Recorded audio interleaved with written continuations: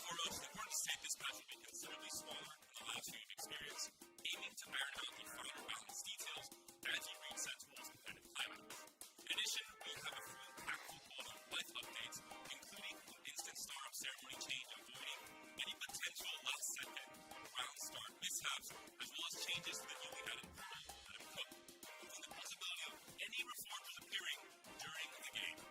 With Arcana's splash straight prevalence throughout all stages of the LATAM Cup, a few key nerfs are being made to the trait as a whole, with Khroen Simplifier losing 80%, Dobz losing flat HP, and Xerax losing bonus to damage percentage, particularly only when going deep into the trait. On top of these nerfs,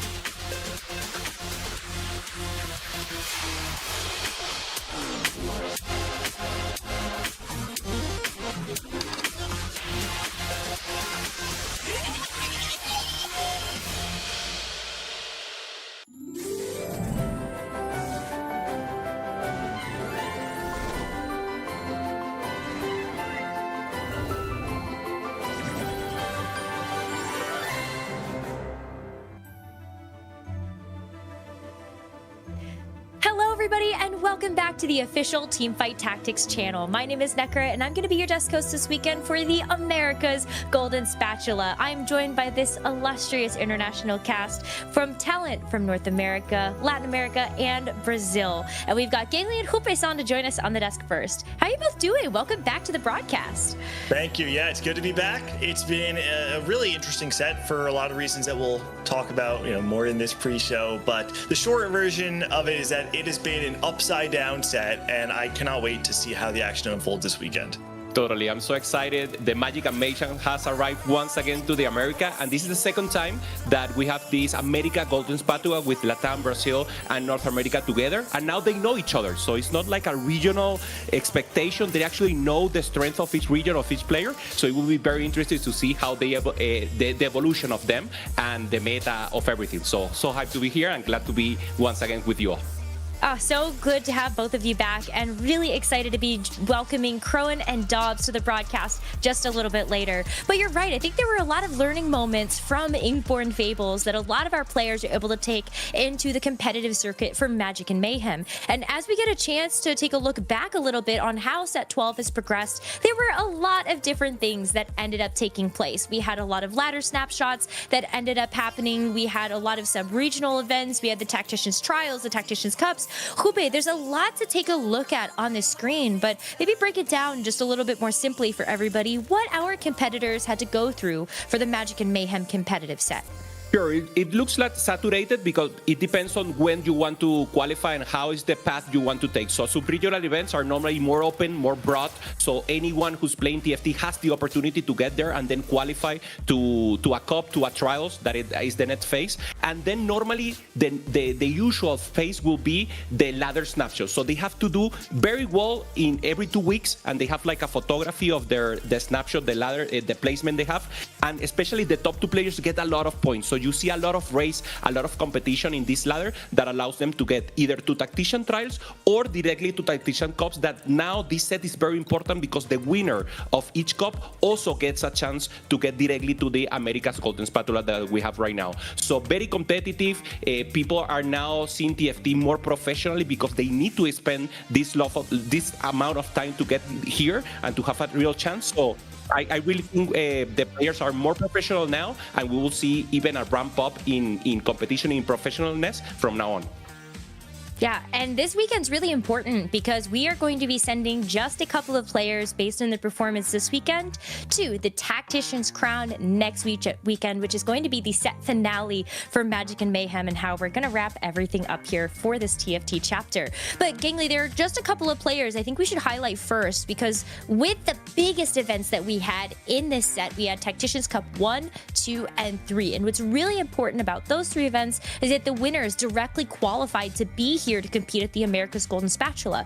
But I think what's really interesting about this is when normally we take a look at these events, we think, oh, well, there's some pretty big usual suspects that we expect to see winning, but that kind of wasn't the case when we take a look at all 3 of those cups.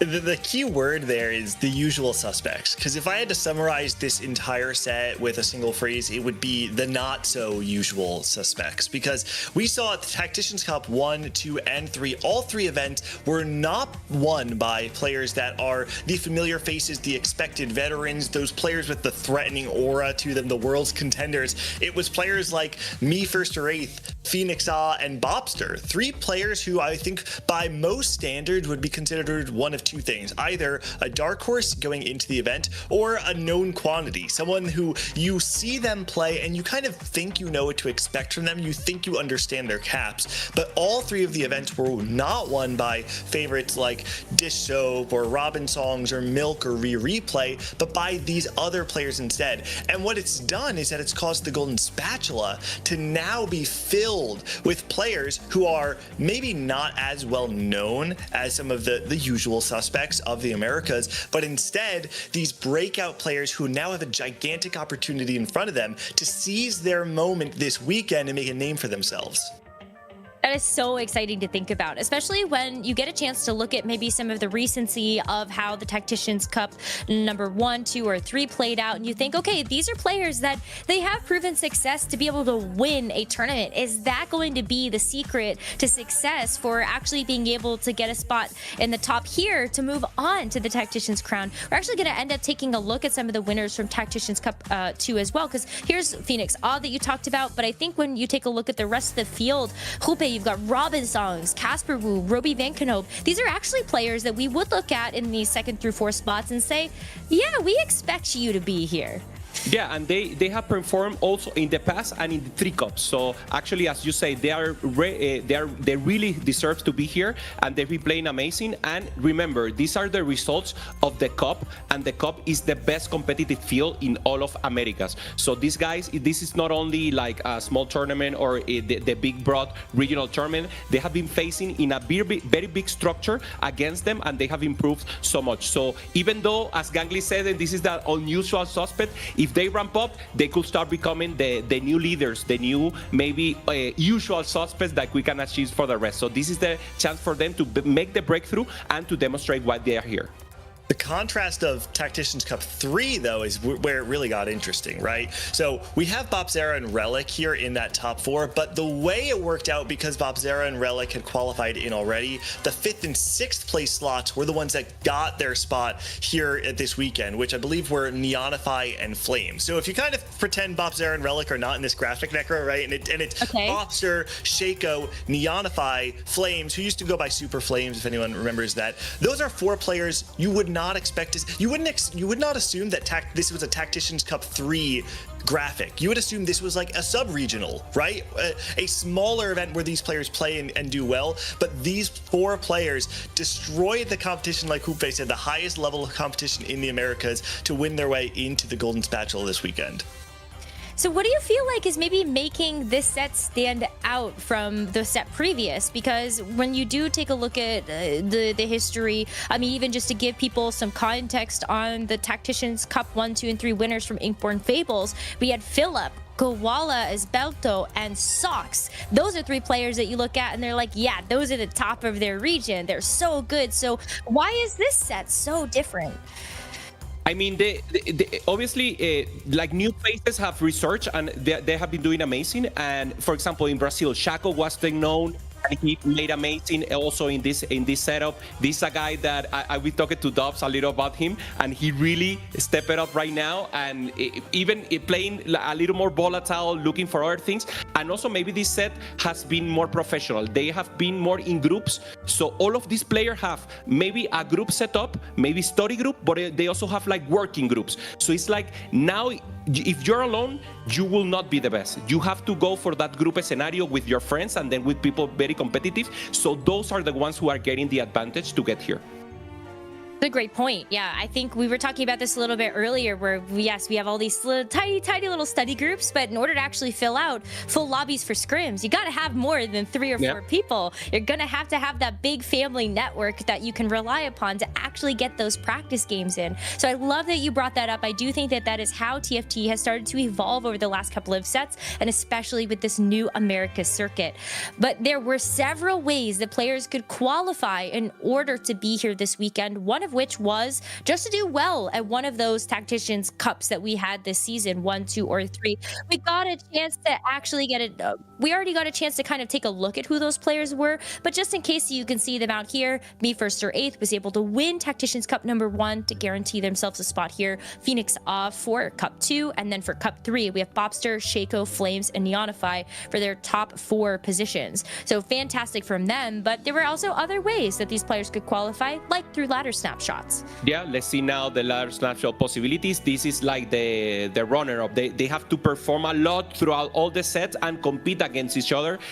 Obviously, normally people from LATAM, for example, they like to train in NA, in ladder, but maybe they couldn't because they really need to focus on this possibility. Milk, Bruce Lock, Philip, Spencer, Dish, Relic, that as Gangly said, he qualified double also from Cup and now for ladder snapshot. Rudik and Black Sheep also from LATAM together with Michael. And finally from Brazil, also Lucas, Liquid Ego, probably the favorite now from Brazil, and the John Talent Baxera once again, and CMB9 closing it out for Brazil. So we have this amazing competition, and this will be the ladder, and we have a third way to qualify that will be qualifier points.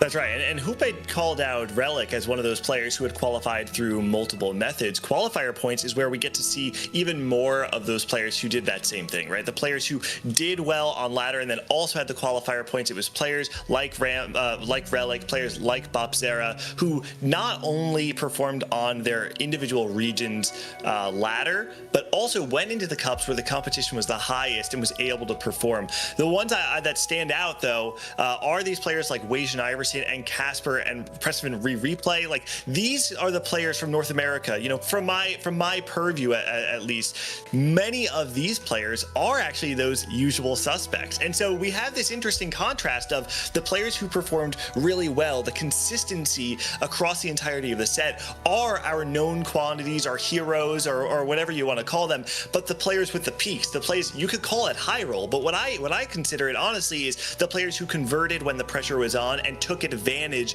of the roles they were given. Those are our players who are trying to break into the limelight that we got to see a little bit earlier. So it's a really interesting breakdown of the different types of players we're seeing this weekend. Yes, it definitely ends up exemplifying different skill sets for what is going to make a TFT player successful. And now that we've ended up seeing the different methods of qualification and the players that come along with it, we now have our 32 players that are going to be competing this weekend at the America's Golden Spatula. I want to briefly take a look at how this weekend is going to work, because it is 3 days of competition, and this is just day number 1, where all 32 of our players get a chance to compete. And then when we take a look at how days 2 and 3 are going to work out, we are going to be cutting the competition every single day, and then we will go ahead and get to a final lobby where we will get a chance to see who will make it forward to the Tactician's crown this next weekend. There's also some prize pool on the line. Yeah, also before the prize, I really want to recognize that day 1 and day 2, the points will accumulate. So it's very important if you have not the base day 1, you have the possibility to ramp it up on day 2. So it will be very interesting to see how they adapt, or if someone maintains the tempo from day 1 to day 2. So keep that in mind. Yeah, consistency. Maybe that's what it's going to be in order to actually be able to find yourself in day 2, day 3.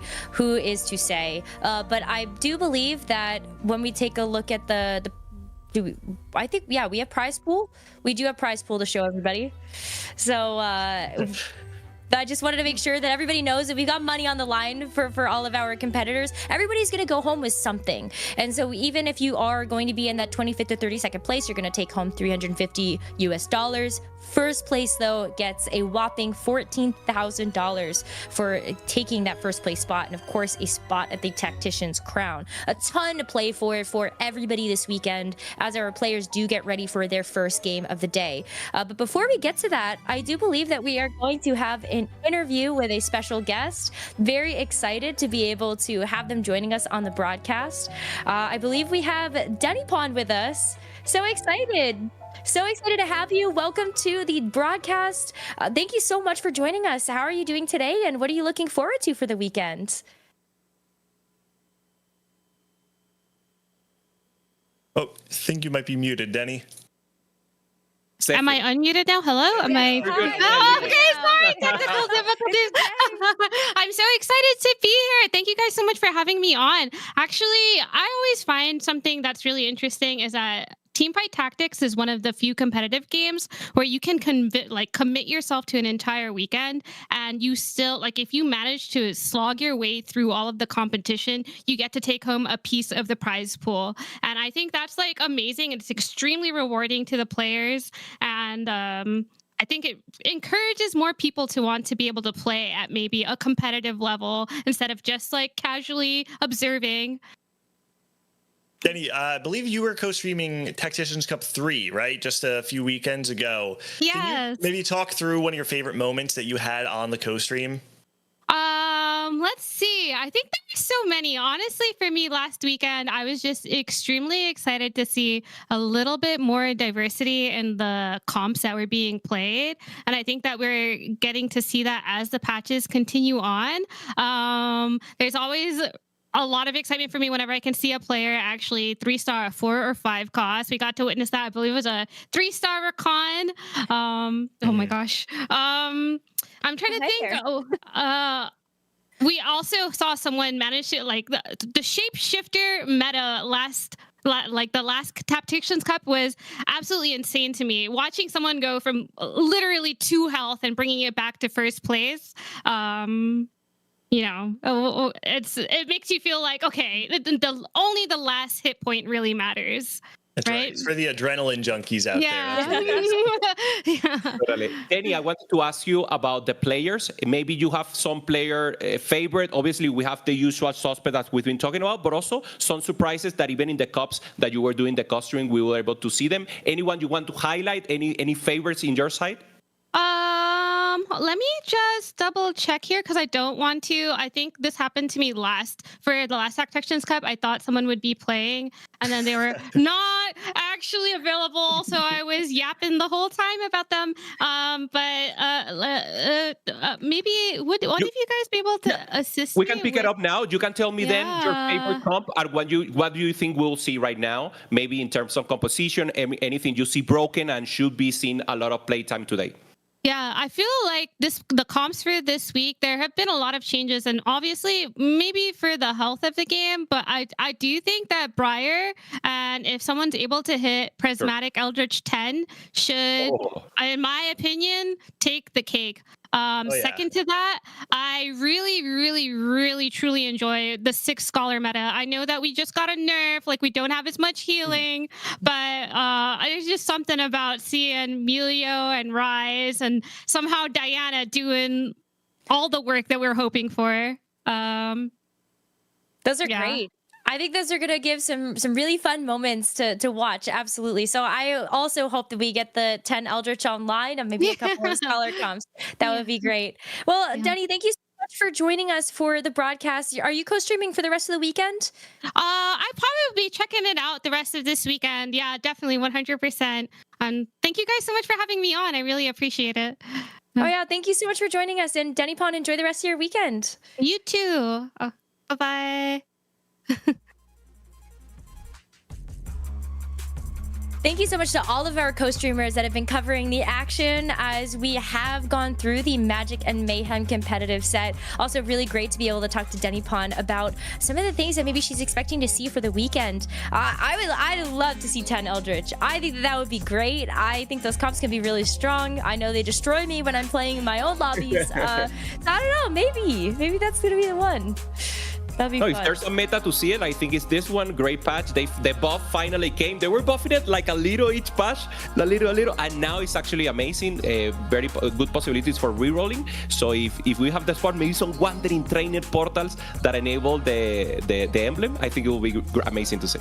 Couple extra emblems on top maybe, and then we really got the sauce going. But you know, there is a lot for us to look forward to, not just outside of the compositions that we're going to see, but the players. And so this is where I'd love for us to hone in a little bit more on maybe some of our favorites to win the entire thing. And so I want to cover every region with this one. First and foremost, got to talk about our North American bias here. It's going to be the stars from North America, the 3 players that are competing this weekend that have consistently been thought of as the GOATs of North American TFT. That's Dish Soap, Replay, and Wajan Iverson.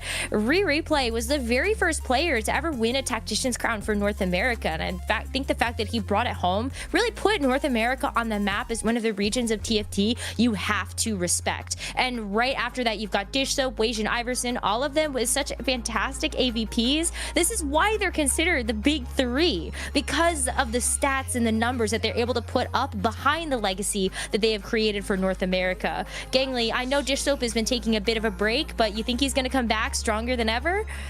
Yeah, I mean, Dish Soap is the kind of player where if you ask him what his edge is, it's he has more game plans than anyone else, right? And this is the kind of meta where it really does revolve around you being able to understand the line that's presented to you on stage 2, stage 1, and make the correct choice, and hopefully set you up for the correct trajectory from there. But when you think of Replay and Wajan Iverson, I'd be remiss if I didn't mention the fact that with Dish Soap taking a step back from competitive play, with Setsuko not competing this set, we saw the uprising of these unknown players, right? The not so usual suspects, and Replay and Wajan Iverson were left alone to kind of defend the turf, and they did. That's the amazing thing. Once again, these 2 players step up. Wajan Iverson coming off a horrible final day of the Golden Spatula, which he still qualified to the Tactician's crown due to the 7-player qualification, bonanza, but goes to the Tactician's crown, does not perform to the level that we're expecting from him. The last 17 games of his competitive set for set 11 was just not there, and all of a sudden set 12 comes, and this guy reminds us once again why we put him here to begin with. And Replay holding it down, doesn't skip a beat, has some of the best stats from the entirety of the Americas, and is honestly at this point not just making the statement of I belong in the big 4 of North America, he's making the argument for I am the best player in the Americas. I think he has made an absolute statement for himself and does come in as one of the favorites to win the entire thing. But you cannot count out the underdogs from North America. These are the 3 players that actually did end up winning all of the Tacticians Cups that we had for the Magic and Mayhem set. And so that would be, just as a reminder, Bobster, Phoenix, and me, 1st or 8th. And so those are the 3 players that I think we have to look at and go, They have shown themselves already to be able to win an event. Can they do it again at the biggest tournament for the Americas? For sure, and they're in place. And now we would like to see also following up with the representative for LATAM. Once again, Dobz, Phoenix, and Me First of Faith. These are the ones who want to improve, who want to perform right now, and who want to show they really deserve this spot and even deserve a little more. Regarding LATAM, we also have 4 players that we'll see now following on screen. These are 4 players that have very different stories that have been enabled, but for now, you were talking about Phoenixia also, and Me First of Faith and Dobz, Gangly, and you have some additional stories about them. Can you tell us a little more? Oh, wait, you're talking about of the NA players or the LATAM players? Because yeah, we can keep with NA, and now we made the connection when we have the... Yeah. I mean, you talk about some of these players like Me First or Eighth and Bobster, the underdogs, right? The not so usual suspects. These are the players that you see time and time again enter these events, and they don't typically do all that well. But what we saw this set was maybe they don't have that consistency, but when they hit their peaks, they're able to make this really deep run. We got to see, players like... players from LATAM have very similar stories, right? I think Black Sheep is a great example who over the course of his career has kind of been this up and down player, has had some really high highs, but ultimately it's always fallen short from breaking out into stardom, right? And to me, that's the kind of player I think of when I think of someone like Phoenix, who's kind of like always there, but hasn't really done that thing that makes people pay attention to them. And this set though, Black Sheep is in the qualifier point lead for LATAM, in prime position to be able to qualify for the World Championship, and in a Latin American field where some people I know are starting to actually not feel super hot on players like Michael due to his tournament performances this set. It actually has this opportunity for someone like Black Sheep to put a spotlight on themselves and say, hey, everybody look at me because I am the hero that LATAM deserves. Yeah, and that's also the path that we're looking for. If you're an upcoming player, maybe with some experiences, we will talk about this. Maybe 4 of the qualifiers for today, they have a deep run on day 3, and then they have a medium run, like a day 2 run on day 2. So that's all you need. Actually, the competition is so hyped and so intense that if you have a deep run on one day, maybe top 8, and then good competition on the rest of the cups, that will allow you normally to get onto the America's Golden Spatula.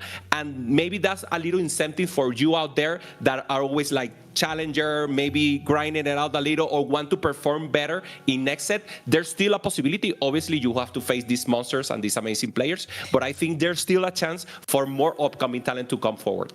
Well, that's exactly...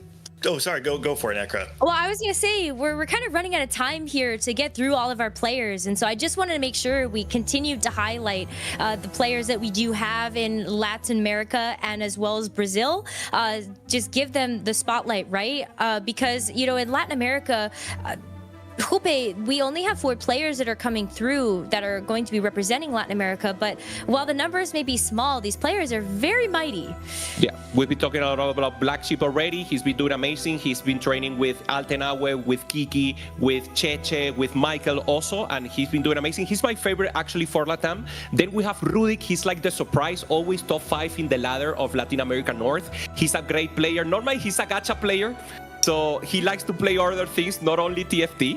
But TFT is a gacha game. What do you mean? It's a little gacha game, maybe on the aesthetic side. But now Rudik, this set, he really focused on tryharding so much. So he was already good, and now he's showing his true face, what he can do when he invests all of his energy into TFT. And well, the GOATs, Michael and Relic, they are together in Toronto Ultra, and we already saw replay. So the 3 of them have been playing so much. They've been practicing together. Each of them has their own strength, their own weaknesses, and they cover each other. So very different playstyle, but because they have the chance to work together so much, now they are amazing to perform.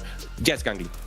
We've got about 30 seconds before we have to throw, so I need to speed run through these Brazilian the players, because it is really important to keep in mind players like Ego Illusions and Bopzera in set 11 had this race to the finish, the 2 of them trying to qualify for the World Championship, and we're doing it again. This time the places have swapped. Ego Illusions is in a prime position to get the Brazilian qualifier point slot as long as he doesn't bottom out in the bottom half of the standings. Bopzera at his heels, though, can make a deep run and snag that spot. The Brazilian players, I think, is the highest contrast, where we have some players who are deep underdogs and some extreme veterans. ASO Lucas, 3-time world contender, is the player behind Bopster and Ego Illusions and still contending for one of those spots. So Brazil is the region I actually think I am most excited to see compete this weekend. Yes, I'm super excited to see all of these players go at it, and especially when you think about maybe the last category that we've got to consider before we get to that the first game of the day, is that we do have 2 players that have already won a set finale. We've got 2 players replay. We've got Dish Soap, North America somehow actually being able to win in a Riot like world Quick stage. Mistake though. Quick mistake. It's not just replay and Dish Soap that have won a world championship. We also have the Tactician's Crown winner, Bopster, who won Tri-State Tactician's Crown back in set 9 over the likes of Malala, Wajan Iverson, Pocky Gum, Phillip, the entirety of this regionals crew, to be honest. Bopster is a player you cannot count out, and it's unfair. I will not allow his reputation to be disrespected on live air. You made your point, Gangly, sure. Okay, well, we've got 3 then. We've got 3 Tactician's Crown winners that are going to be able to show their best at this America's Golden Spatula weekend. And for the first game of the day, we're going to send things over to and welcome Khroen and Dobz to the casting desk. How are you both doing? Welcome. Thank you very much, Nekkra, Gangly, and Jupe, for that fantastic pre-show setting all the stakes. I'm Khroen here with Dobz. And Dobz, welcome, first time on the casting desk. How are you feeling today? Hi, hello, Khroen. I'm super excited to join you guys. Excited to watch the Golden Spatula with a lot of amazing players, the best players in America actually, and super excited to see what's going to dominate the meta. Yeah, 100%. We're wasting no time. We're moments going to be into the game here soon. So let's take a look at all these players. We got Bopster, Rudik, Tex, Milk, Robin Songs, Bruce, Michael, and replay. So Dobz, who do you have your eye on in this lobby here for game number 1? I mean, my eyes are pretty sure on a lot of players, because we actually have one of the best lobbies we can expect to see in a game 1. I mean, it could be even a final day with this lobby. I mean, the draft yesterday was actually wild. I mean, when Tex picked Milk as his maybe 4th pick or 5th pick, I'm not sure. It started to create a lobby with a lot of house powers. And then Michael took out replay, and then we have this such an amazing lobby to watch, and pretty excited to see what the player is going to show us. Yeah, definitely. It's so crazy to have a lobby. Like you said, this could be a final day lobby, right? There's so much power. We have Bopster coming through with an insane set. And yes, shoutouts to Gangly, mentioned did win a Tactician's Crown, be it the Tri-State one, but still, Bopster coming off of that recent massive success. Tex picking Milk, right? Milk has been having such an insanely good set. We know when Milk locks in, he plays the best TFT perhaps in the world at some points. This set he's averaging a 3.51 in the tournaments that he's competed in. We have such talent here, right? But I also wanted to give you a moment as well to talk more about the Brazilian players as a whole, right? Because we kind of had to speed through that a little bit in the pre-show. So like, who do you have your eyes on just as a whole from the Brazil region? I mean, from Brazil, I would follow the Ganglies, what he said about Eagle, because he is actually leading the Brazilian race to that the spot for towards, as we have like a secured spot for each region, and from who has the best points, best qualifying points, and Eagle is kinda a little bit into that spot. I mean, if he secures like a top 20, and he will get into that world spot. And then it actually changed spots from the last set that Bopzera had this opportunity into getting to the worlds, and then Eagle now has this chance. I believe he will secure that. I'm not trying to jinx him, but I'm pretty sure he is pretty good, and then he's one of the best that we have in the region right now. Dobz, you gotta learn about the caster curse, right? You're on the casting desk now. You hold so much power. Don't want to curse these players, no. But all in yeah, sorry. No, you're okay. You have to apologize to the players though if they go out. Here. Yeah, I mean, he's a friend of mine actually. He will understand. I mean, I'm not going to jinx him, but Bopzera as well is a friend of mine. We played AWC together. I believe they actually studied the game together. I mean, the Brazilians that are playing the Golden Spatula actually have a study group, and they try not to like cheer for the other players to lose. They actually want the opposites. They want to everybody in the region to go as well. So that's what I respect from the mentality, because it actually they actually will earn more from that. I mean, if they perform well, they can both make it to the Worlds still. So I like the idea. Yeah, 100%. I do as well. A very admirable mindset. And I mean, you and I both have been, professional players, right? So we understand that too. Especially with all the regions coming together with North America, LATAM, and Brazil, right? Every region gets better. Practicing together, competing in all these tournaments together, right? This is only the second set that we've had with all these regions combined like this. And it really shows in the improvements of all these players, right? You were calling out Ego leading in the qualifier points, right? From Brazil.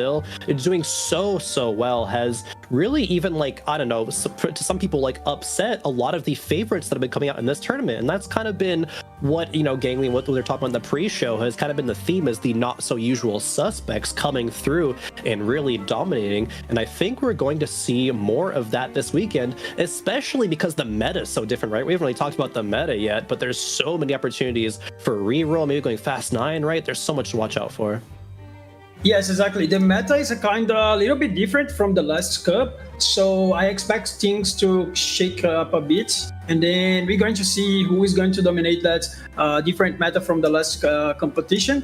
Even though we still have a little bit, some compositions are still the same, and then players actually already know how to make them. They just added a few more, like Ari, that wasn't showing a lot in the cup, but that's not something that is pretty hard to get it out, to figure it out. So I expect players to be at the highest level in here in the Golden Spatula. Yeah, 100%. Just to update you all at home, we had to do a quick little remake, but we'll be getting into game here very, very shortly. But just to expand upon this meta, right, the reroll, we have a player here who has been really historically dominant with reroll, right, with Milk. He's come through World Championships going okay, I'm just gonna one trick this comp 20 out of 20. And yes. So how do you think it maybe Meekled? Yeah, Meekled 20 out of 20, right, got 3rd place in that championship. So definitely a lot of compositions that players will have to keep in mind as we take a look at our players here in this lobby yet again. Mm-hmm. Yes, exactly. And actually, I have a fun fact about this lobby. I was watching the draft tomorrow, and then right after Tex picked Milk, a few people that was watching some watch parties about the draft, people went crazy. They didn't expect him to pick Milk so early. And then I asked him, I sent a message to him. I said, why did you pick Milk? I mean, you have a lot of players to pick. And he said okay, I'm not afraid of anyone. I think I want to go to the Worlds. I'm really well prepared, and then I want to face the best. Milk is the one I think is the best player right now, so I want to pick him, and I respect that. I like that, actually.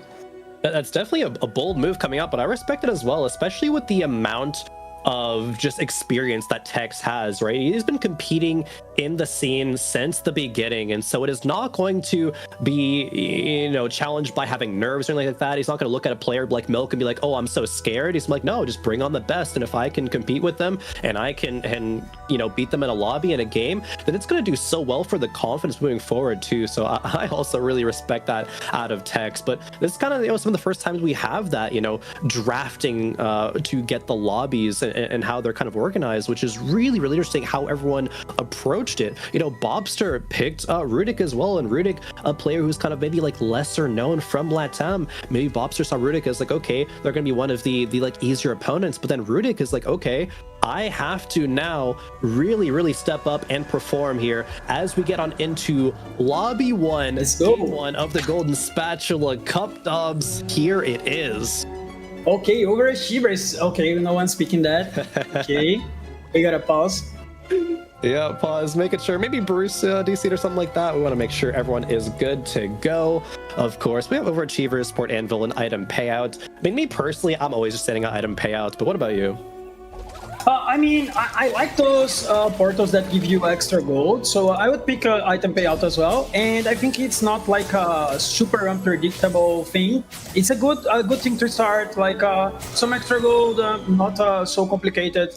So that's what you got. Robin got it. Yeah, we get item payout here. Extra gold, right, are what a lot of players are going to be focusing on in this early game, especially with how re-rolling comes through here. And we're starting off with Rudik, right? Player we were just talking about a little bit from LATAM. Hasn't done super well in tournaments this set so far, but did qualify through ladder snapshots. Has still made it here, and I think has kind of to prove like, oh, hey, I still deserve to be here. LATAM as a region improving, getting a lot better, and so Rudik definitely could have a lot of opportunities for success here this weekend. Yeah, surely. It's kind of people sometimes does not respect, I guess, the players that come just from the ladder. But it's actually a pretty decent and pretty difficult thing to achieve, as you have to be consistent through the whole set. I mean, you not only be good at one patch or another. You have to be really consistent to reach those top ones and top twos or something from the ladder to get your spot into this competition. So I respect what he did, and maybe he will surprise us. Yeah, and looking at his opener here, there's a couple different directions, right? There was the Soraka Seraphine for maybe a mage opener, but also the items, right? There's a Quicksilver and a Cassid and Jax on the bench, so could be going multi-strikers. Do you think multi-strikers is one of the weaker rerolls right now, or do you think it has a place? I mean, it actually has a place if you kind of have some specific augments. I mean, it depending on what he gets from the 2-1, he can actually see into that comp. So the 2-1 is actually one of the most important routes in the game right now, because everybody is going to look up into the lines and see what kind of reroll they kind of can play. So it's really important to open the game well. Yeah, and we have silver augments coming through, so not a lot of those really like comp or game-defining augments like that we might see from the gold or the prismatic tier, but still some okay options here. We got iron assets, right? A little bit of that early game gold, being able to have more gold from the item payout as well, perhaps. Exactly. Yes. Actually, when you have like an item payout and you can choose something that you give you extra items, it's actually pretty good. So I expect him to pick that. Yeah, that's what he got. Here it is, and maybe some early item slams if he thinks he can win, right? Maybe just wanting to stack up some early sugar. This can make its way into the mage reroll kind of composition. Has not pushed levels yet. Instead is making econ, making 10. Still holding an Ahri as well to keep that on the table, because the Ahri Bastions line is so strong right now. Probably the best reroll comp right now, would you say? Yes, actually he has one of the best, two of the best compositions from reroll to play with this opener. I mean, he's keeping the Ahri to see if he gets like some extra bastions, and if he manages to get like some vanguards and mages, he can actually play the Seraphine and Soraka line. So you have to keep your mind open, but still have to choose your composition pretty early. Yeah, definitely. And we see a little portal opener here for replay, even slamming a Hand of Justice. I mean, when you said that you wanted to see a multi-striker, I think that it is. I think that it is. I mean, he has like a Barrage, and then he also have like that augment that will give him artifact later on, and then Coveted pair in the bench. Maybe that could be.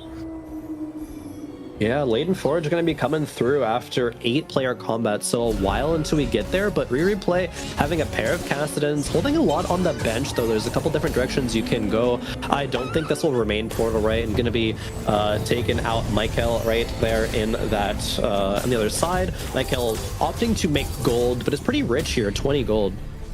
Yeah, the opener from Michael, it's actually pretty good. 20 gold already, and he got that augments that when he reaches the 50 HP, he gets 4 items. So he's going to be pretty rich. Yes, but kind of risky because you have to sacrifice some HP early on. But then if you manage to hit your composition, you have like a lot of resources from these augments and also a lot of gold.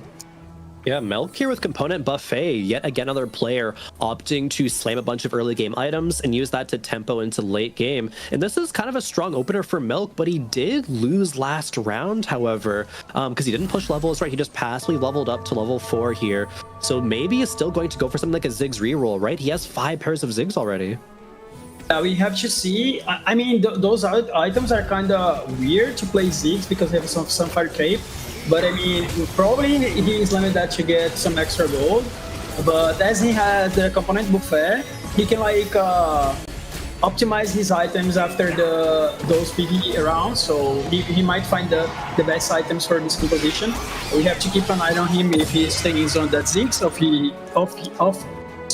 or if he's pushing levels. Yeah, definitely. I think if Melk wanted to just play, win streak, he would have leveled more aggressively, but I think he's at least open to this reroll option. But I do agree with you. It is very, very, I guess, not conventional, right? With those item slams being the Shiv and the Sunfire, especially in the front line. But we have Bruce grabbing a pan immediately from this carousel. What are some good options that you can use with pan here in this meta? I mean, from this setup, he actually has a Vex and also a Soraka. He can't play mages, or depending on if he wants to push levels, he can play Scholar. I mean, that's one of the best 2 ways that he can play, I guess, from these spots. I mean, he already can slam mage spats. We have to see if he's going to play that. I mean, no, actually, he can get a Scholar emblem. Yeah, it has the tier open right there, as we see on he did it. Side. Yep, Scholar. Already, we're going to be seeing maybe a 6 Scholar, and that's one of the compositions that can go first place in a game where there's a meta such dominated by the reroll compositions. I mean, he has actually a pretty good setup in here, in my opinion, because when you have like an emblem this powerful, with the lobby playing like silver augment, you can like have such a different amount of power level difference from your lobby, as you have like the opportunity to play 6 Scholar that is pretty strong, and then people cannot like follow you as if they have like an extra item or something that's not that strong, as they're playing like a silver augment. So I expect him to be really strong if he finds that Rise and Melio in the late game. Yeah, 100%. Melio being the really, really big limiting factor there. And Michael, once again, has slammed items, right? So we know this is going to be an AP direction, but is not holding any units, right? Wants to maintain this 5 loss streak into Krogs, and is on 50 gold, right? Is very, very rich. The second richest player is Rudik, and not even 40 gold, right? Everyone else sitting around that 20 to 30 mark. Yeah, I mean, Michael has a lot of gold in front of the lobby, but he can actually... He didn't buy any units, so that might lead him into a bad stage 3, depending on how he can fit those items that he already slammed into his shop. So I expect him to lose a lot of HP, and then later on, if he finds his way into the Rise, that it's probably what he's picking because of his items, he can like turn the game around. Yeah, definitely. Tex here versus Rudik. It's kind of a close fight, but Tex does get the win there as we move on into Krugs. Ari Chu? Seems like he's playing Ari, I guess. Definitely. Ari Bastion already had the 2-star front line look in there, but for Michael has made a board that's good enough to beat Krugs, hopefully, right? That's always the risk you have to take. Full open. I mean, I actually lost to Krugs this set. I mean, these Krugs are always, they are always tricky. But 2 Nikos, right? A couple Bastions, certainly that is good enough. Seraphine, of course, cutting the healing. Yeah, he has 2 items, so he might be able to win. Looks like it always feels so bad, right? Losing to Krugs when you're doing this style. It is. Hopefully we'll get some gold, though, wanting to make up that 50 gold breakpoint as well. But nobody has fully win streaks, right? Only one person has fully lost streaks, being Michael with 69 HP right now, and getting some good items as well. Maybe wanting to slam that Crown Guard for frontline. It's already a Nico, too. Yeah, I mean, random emblem. Do you think you're gonna pick it? I think there's a lot of potential there. It is very expensive, 12 gold, right? I'd say most players are going to avoid that, but he is rich, and he does maybe need some direction if it's in the AP line. Yeah, I mean, you can pick, but if you get emblem to to an AT line, you're screwed. So Yeah. I mean, people don't like to pick that, but I wanted to see. Oh, Robinson is going for some sugarcraft here. Yeah, I like that. I mean, he got the branching out that it's one of the best silver augments in the game, and he's looking really good with this Mordekaiser, more 2 stars already. A couple items slammed. He's gonna get that cake going, so I expect him to be in the good spot here. Yeah, maybe he could even get up to something like a 6 sugarcraft. And oh, we have prismatic augments coming through here on 3-2. Roll the dice immediately chosen. Yeah, not sure what he's playing actually. I was thinking he was going to play that Kassadin, but then I'm not so sure. Yeah, I mean, it could lean into something like a Callista Fairy line, but we're not holding any of the units. Yes. It could just be trying to play very tempo, go late game, find like Smolder plus shapeshifters, right? Get the dragons online. There's a lot of options. Yeah, he's actually rolling. It's probably Kassadin. Yeah, I guess it must be. Yeah, with that in mind. Yeah, but like this prismatic's kind of weird, cause to take in like a good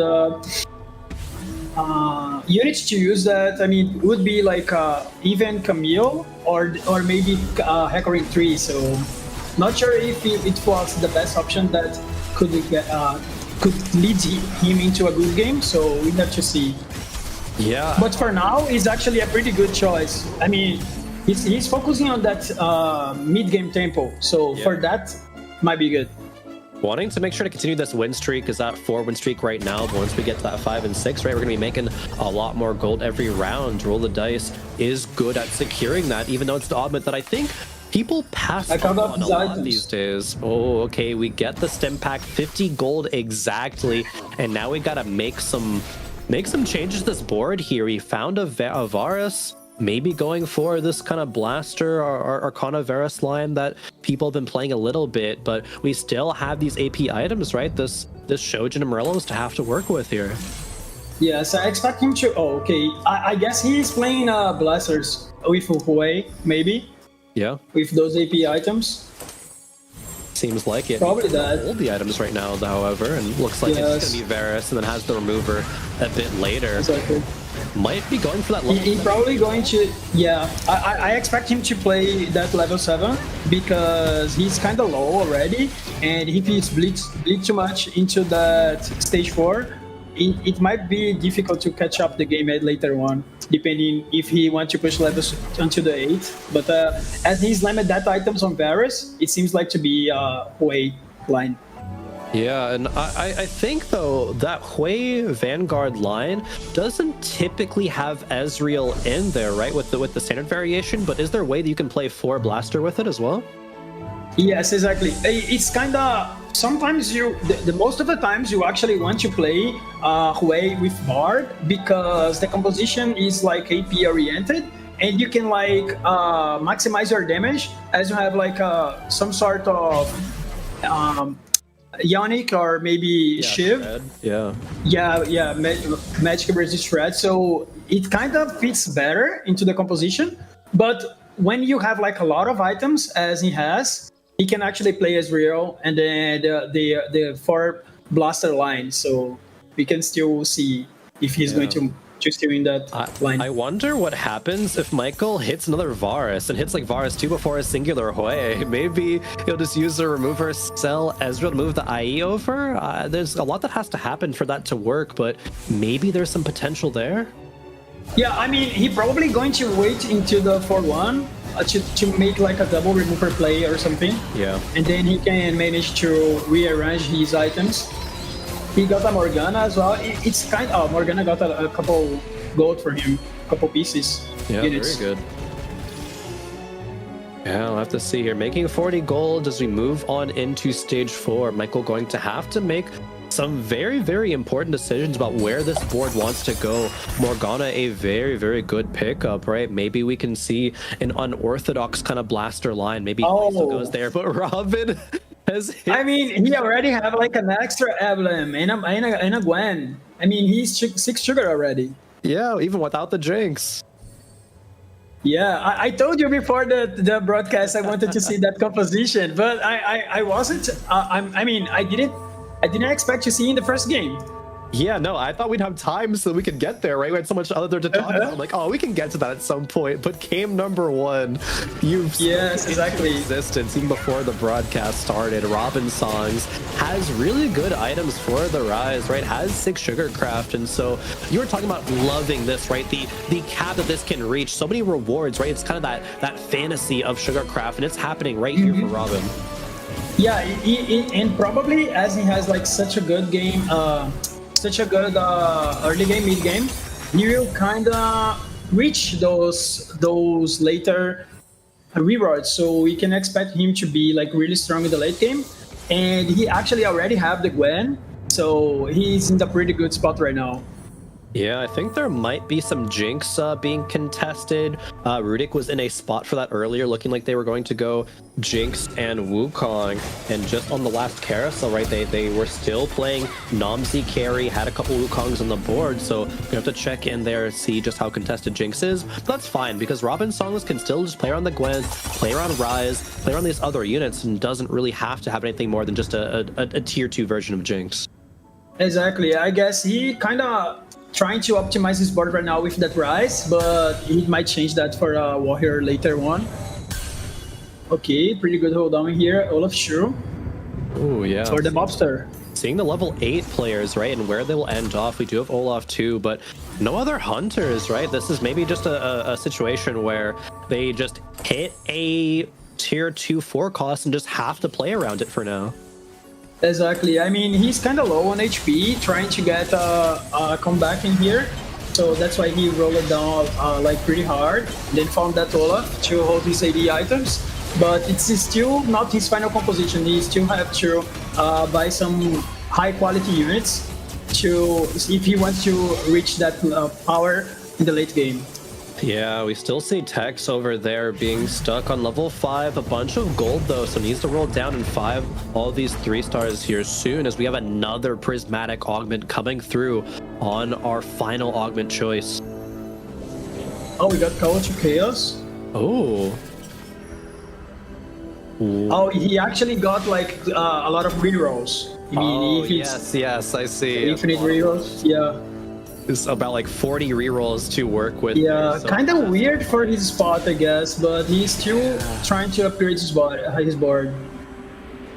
It's definitely not the best he could have gone there, but maybe with all these rerolls we can find one Melio, right? Because Bruce is going the Scholar direction, needs to find one Melio, and that will enable that 6 Scholar, that massive cap. Wants to find the Rise upgrade as well. And is exactly quite quick. He kind of rolled it a lot and he missed the Rise. That's sad, I guess. Yeah. No, he got some high quality units on his board, like Cage 2. Maybe he keeps rolling actually. Wow, yeah, feeling the pressure, wanting to make sure to use all of those before the next round, but just on a Rise 1 might not be enough damage. Yeah, Olaf just jumps into the back line as Bruce is going to take another loss here. So really, I think, unfortunate result from the Call to Chaos. There is still an out though, right? Hitting Emilio, hitting a Rise 2, and Bruce can be stable in this game, but 4 losses in a row means that there's not a lot of time left to go. Yes, he's actually trying to maximize his damage output as he took the Rise 2 stars already. But the Melio, of course, will improve his composition by a large margin. Yeah, a lot of rolls coming through, but they're just about over with for the free rolls, and no Melios were found at all. Hasn't even upgraded the Taric either. Yeah, it's kind of pretty bad setup from him, and he actually faced Tex that just got a lot of upgrades with that Ari and a lot of 1-star street started up, 1 cost started up. Yeah, we see Tex over there pushing levels now, has 2 items on the Ari, blue buff and the Gunblade, very, very strong. Maybe another Rise cast can do it though, as it looks like he will hang on.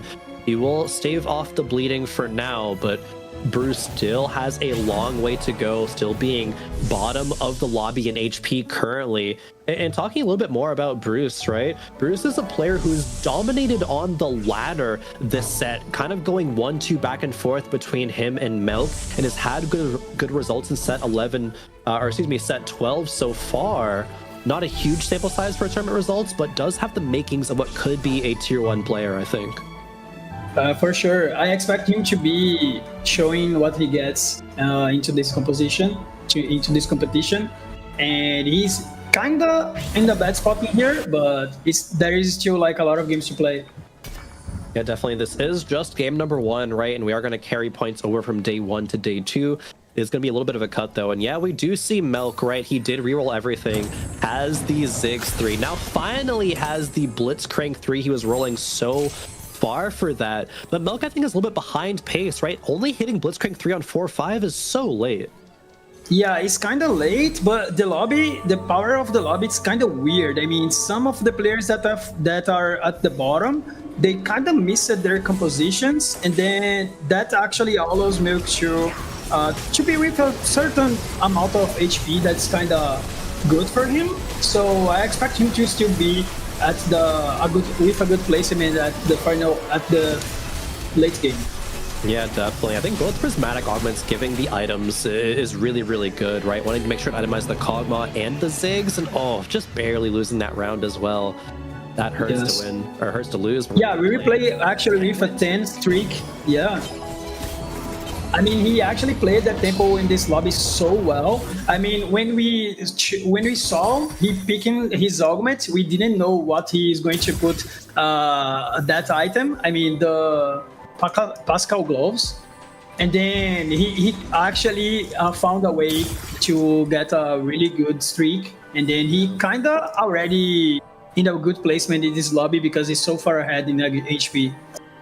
Ooh, Rudik here stuck one Wukong away from Wukong 3 and a lot of Jinxes away too. This is not a great spot from the Jinx Wukong reroll position. It looks like, unless Rudik maybe high rolls a little bit, might be out in bot 4 here soon. Yeah, I mean, this lobby is kind of weird. I mean, people are playing like their compositions without contesting each other, and they still not miss. They are still missing the units. So yeah, that's a weird game, I guess. Definitely, just a little bit low roll, which like it happens, right? In TFT, they're gonna be good this round. Actually, Wukong lives the whole time. That is crazy. Sending Bobster down to single-digit HP, only 5 remaining, so a much-needed win for Rudik as we go into the Raptors here soon. We see Bruce, once again, that rise hanging on to the end. These fights are very, very close. Yeah, I mean, the game is actually arriving to that point that every fight matters a lot, because if you look into the HP at the bottom, you have like besides Bobster, that is 1 life, you have like a lot of players in that 30 HP range until the 20s. So it kind of changes a lot if you have like a good charm to the late game. I mean, a charm that can allows you to have some kind of much more power, like a combat charm or something. And depending on how people use their golds right now, it kind of will lead into a better placement or not. Yeah, we see Rudik getting a Rune Hands with a Jinx. That's very, very good. Wukong 3 is coming through, but we're so far away from the Jinx. Do you think Rudik maybe just considers pushing levels here? No, he's rolling a bit more. Hadn't found the Olaf yet, actually, and that's a big hit. Finally, he got the Olaf. And I mean, Wukong 3 stars is pretty strong. His arguments, it's really good. I mean, both of his prismatic arguments are actually combats, and Wukong might hold time enough to him to even secure a couple fights, I would say. Yeah. We'll see Bobster on the left might be eliminated here going up against Michael. He does have more upgraded units, right? Has that Fiora 2, has the Olaf as well, and Olaf gets into the back line, but there's a Smolder flying around as well. The Gwen pops with the suspicious trench coat. All the Zonias are popping. See Rudik taking a loss on the right-hand side, but it might be lights out here for Bobster. Their tank is still alive, and Bobster does go out here, 8th place in game number 1. Not the result he was looking to start the day with. Yeah, for sure. No one's wants to start with an 8, but there's plenty of games that he can like recover, and Bobster for sure will be better at the next ones. Yeah, especially a Bobster, right, coming off of that win at Tacticians Cup 3. But just like you're saying, right, so Lincoln number 1, we can shake it off and make it still into day number 2. But the next player on the chopping block here is Bruce. Bruce has still not hit the Melio. It's still only 4 Scholar. The Rise can only do so much heavy lifting on his own. Yes, I mean, he's kind of strong, but he's kind of Dawa prismatic because he kind of lost the value from his gold already. He's like with 30 gold, cannot go into that level 9, cannot find a Melio still, so he's actually on the last life as well. Oh, yeah, and he's going to go out here. The Zonias from the Ziggs, right? If that didn't happen, he would have won the rounds, but Bruce going out in 7th place as well. Players are starting to fall very rapidly here in Stage 5. Yes, exactly. That's what I said. I mean, a couple of fights can change a lot the placements in the late game, and then we already have like 2 players dead already, and then you can expect to repeat someone depending on the matchmaking goals. And then if you find out and face again like a player that is really strong, you can actually take a lot of damage depending on how you go. Yeah, wow. Michael had to sell the Morgana pair to upgrade the Fiora, but that's, he needed to do that. Yeah, I mean, if he has like a little more of HP, he would be on a good spot. I mean, his Fiora's items is amazing. He's one of the best artifacts in the game, and they actually have like an artifact item augment with the Waterforge augment with extra items. That it's something you really want to do. But he's pretty low on HP, so he's actually fighting for his life in here. Oh, the Gwen's alive, and wow, yeah, does able to take the win against Milk there. But yeah, like you're saying, these Fiora items are so crazy good, right? All of that damage coming through, having the trench coat and the Zonias to just buy so much time is what won the fight there for Michael. Yes, and the other artifact is pretty good with Fiora as well, as she takes a lot of damage, and then she actually gets a lot of AD from that. So one of the best options that we could get, he actually gets in that Fiora. Yeah, so one of the best artifacts combos. Yeah, 100%. And maybe it'll be good enough for Michael to hang on into a top 4, but players still being very... Oh, look at that. See, Robin. Oh, so many rewards here from the Sugarcraft. Getting a duplicator as well, but look at this board. It's so strong. It has his Zerath 2 now as well. Yeah, he's at the line with a Zerath 2. I mean, Gwen 2 as well. He's still missing that Fiora that could help him a lot with the damage. So we need to see if he's kind of facing someone that's not that strong. If he manages to survive, he will be stronger every single round because of the Sugarcraft rewards. Yeah, Michael fighting for their life on the right hand side, and Robin Song's fighting for his life as well on the left.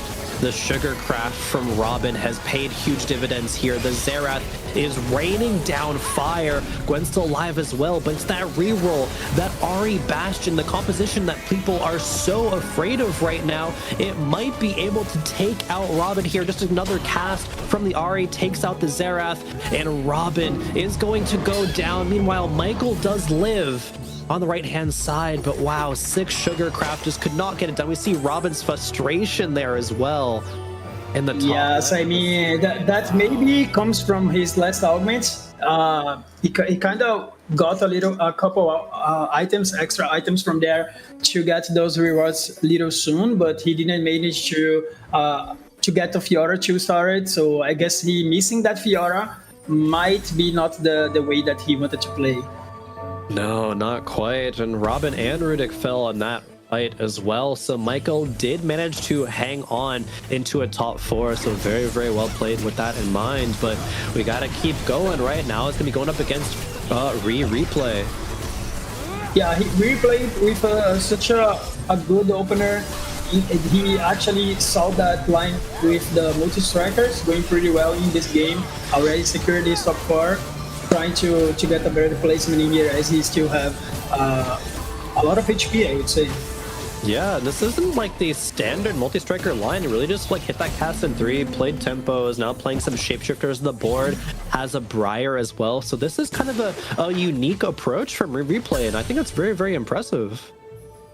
Yes, exactly. When we see him like turning to that composition in the mid game, I actually expected him to be like with some pocket secrets, and then he turns that into a top 4 already. Yeah, really, really impressive. I see 6 Bastion online for Tex here, and this is the power of this composition, right? 6 Bastion just so good. We have really good frontline items too, right? There's a lot of staying power on this Lilia. We have a little bit more onto the Poppy as well. Hopefully finding some more good items here from this component, or from this item Anvil. And does get an Onyx Spark. Very, very good to enable all this AP damage. Exactly, it kind of gives him some extra damage, as the Ari is already a pretty strong unit even without that shred. But when you have that shred, you cannot like you are able to do even more damage, and then he's on a pretty good spot right now. Replay setting up for this next round as well, has finally found the 7 multi-striker. Has to pick some items here, but Michael on the right-hand side going to be fighting for his life here. The What the Forge, the flexible board, such creativity from Michael. Can it go even further? Can it take out Melk here in this lobby, right? The Fiors are splitting from the trench coat. They're in the back line. Ziggs has Azonias as well to survive, but it might just not be enough. Michael's board is so strong. Just a few more casts to take out the Ziggs, and does it. Hangs on again. Milk takes a loss, and wow, I just love. I mean, having a trench coat, it's pretty good, and then Michael has 2 of them. I mean, that's so OP, I would say. Both of his carries can live like a longer. Pretty strong. Yeah. Got a component from the Sugarcraft cash out as well, so there's going to be another item that we can put. Exactly, he's kind of seated in 1 HP, I mean 1 life for so long, but he is able to win 4 rounds in a row, and he might even secure the game depending on how he can get that Gwen and that Fiora into the opponents. Yeah, let's see. Gwen going into the backline as well. There's just so many bodies for this Gwen to have, or for this Ahri to have to deal with. I'm not sure it'll be enough. Michael going up against Tex here. The Ahri trying to do a lot of work, but she just has so much to get through. He is healing up with that Gunblade, however, it is so strong. But the front line from Michael is not following. The Rakan still alive. The Morgana still alive as well. The Gwen's all alive. Fiora's just now popping into those 3. It's just not enough. Michael going to be taking another win. Tex goes down, and Milk loses again, dropping to 4 HP. I mean, I can't see a counterplay with that Michael items. I mean, he kind of picks the best artifacts for each unit. He's so strong with those artifacts. Pretty well played from Michael, for sure. Yeah, very. Is there anything that either Milk or Replay can do you think, at this point, or is Michael very favored to win? I mean, from the last rounds we saw, I'm not sure they are able to deal with that Michael, because when you reach the late game with the Water Forge, you keep getting more artifacts. Your units get more HP, and then you can give like a lot of value to a lot of good units as he has. So I expect him to secure the game, but I don't want to jinx it. Yeah, it's looking very, very favorite. Michael on a 5-win streak, Milk on a 2-loss streak, and oh yeah, the back line just falls to the Fioras.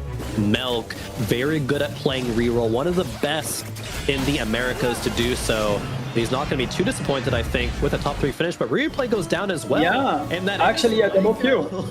Double kill, Replay getting second, but Michael winning the lobby. When a lot of people counted him out, I think, in this game, What the Forge just completely changes that around. 6-win streak into winning game number 1. What a run there from Michael. I mean, really well played from Michael. Chose one of the best prismatics in the game, and he managed his HP until the last life. And when he did that, he actually maximizes his power of his 4 cost units with such good artifacts, and then he manages to 5 win streak into the win with 1 last life. So really well played from Michael.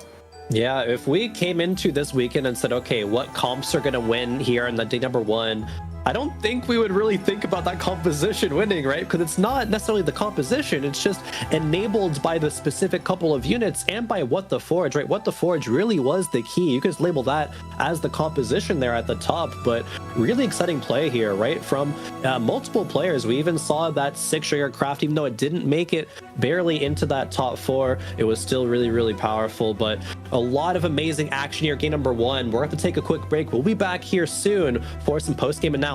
Don't go anywhere.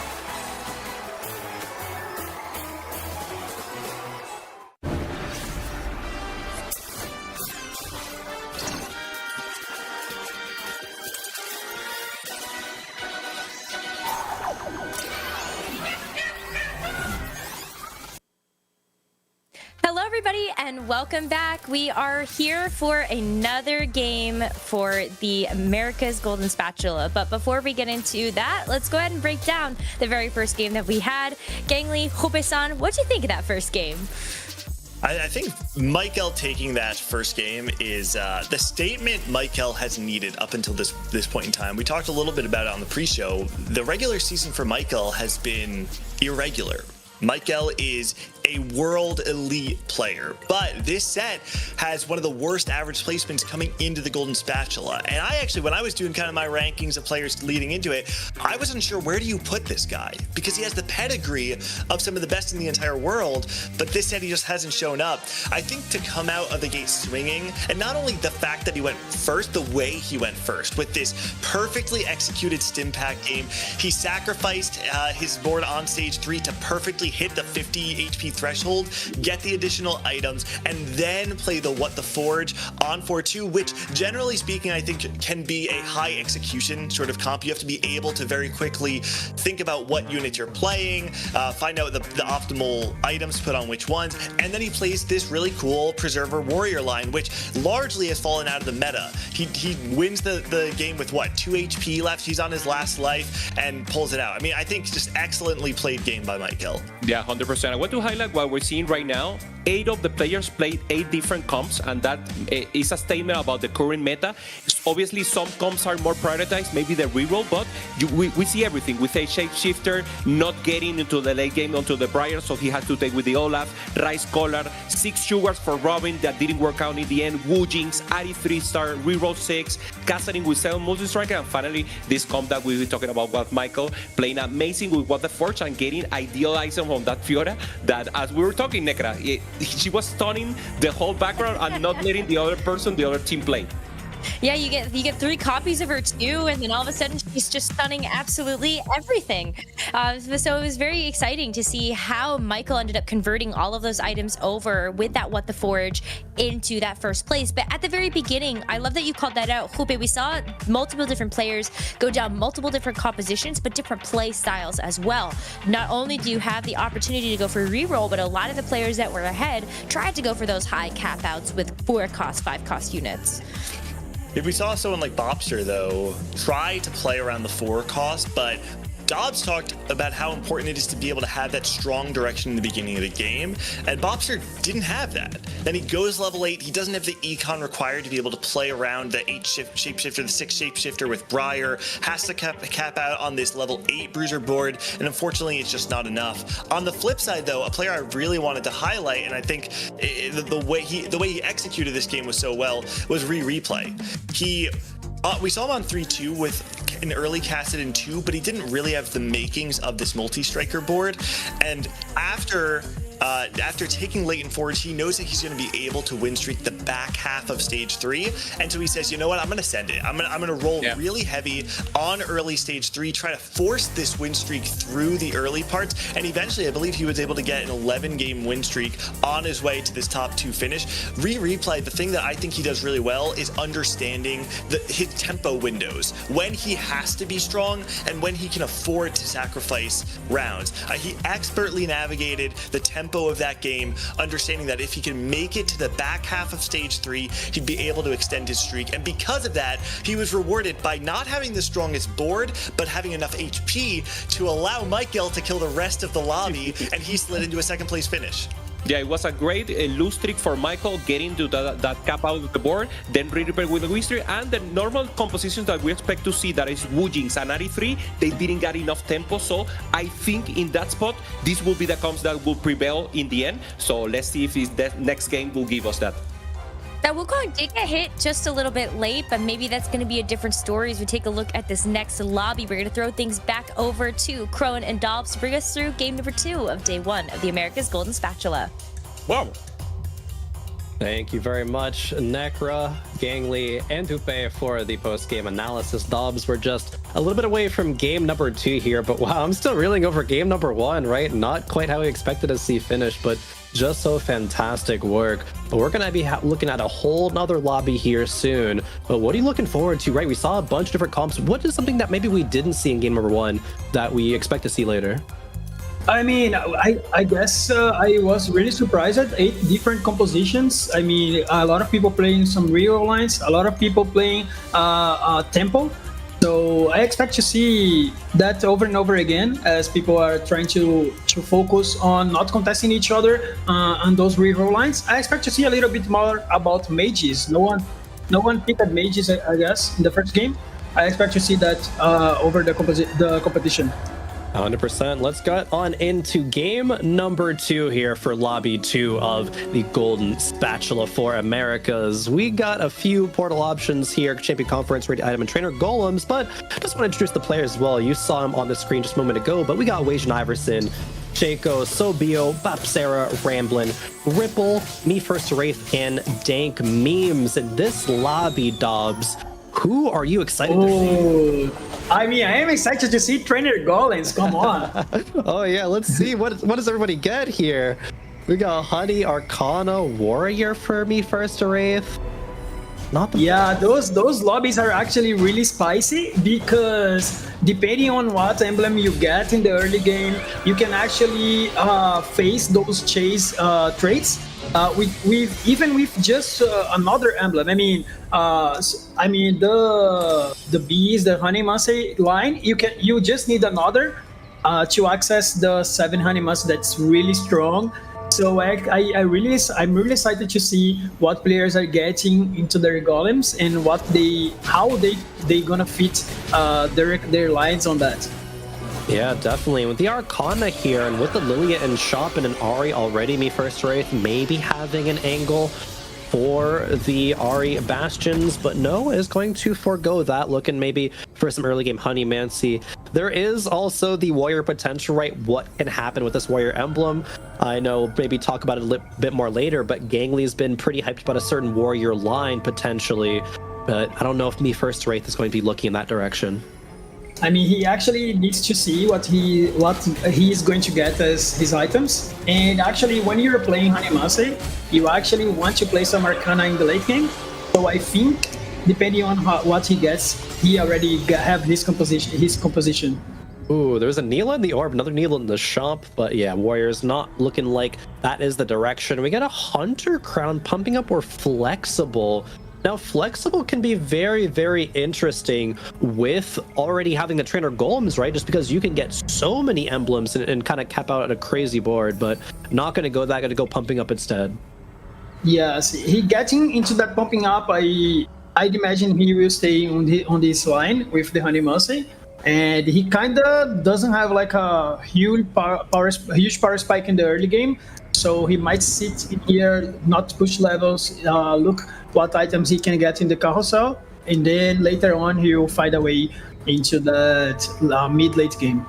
Yeah, and just talking about Me First Wraith as a player for a moment here, they won the first Tacticians Cup of this set, right? They've been around the scene for a long time, but this is the first set where they've competed for the entire set, right? They even got a final day finish at Tacticians Cup 2 as well.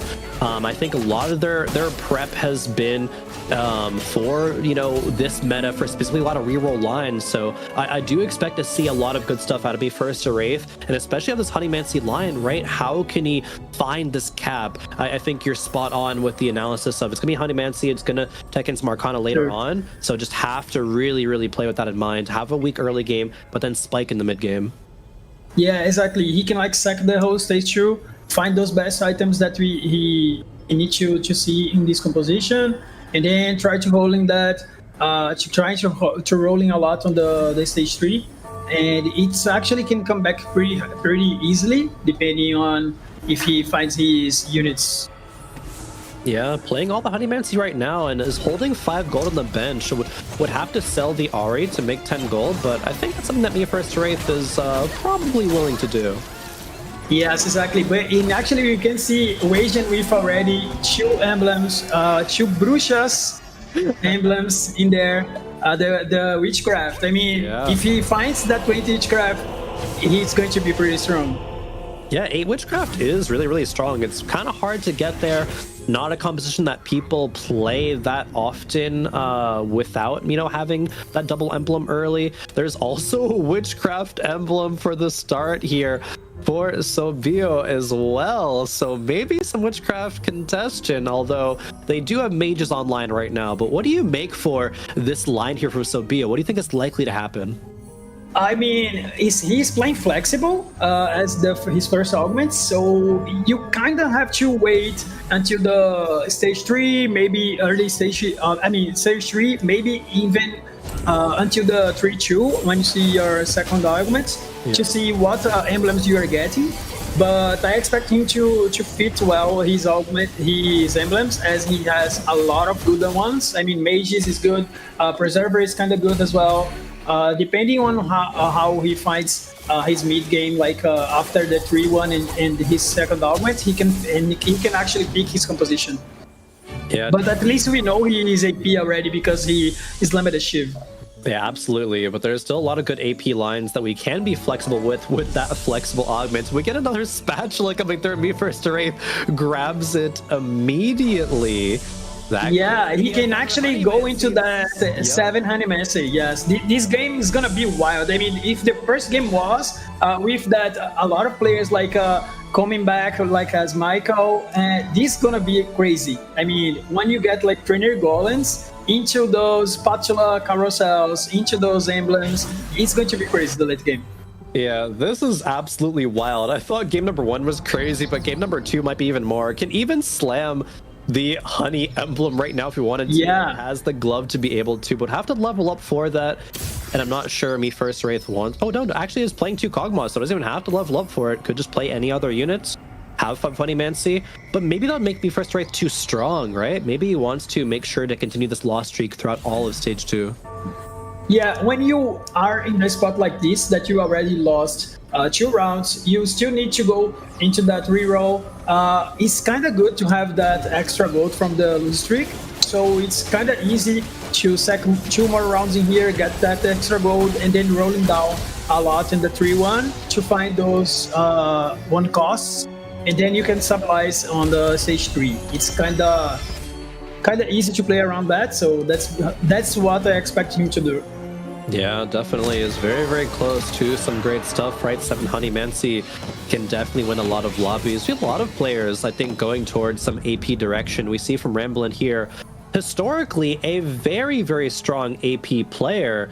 But looking at this trainer golem, it's not looking that great here. But what do you make of it? I mean, someone has to low roll, right? Some players are going to that 8 witchcraft, some players are going to that 7 Honeymancy, and then he kind of low rolled a little bit. But it's looking like a Vanguard Blaster, I would say. I mean, you can like fit that Vanguard emblem and then maybe fit in a Varus or something. Yeah, you can make. You can go to that mix-up damage with the static shield Morello to the way, and maybe finding a Varus with another items. I don't know. I mean, we have to see. Yeah, I think that is a good out that Ramblin' has here, though, especially being able to just play 2 Pyro with the Golem right there, right? Just enables Varus a lot more. We're going to have a lot of items here coming through with the Freaky Friday, so we can itemize like a Hui, a Varus, the front line as well, right? I think that is going to be what Ramblin' ends up going. But exactly. Just has to get there, right? As playing decently high tempo in the early game, has lost 1 round, but still 96 HP, is very healthy, has a decent amount of gold. But looking at Shaco here, this also is a blaster line potentially. Already has a Hui, has a Varus as well, playing 2 Pyro, and has win streaked all of stage 2 with it. Yeah, I mean, I actually talked a little bit with Shaco to get some background of his game plan, and he told me he wants to play for a streak. He play high tempo a lot because he knows actually people going to sack a little bit in the early game, try to find those rerolls, and that's kind of window that you can streak if you have a strong early game. And I think he found his way into this. Of course, he colored the Varus with a Blaster emblem, and he can push levels into that 6 Blaster. That's a really good composition when you have an emblem. So he already got the Varus, already got an IE, so he's in a really good spot right now. Yeah, definitely. He's even slamming some good tank items in the front line with a Crown Guard, and with that extra vest as well. There is extra sword, and so we got to think about if we want to go into the Varus, what's kind of best in slot Varus, do you think? I mean, when you're playing the Blaster line, you can actually play 2 IEs, but you actually want some mana regenerator as well. You can play some Chojin. So as long as he is like not the first picks in the carousel, he probably going to get one of these. I mean, he cannot choose, I would say, but if he finds his way into the mana generation item. I guess it's the best, and then later on he can find another damage item. Yeah, now we see 3-2. A silver augment comes through. We got Pandora's Bennett Thieves, Blistering Strikes here being an option. Blistering Strikes never feels bad to pick unless you already have, right, like a red buff from Morello's or Sunfire or something. And that might be the pick here, it looks like. No, re-rolling it, in fact, for the Band of Thieves. More items. Okay, yes.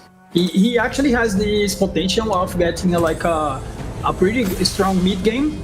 With his first augment being a combat augment, and then having a unit with Chief's Gloves actually enable a lot of value. So that's why he might choose that item. Yeah. That augment. Wow, Babsera actually rerolled Honey as well. So Me's first to Wraith is going to be contested in this Honeymancer line, and Babsera is hit very, very quickly. He already has Blitz 3 and 6-3. Yeah, I'm actually surprised by that, but it's actually because of his first augment. He got into that golden ticket, prismatic ticket, really good augment to rerolling. Probably got his units already. He's pushing pretty bad spot into the Mipertia way, but you need to figure it out how he's going to play around, as it's going to be difficult to find that Blitzcrank, as Mapizera already has its 3-star. Yeah, definitely. Wajan Iverson on 5 Witchcraft still has been playing pretty high tempo in this lobby, has slammed a bunch of items, right? Shiv, Gunblade, and Morello's on the Zoe. A little bit of frontline there with the BT slam. It's going to want to go on to that Fiora later. But we can see things like that Morello's and the Witchcraft Emblem on a Karma later. That's pretty perfect, and kind of something that we saw towards the beginning of the set a lot with that Karma Fiora duo carry. Yes, exactly. What we are actually trying, the players what actually playing right now is Rise with that emblem. Because he fits really well with the emblem from the witches, the witchcraft. He actually will play flexible in this line. If he finds a Karma, it's okay, but if you actually want to play that Rise because it's a little bit stronger in the meta. Yeah, the Rise obviously very, very, very strong here. So going to be looking for that a bit later. Babsera taking out Shaco again. No more 100 HP. We do have Ripple taking Tiny Titans, right? That's why he's at 105 HP. But we get a chance to look at all the boards here as we get into the stage 3 carousel. So a lot of people cooking here, it looks like, with their compositions. Yeah, I want to see what Shaco is going to pick, as he can manage to get his second IE. Yeah, looks like he's considering it. And yeah, it does grab it. Yeah, he probably got it. Okay. No TS for him, yes. Yeah, double IE is just so strong with the Varus, right? Getting all that blaster damage. Double IE scales very, very well. Going to be one-shotting a lot of units, right? Once we get all of that online. Babsera continuing to level up now. Has 5 Honeymancy online. Is level 6. Is pretty ahead of pace here, right? Especially because of that prismatic ticket, as we called it earlier, playing really well around mentorship, right? That augment going to be giving a little bit of extra attack speed and health to all the units who stand next to a unit that is higher cost than them. Yes, you can actually get a lot of value from that augment in this composition, as you have such units that ramp up. You have some 1 cost and then some 2 costs. It's pretty valuable. That's in that line. Great choice from him. Yeah, see, going up against the Witchcrafts, right? And the Fiora actually was found already. We got BT and Quicksilver there, but it does get taken out very, very quickly. Wajan Iverson pushed level 7, still 30 gold, and pushed but lost the rounds, right? That feels really, really bad. Yeah, I mean, the way he's looking to that fight seems like he wasn't believing he found Babsera really strong in that combat. And okay, we have this player in here that's playing some flexible. Oh, Ramblin' is level 7, has a double Infinity Force Soraka, right? Still just playing very high tempo. Ramblin' 6 win streak with this board. Has the Unified Resistance as well for the extra stats. Yeah, he relies a lot on the extra items that he has. I'm still curious if he is going to play that blaster line. So I'm not quite sure what he's getting here. Maybe pushing the rise or something, as he has like Static Morello, maybe fighting like the Diana, maybe can hold his melee items. Yeah, He's playing tempo really well in here, streaked a lot. 7-win streak for him. yeah, definitely. It's very interesting to see, like, most players, when we look at their spots in the game, we're like, okay, we know what they're playing, but for Ramblin', it's really just a big question mark, right? He still could go a couple different directions. It just depends on what he decides to do, honestly, at the end of the day. Like, is he going to roll for blasters, right? Level 7, is he going to push level 8, still go blasters line? There's, yeah, just a lot of potential there for Ramblin'. Could have to see a bit later on into stage 4 what direction he actually ends up going. But for me, first to Wraith, right, has the 7 honey available, already has all the units needed, just has to level up, right? Maybe go for something like a Kog'Maw 3 or Nunu 3. And yes, it looks like he's still rolling once hit these 3 stars. Yeah, he has a lot of Kog'Maws. He actually just bought a charm that gives him an extra Duplicator. duplicator, yes. And then he tries to roll down a lot in here to see if he can power spike.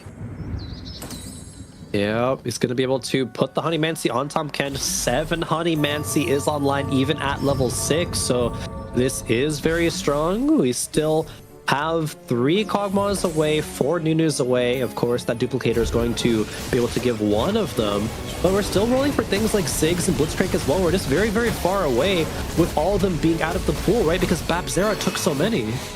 Yeah, exactly. When you're playing Kog'Maw, even though you roll a lot on 6 for Kog'Maw and Ludo, you actually want to hold down a bit on the level 5 to get some extra copies from Blitzcrank, because he actually one of the best tanks in that composition, and missing that Blitzcrank can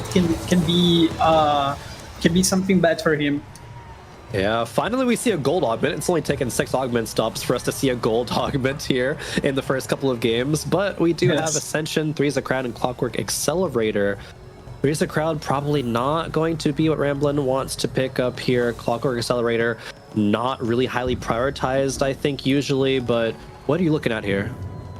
I think he's going to roll every single one. I mean, I'm not sure. He kind of looks he's checking. He's checking the stats, right? He's doing his research here, which he might as well, right? Yeah. But this is a very awkward spot, so you gotta kind of play intuitively, like what feels good. And yeah, like you're saying, rolls all of them. Is able to pick up the duo Q and finds a Diana plus a Camille. I think Diana's the unit that you mentioned Ramblin' can play earlier. Yeah, he kind of looks into that line that he can play maybe Warriors in here. I'm not sure.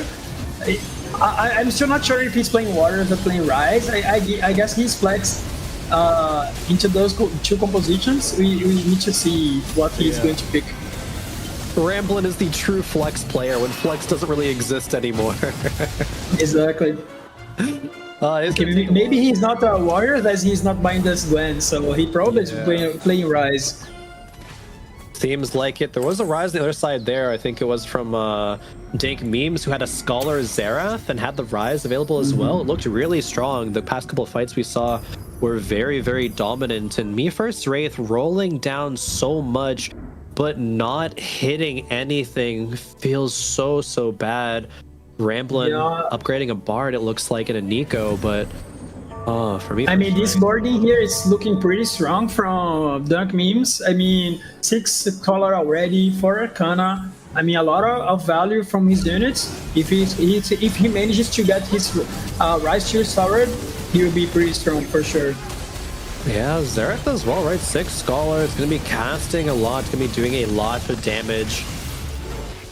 I think he needs to upgrade, these key units like the Rise, like the Rakan, but it doesn't even matter. He's still taking rounds here in stage 4. Just so powerful. 6 Scholar, right? We talked about that already as one of the compositions that can win lobbies. For sure.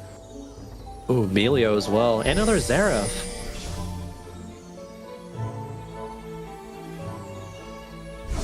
Obviously, Me First Wraith. Yeah, looking to get into that tier. Bio, 3 Witchcraft emblems so far. Wow. I mean, whoever took that Zeref might be in a pretty good spot if he's already played some Arcana. There are many Arcana players in the lobby. Yeah, and it was. So he's actually with Zeref pair.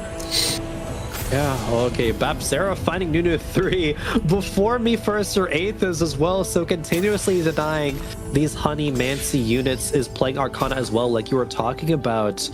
This is so good. No, he could fit his composition pretty well in here with a lot of Arcanas, a lot of those Honey Mancies. So as he played Tempo really well, found a lot of units, and he actually playing a Zephyr that is really high value if you are like positioning that every turn. So I expect him to be like trying his best to get those K units on that Zephyr. Yeah, definitely. I feel like a lot of people forget about Zephyr nowadays, like realize that someone has to, someone's going to be positioning against them every single round, so you gotta really be on top of scouting. But this Ziggs has 2 items right now. The red buff is great. Joe Gauntlet. What do we think that Babzera wants for the final item for the Ziggs? I mean, he can actually get some Nashers, maybe, depending on what he gets. Actually, he will pick Shiv, I guess. He doesn't have the Shred. No Shred. Oh, me first to Wraith, still 2 off of a Ziggs 3, 2 off of a Kog'Maw 3, and there's a pause coming through.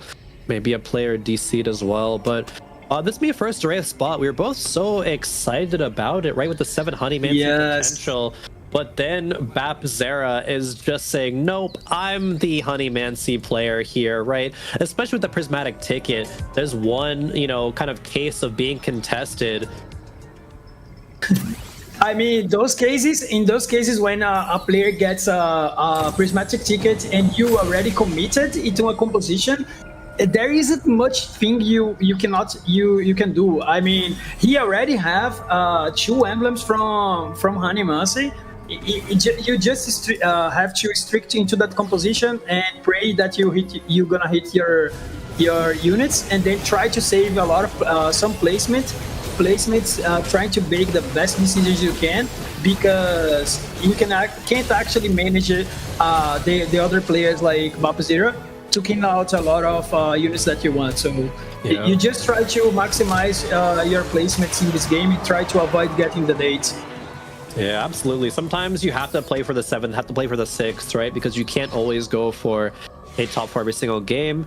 Me first to Wraith looking like that has to be what they're looking for here. Even going up against Ramblin', who Ramblin' has not found a good pivot yet, I think, with that composition, right? Was still carrying that Soraka, still just playing around to Camille 1, but oh wow, me first to Wraith still weaker than that though, bodes very, very poorly.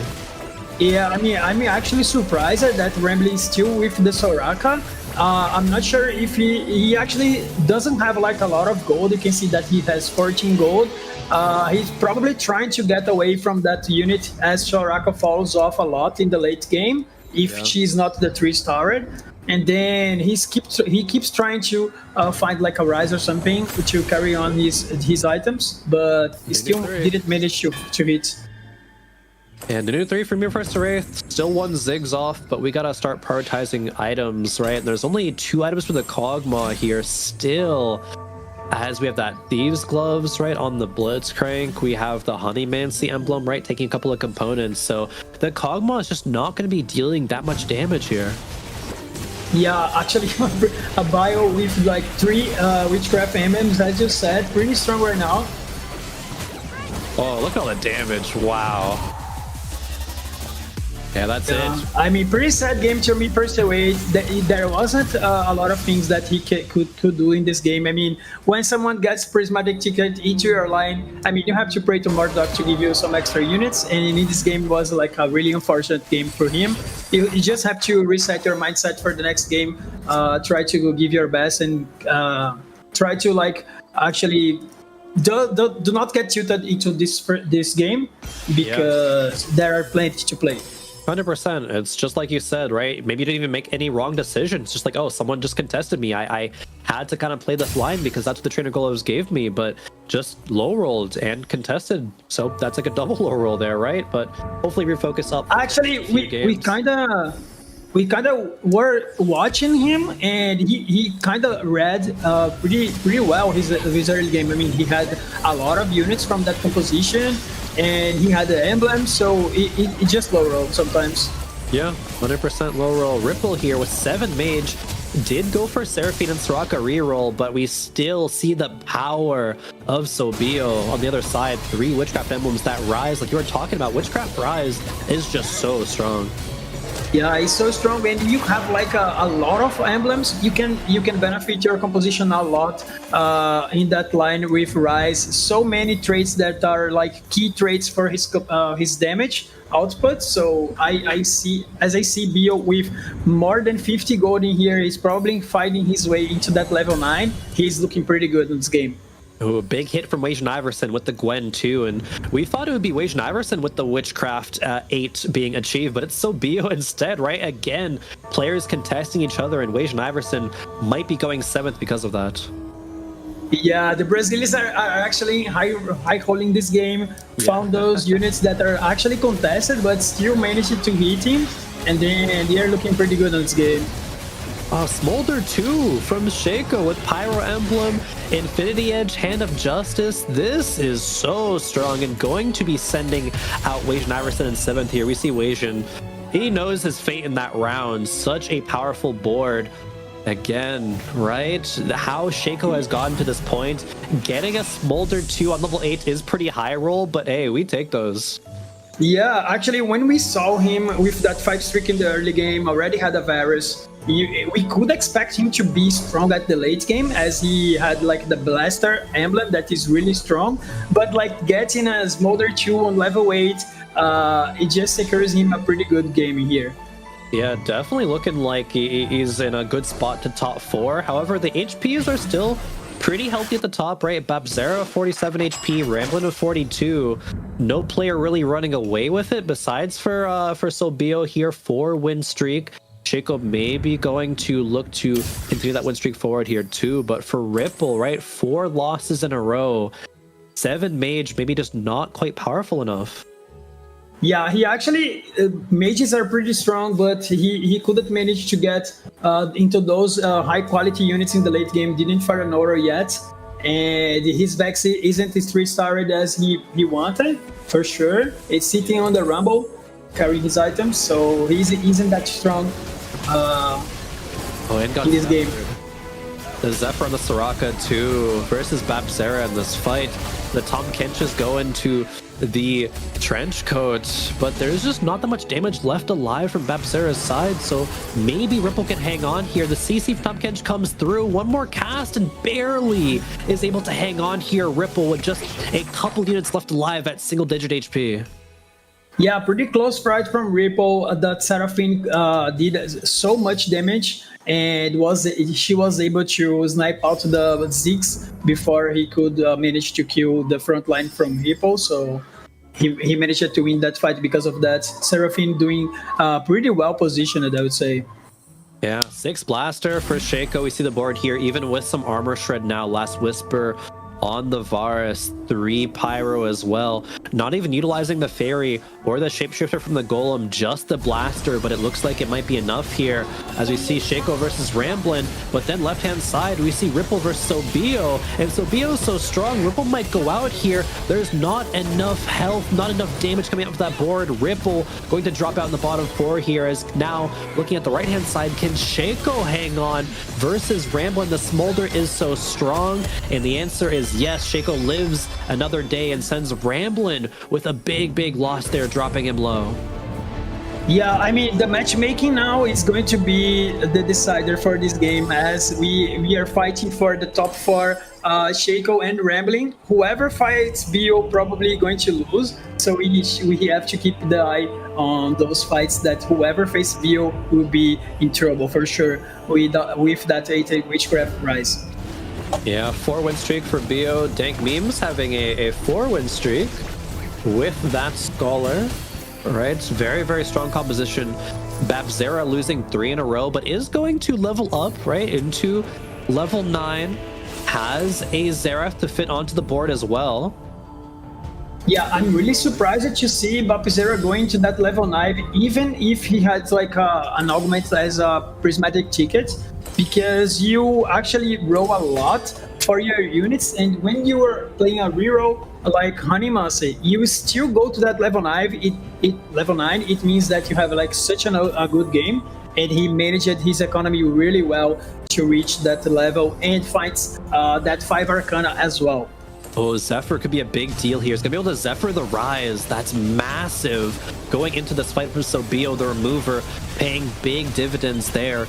The front line is so strong. Bapzera put a Warmugs on the Tom Kench as well. Or it finds its way into the back line, but still, it's just not enough. Sobio once again winning a round, 7 win streak, sending Bapzera down. And Shaco and Ramblin' Fall as well, though. Shaco Smolder 2 was not good enough to top 4 this game, Dobz. That's crazy.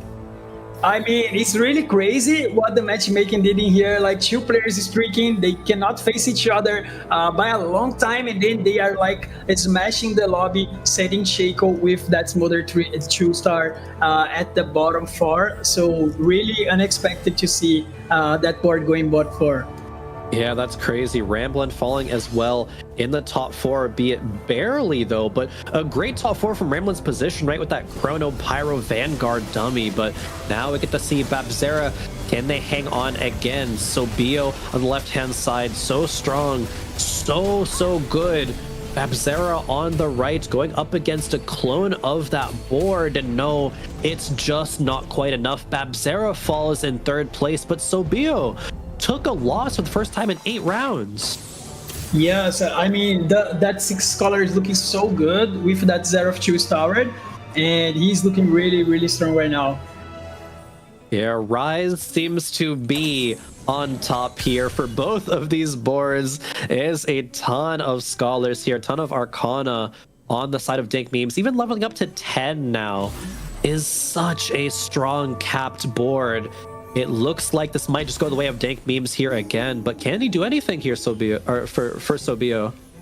I mean, when the game reaches this moment, you have to pray for a pretty good charm, but still difficult to manage this win, as Dank Memes like level 10, a lot of gold, a lot of 2-star at 5 costs, and then he secures the game. Yeah, that's it. 7 Scholar even on that board. Level 10 for Dank Memes. What a dominant way to finish out that game. And we saw some crazy boards come through there. That all happened because of trainer golems, right? Yeah, as we expected to see in this game, like a lot of crazy compositions in the late game, pretty strong compositions with 8 Witchcraft, 6 Scholar, a lot of things going on because of that golem. So I like it to see this game for sure. Yeah, but there was really just like the kind of story of that game seemed to be like who is uncontested and can high roll versus who has to like scrape up anything together versus who's contested, right? Kind of 3 stories there. And we saw from like Me First to 8th being contested with that Honey, right? Going 8th place. And kind of like you said, right? That was kind of just like a low roll, right? It's like not really Me First, right? Doing anything wrong per se. Yeah, I would say that sometimes you have to move on, try to focus in the next game. Sometimes you have like a lot of games to play, and then he will probably be better for him to focus on the next one because he didn't do anything wrong with that. Yeah, but then even like Witchcraft being contested by a couple players, right? Weijin, unfortunately, just didn't quite hit enough. Had the Witchcraft Gwen too, but nothing like the Rise, right? Did not find the Rise, I think, at all in that game. Ripple even 7 Mage. Like 7 Mage is so strong, but I think you're mentioning, right? Wasn't able to cap out like mages usually do. Yeah, exactly. He didn't fight Enami to start that game. Missed the Vex 3. I mean, he was like a little behind from the lobby. So even he finds the way into that 7 Mage, it was enough because he missed those high quality units. Yeah, definitely. And I think for me, though, still something that stands out a lot is Ramblin' being able to top 4 that game. We were both looking at that spot in the early game being like, oh, there has to be someone who low rolls this spot, right? But Ramblin's still able to make it into a top 4. I think that's so impressive. I mean, what is impressive, actually, he won a fight during the late stage 4 with that Soraka 2-star, Yeah. and then he kind of wins the tie against Shaco because of a little HP that he had left. in front of the Shaco. So really well played from him. Didn't fight those 4 costs that he wanted and still managed to secure a top 4 with that HP lead that he constructed during the early mid game. Really well played. Yeah, and we talk about the importance of tempo, right? Sometimes that is the difference between top 4ing and bottom 4ing a lobby. But also, real quick, I want to talk about just the dominance of Brazil that we've seen so far, right? So Bio, Babzera both playing really, really well that game. And I think Shaco kind of like honorarily deserves the top 4 of that game, right? Smolder 2 with Pyro is so good. But Brazil looking very, very strong as a region. I know you looked at players, right? Like, who was it? Who was like top of the leader qualifier points, right? But just Brazil's region as well.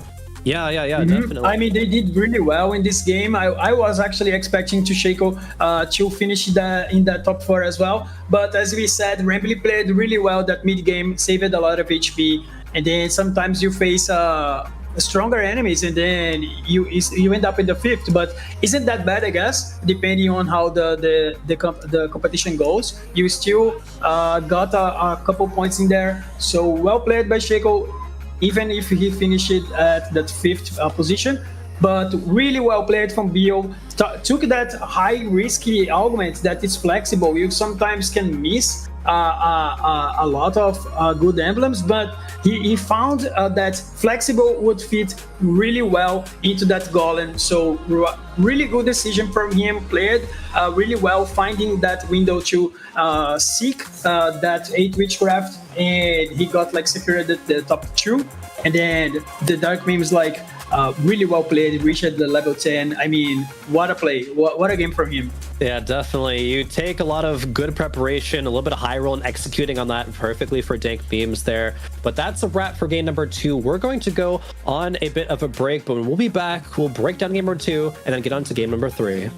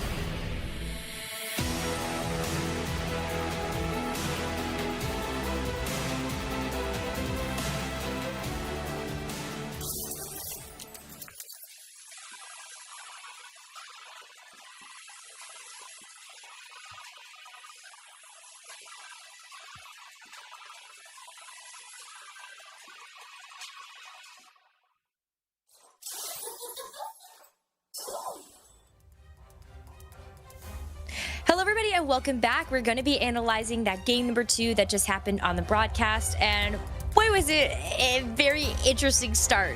We had Ramblin standing on Trader Golems, the only player to do so. One of the most high variance portals I think we could get, which is why a lot of players don't sit there. But he ended up one-manning the entire lobby anyway. And I feel like it's important to note, we have heard that Ramblin is not in the form that we've seen in the past. He has publicly stated he did not feel as prepared going into this event as others. And I can't help feel like there is, a reason why he stood on trainer golems, maybe leaning into some of the RNG. But it did Magic end up and the mayhem.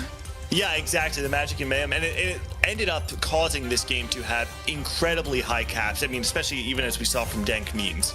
Yeah, we saw the 8 Brujas there from Dark Memes. They've been amazing for him. This Witchcraft, the Brujas, just in case, was a reference that gave me Dobz, so we can say it in Brazilian.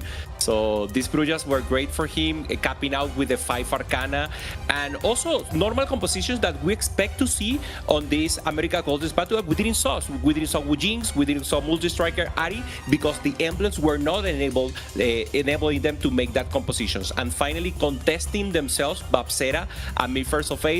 We saw Dobz and Khroen talking a lot about it. In the end, Babsera got the better angle. He hit the units very early for him. And this is a comp that in the previous game also milk played it. So I really didn't expect to see Honeymancer so much prevalent now in the meta. And obviously, if you're playing now, if you want to play later, please go for this comp also as an option and as a possibility, because the 6 had great access to the backline and enabled for good decisions and good results. I think this meta in particular is really rewarding the players who can find an angle on 2-1, who can scout around to see what's uncontested, commit early, and then if they actually do have the best trajectory, it can lead them into success. Dank Memes has this trainer golem that doesn't have the Arcana spat, but it has the Scholar. He has the Buried Treasure. Says, I can play tempo into this Scholar board, and then once he finds the Arcana emblem, is able to play 4 Arcana on stage 5, 5 Arcana on stage 6, and be able to get what has to be 50 or 60 plus damage amp on that Rise cast that's coming through. Really heads up play. Yeah, it was super cool to see. I feel like everything on the board was just exploding under the pressure of the Xerath and the Rise. And continuing to talk a little bit about the contesting, here we see kind of Babsera and Me First or 8th actually going head-to-head against each other with all of these Honeymancy units. But then you actually also had Wajan Iverson and Sobio both trying to go after a lot of those Witchcraft units as well, and I feel like that was also something maybe they were both sort of hindering each other, but Wajan Iverson getting the short end of the stick there, going 7th. Yeah, he didn't manage to achieve the Morgana, so he didn't get to the cap that 8 Brujas, the 8 Witchcraft is so important. Maybe not the best vertical we can compare with Portal, we can compare with other verticals that have like 10 possibilities of Eldritch that is even better, but if you manage to get 8 Brujas, 8 Witchcraft is so good, and that was the win condition that we thought from Dark Memes in the end. So I like it because we are expecting to see this many angles of composition. Wajan didn't find the normal rise or the normal placement for the emblem, and he finally went from Warriors. It wasn't the best spot, a good 7th I think for him, because if not, it was an easy 8th, Gangly. I mean, when you're talking about people being able to salvage placements out of their spot, I think we should look no further than Ramblin. Of all the trainer golems given to players from the start, I felt like Ramblin's was the worst. He had Chrono, Vanguard, Pyro, which doesn't really indicate any specific angle. Karma has definitely fallen out of favor in the meta, and while 6 Chrono is very strong, getting there can be quite difficult. And Ramblin plays an excellent game of tempo TFT from my purview, playing around the 2-star Soraka, playing the double Infinity Forces to try and streak through stages 2 and 3 as best as he can. And while it wasn't a perfect streak, he was able to maintain a lot of HP. To me, I feel like all right, fun fact, I have played many games of TFT this set. I have not top 4'd a single trainer golems game. There are so many times where you load into the game and it feels like a bot 4 from the start. When I saw Ramblin's spot on 2-1, I said it when the 3 of us were watching, this feels like a bot 4. Not even with Gangly Warriors? You didn't top 4 with Sentinel? No, I don't even play Gangly Warriors. No? No. Okay. I felt like Ramblin had a really hard game ahead of him, and the fact that he was able to scrape out a fourth playing this vertical chrono is a testament to his ability, maybe less so to, I think it had less to do with his board on stage 5, and more so his ability to build boards on stage 3 and 4, and use the +1 Vanguard and use the +1 Pyro as a bridge to get to 6 chrono. And that was the really creative play that I think many players would not have been able to accomplish, and definitely a testament to Ramblin's ability. After he picked the portal too. I'm just saying, like, he kind of did it to himself, and then he also had to suffer the consequences of his actions, but did end up doing a very, very good job with that. And we also ended up seeing the high roll spots for some people, where you do get the 3 witchcraft spats. You are able to hit that 8 witchcraft. You do have the dank memes board that is going to have the better end of what some of these trainer golems can offer, and you're able to do some quick work that way. And I wonder how many more of these portals we're going to end up seeing. High variance is not something that a lot of these high competitive TFT players like to go after, even if it is fun in your own games. Yeah, maybe you have to be prepared for, even if it happens for now. For example, Shaco played blasters with finally with the smolder and the pyro. Normally we don't expect to see that. Maybe a comp that in other patches is working and is doing well, but he detected that the angle was enough for it. So I think this high variance portal bring us back to maybe sets where other comps were played, and you already having that knowledge enables you to bring it now into the table and use it. So we're talking about some players like Bishop that know so many lines. So in these type of places, if you know more lines, obviously you have an advantage because you can play something in a bad spot, and even with that, maybe achieve a 5th, a 4th. That is always very good. Remember, in these Golden Spatula Americas, the points accumulate for day 1 and day 2. So any point is impossible to achieve that important day 3, and obviously the possibility to get to Tactician crown. You bring up a really interesting point there. I actually feel like portals like Trainer Golem allow for, and I don't know if this is the best way to describe it, like old school TFT, where you have this kind of ragtag group of units that don't normally fit on the board together, but now you have these bridges that allow them to work together, and it kind of gives power to the units more so than to the traits that you normally just see built more vertically. And so, it does reward the players who are able to cook a little bit. I will say, sometimes you're Sobio and you're just given 3 witchcraft spats, and then and also just like a moment of silence for Wajan Iverson, who is given witchcraft off the trainer golems, scouts around, no one else has witchcraft on their golem, is given witchcraft spat on 2-1, and then Sobio takes flexible and is then given the witchcraft spat and then gets 2 additional ones later on. Sometimes that's just the way the cookie crumbles, and I think like you mentioned, Jupe, it is a good 7th. I did want to actually draw attention though to Ripple Overdrive, who went 6th in that game. He had a similar opener to someone like Bobzera, where he's playing the prismatic ticket into a 1-cost reroll composition. But if you look at, we talked about the tempo being super important in game 1 with free replay, the way that the timing in which he hit Soraka and Seraphine was just 3 or 4 rounds later than Bobzera. And while that doesn't sound like it's the worst thing in the world, you're still hitting on stage 3. He has Rumble 3. The reality is, when you're playing trainer golems and the game escalates so fast on stage 4, when everybody is getting these crazy vertical comps online, you need to be saving HP on stage 3. And I don't think that it was him misunderstanding tempo. I think it probably was more just the fact that he hit a little bit later. Sometimes it's just how it goes. I think it speaks more to the fact that players, if you are playing in the Golden Spatula, you have to recognize very quickly if you're playing for a top placement or if you're just playing for points. Because we saw Ripple send it to try and hit Rumble 3 as soon as he can, and maybe that actually is the difference between him getting a 6th place or an 8th. Yeah, and goes back to what Jupe was saying before. It's like every point is going to matter. Your day 1 placement is going to carry over to day number 2, and then you get a fresh slate for day number 3. But you got to get there first, and that's going to be the biggest issue for a lot of our players is how do you turn around maybe 2 bad first games today in order to make the first cutoff to get to day number 2, and then you have to get over that next hurdle the next day. So we've seen a couple of different things. First game, vastly different. Everybody was playing something different. Everybody had the potential to actually get a top 4. This game, maybe not so much. Maybe you did have your spots taken away from you, like Wajan Iverson, me 1st or 8th. Other players just hitting better or getting better spots to play the same type of composition. we're going to be shaking up the lobbies in between this game. So where do you kind of feel like maybe we go from here if you're needing to turn things around? Yeah, I think it's very important what we say in the beginning. People are actually going for the best comp possible until the start. You get a Wukong early, you know you want to go for your Wu Jings. You get maybe a Spat that gives you direction, you go for that.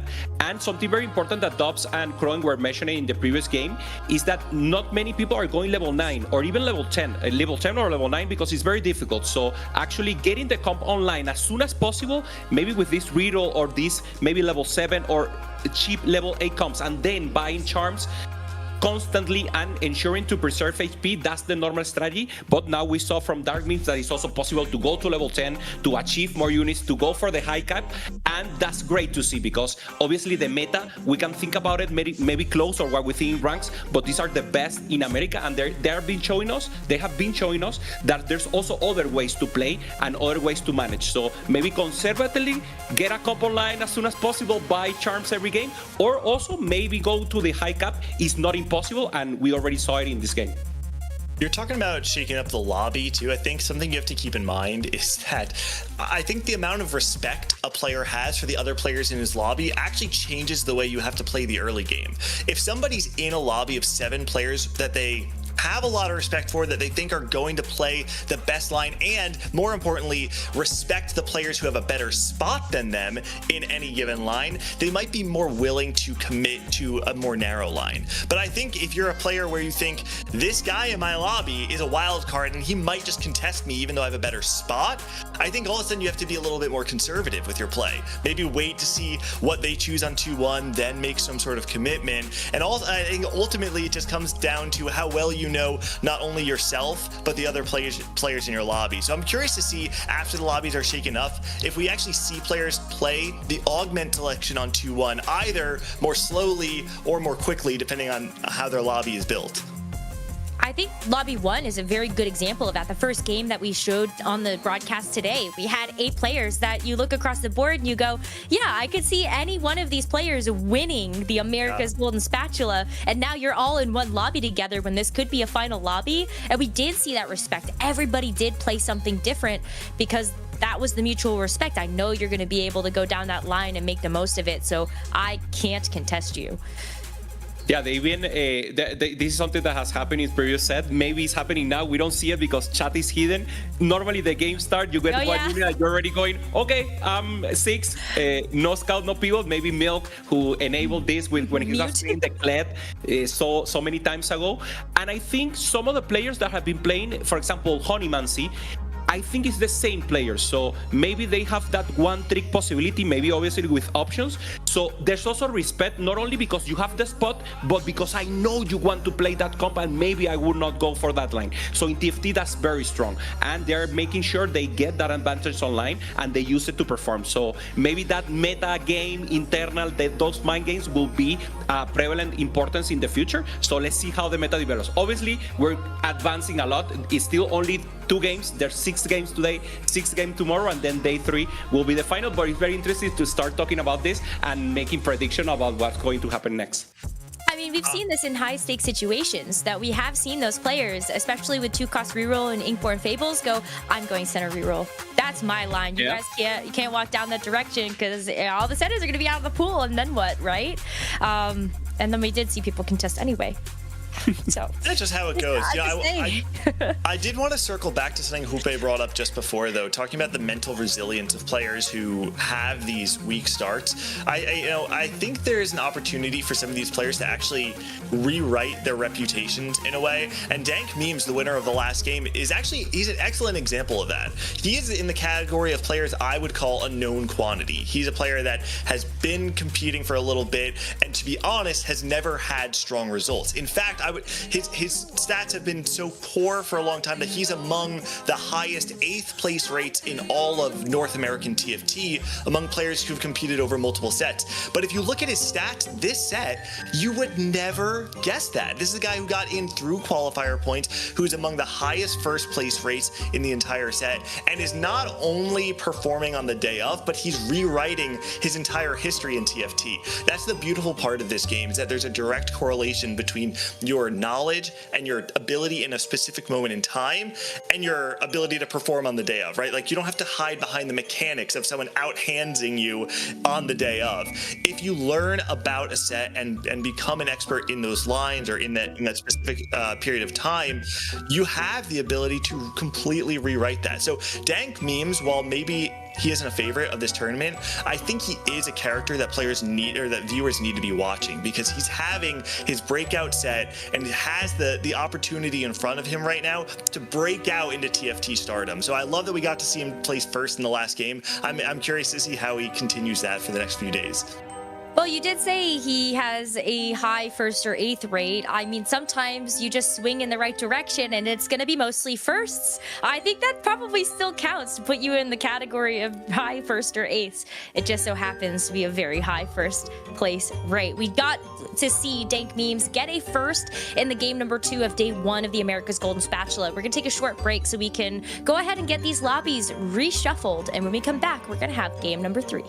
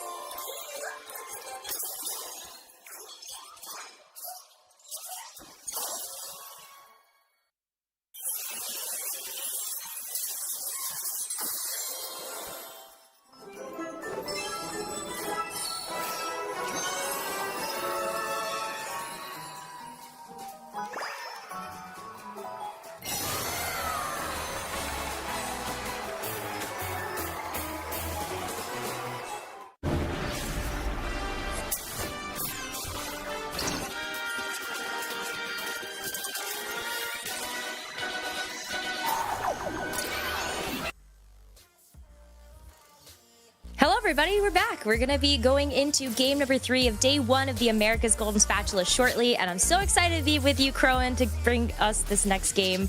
Games 1 and 2 were already pretty intense, so I don't know what to expect for this third game. Absolutely, me neither. First of all, great to be casting again with you. It's been a little bit, so I know. We're back on the desk. We're so back.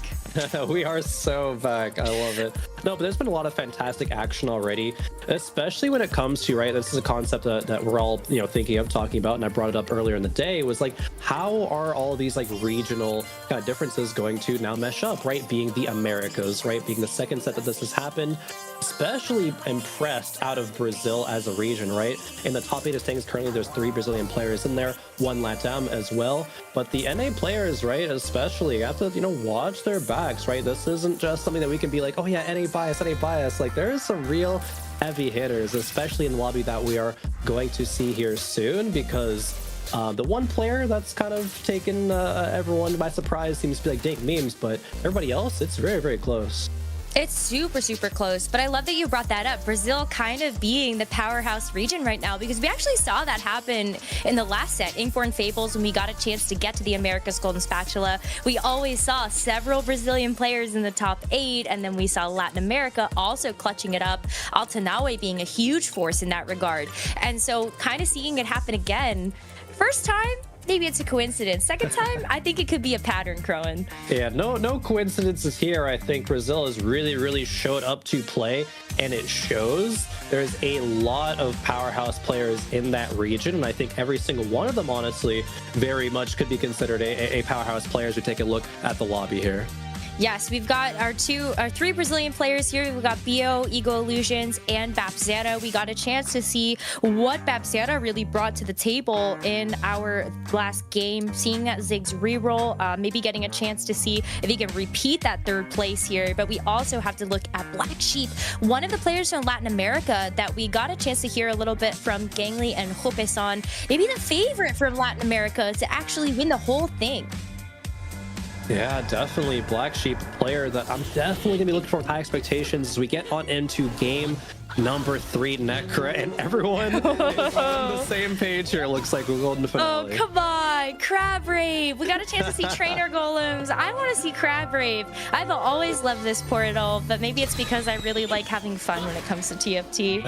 Oh, I thought Black Sheep was going to make like a last second, maybe right? go for the Crab Rave, be the lobby assassin there, but not quite. But yeah, Black Sheep, as you mentioned, right, was brought up by Gangly specifically during the pre-show, I think, has historically had a lot of very tragic losses, right? Missing out on Worlds, just barely for the couple of sets in a row. Set 10, missed the LATAM finals by just 1 point, but Black Sheep, greatly improved, their mental health, their discipline, and, practicing with these players like Altanawe and Fan the Kiki as well, helping them improve. And Black Sheep just needs a 13th plus place finish to lock in the world spot with qualifier points, right? Because each region gets 1 person automatically going for qualifier points. So definitely looking at Black Sheep with a lot of good expectations. Let's hope that curse doesn't follow him and he is able to actually reach that 13th place or better. Can absolutely do that. Off to a fairly good start here as we take a look at how this 3rd game is going to shake up. We're looking at Babzera's board right now, and I know it's really early, but Babzera ended up getting that 3rd place in that 2nd game, going for the Ziggs reroll. Honeymancy did play around that Zephyr as well, which I thought was a very unique item choice, not an item that we get a chance to see super often. Yeah, definitely not too much, right? But definitely curious to see, right? Babzera definitely towards the top half of the standings right now, even the top quarter of the standings, I think, widely considered as one of the best in Brazil right now. I know Dobz talking about Liquid's ego earlier, leading in qualifier points. Of course, we're gonna be looking to him first, but Babzera is just 2nd place behind in qualifier points from Brazil, right? Has 192. It's a bunch as we get our first augment choice here, just a silver tier augment, so nothing crazy so far. Well, we do know that the final augment is going to be gold, so kind of an interesting smattering that we could get here in terms of the power level of the augments that we have. Already have a couple of them being locked in. I feel like when you see these silver augments, I always like to go for something that's going to be economy focused. I think Component Buffet is also nice when you take a look at what Neonify has been picking so far, and maybe Phoenix Awe going for a bit of reroll when you see the team builder getting selected. But I always like having items. Branching out selected Sugarcraft. 6 sugar again? Oh, I mean, 6 sugar didn't go too well the first time we saw it. But that might have been an item. That might have been a duplicator diff. I'm not sure. We're gonna have to go back and watch the tapes for that one. Watch the tapes, watch Robin. Robin looked like he was in a pretty good spot there, but just narrowly, taking a couple of bad losses, I think, in the mid game. Maybe it was like charm differences. I'm not quite sure. maybe, you know, Jinx was contested that game as well, but was playing around the Bard more so. Eventually played around a Rise, but Casper here playing around the Sugarcraft did not decide to reforge it, right? Already had the Soraka and the Rumble here as well, so we could yet again be seeing another one of this 6 Sugarcraft game. Especially if you can get the 4 Sugarcraft online, that's just so much combat power early on in the game, and then you get a chance to get those stacks. So get a little bit more item components, get a chance to slam those items, get those Sugarcrafts ready and working, and I think that Casper could find himself in a really good spot. Yeah, definitely. Speaking of econ, right? Now, the Sugarcraft Emerald doesn't give you the econ immediately, but eventually it will, right? Once you know, a cash couple out, of cash outs. Yeah, get some cash outs, get some components in there, right? But that's going to be a little bit later into the game. You still got to get there, right? A Rage Blade Slam definitely leans towards a Jinx kind of route with the Sugarcraft, and that can be so very strong, right? You can even play this Wukong still and go kind of both those directions, be having that Wukong front line being very strong, and the Sugarcraft, right? You can dual carry the Gwen, one of the best Sugarcraft units, right? Going to be dealing so much damage in the mid to late game once you get her, especially to that tier 2. And if you have a lot of other compositions in the lobby that are going to have those backline units, Gwen can get great access there. She's just able to shred, and I think she does so much damage that Gwen has easily become one of my favorite units to play around. So if you can get the 6 Sugarcraft with her, yeah, you're golden. Maybe if you can hit her early too. Especially love to see the Gwen by Michael earlier, right? With the Trickster, the trench coat and the Zonias, right? Like that was just Gwen doing so much work there. Too many Gwens, actually. There were so many, 3 Fioras, 3 Gwens, 3 of everything. So many units. Seeing triple. No, it's so good though. Especially when you're positioning properly, right? You're talking about how, you know, Gwen gets the backline, take out these backline units. You have to be on top of the positioning there. And so we're going to see players kind of doing their due diligence, always swapping sides, trying to outplay each other in that way. We get a chance to see some maybe early compositional angles now as we take a look at 2-1, 2-2. This is really where we're going to see those players start to lock in their direction. As we're on the Onify's board right now, you have the Honeymancy, you do have the opportunity maybe to go for Hunters. You see the Last Whisper Slam already on that Kog'Maw, so it does seem to be leaning into AD. Yeah, definitely an AD line, right? Hunter is looking like it is the most likely here. Could still go something just like a reroll with the Kog'Maw as well, right? Honeymancer, we've seen that come through. Mostly it has been out of the Ziggs and Blitzcrank being itemized, however, but Kog'Maw still can come through as a very, very strong threat.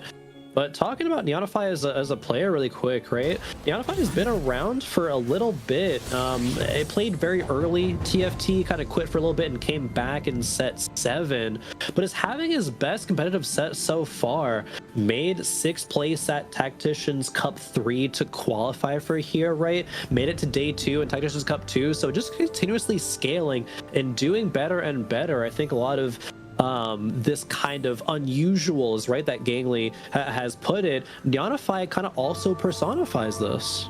Absolutely. And the fact that he was able to make it through from that placement at the Tacticians Cup number 3, I think does bode well. Just having that recent success, maybe it's a little bit of recency bias, but I think knowing that you were playing on some similar-ish patches, you have a good head about you when it comes down to play against some of the toughest of competition and the hungriest of competition, knowing just how much was on the line during that TAC Cup 3.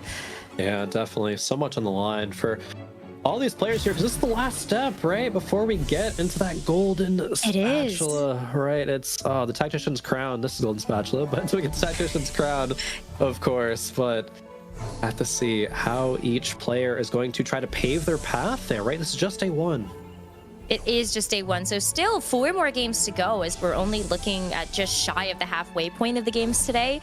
And just taking stock of the lobby as we're on this first carousel, we have a strong direction here from Bio, maybe going mages again. You see the Soraka and the Seraphine, the Honeymancy, or sorry, the Sugarcraft there from Casper. A lot of AD though is what I'm seeing from some of these boards. Yeah, there's a couple of silver tickets. There was a Honeymancy reroll, right? There's a lot of Ziggs, a lot of Blitzcranks. There also was a couple of Sorakas on that board too, not wanting to sacrifice any econ. So we're definitely going to see a lot of reroll coming through here. Black Sheep maybe going to go a direction of Eldritch here. We could see a reroll for the Syndra, but if we do see that, I would think that a Shojin would be slammed here, right? You want to get a lot of those early stacks coming through. Exactly, and well, there you go. Khroen, you spoke it into existence. It's going to be the Shojin slam onto the Syndra, so you can start to stack up all of those casts. And maybe that does signal that we are going to see that Syndra reroll. I know we were talking about that a little bit at the top of the show, where maybe we can see Syndra back in form. She was so overtuned at the beginning of the set. It had to get nerfed into oblivion, essentially. We didn't see her a whole lot, but now maybe she has some viability again. Yeah, she definitely has some viability here, especially when you get like +1 Eldritch or something like School Mascot. That's when you really see opportunity come through. I'm not sure how high it can cap without either of those things coming into fruition. However, maybe if you roll decently, not even high roll, you can get into a top 4 position, but I'm not sure that composition really ever will contest for a first place, but have to take a look a bit later at how that does shape out. Maybe you can get another couple witchcraft emblems. We can see Denny Pon's wish come to life there with the 10 Eldritch. I think that could be one way that you could actually win out this game, but still remains to be seen. Yeah, I still haven't seen 10 Eldritch, actually. I've seen it a lot in my ranked games. Really? Yeah. Oh my. I've never hit it personally, but I lose to it a lot, so I know it exists. It's out there. That's tragic. Oh man. Well, not to be seen here just yet. For Bapsera, we do have this Wukong in the front line, but playing around this Scholar and this Witchcraft for now. I feel like you have a pretty strong position to maybe re-roll this Ahri, just knowing that you also slammed the Jewel Gauntlet. You have a lot of AP. Absolutely. Jewel Gauntlet Slam going to AP direction. We're holding all the right units, right? The Zoes, the Lilias, the Poppies, and of course the Ahri. This is certainly going to be the direction for Bapsera. Getting a lot of gold as well to roll 62 gold before even the econ ticks over. Has an Ionic Spark to slam as well. No tears, the only concerning thing maybe for Bapsera, but we even get to flip a coin here. Doesn't look like got extra gold. Unlucky. We low rolled. BG. No, but getting a lot of good rolls coming through here. Some upgrades coming through. It's really interesting to me that he's actually rolling on level 4. Usually when we take a look at some of these spots, maybe I know you're looking for a lot of these 1-cost units, so it makes sense to be rolling at level 4, but usually I'm like, maybe roll at 6 instead if you're trying to look for those bigger upgrades. Yeah, for this comp in specific, rolling on a 4 makes a lot of sense, right? Because you do want your Lilia, Zoe, and Poppy to be upgraded, because a lot of the strength of this composition comes through when you Arcana Charm the Ahri, and she buffs all the AP for how many 3-stars you have. A lot of times players aren't really rolling to like that 30 gold kind of thing that was a people lot do of sometimes on level 4. But if you are going for a 1-cost reroll, that is kind of the consideration, right? Especially if you're close to a lot of the upgrades, and Bapsera was very close to that Zoe 3. So we're going to be rolling just on level 5 right now, going to econ back up to level 50 and continue it from there. Okay, so taking a look at this second augment choice, I mean, you do end up getting a completed item. Crown Guard's a pretty good hit to be able to get from that completed item. That's very good. Wanting to make sure to have Lilia, with a lot of staying power in the front line. Crown Guard's fantastic to do that with. We don't have best in slot, right? Sunfire was just an early game slam to try to preserve some HP. It is still going to be good later, and we have removers to get it off of Lilia and go somewhere else too. Yeah, maybe want to try to get a gargoyle somewhere in there, but you could make that just a little bit later. I also really like holding on to the Nunu, just having those cheap Bastion options. When you level up, make sure you could get 4 Bastion online very early. It's a great, strong front line to have, just to make sure you actually have enough time to re-roll for the Ahri and the Zoe 3 upgrades. Now taking a look at Neonify's board, we get a chance to kind of take stock of what Casper's got as well. Has the 4 at Sugarcraft online at least. Yeah. Started to work up those stacks. 4 Sugar has the Hecarim upgrade as well, which is decent. Not quite strong enough, it seems, right now.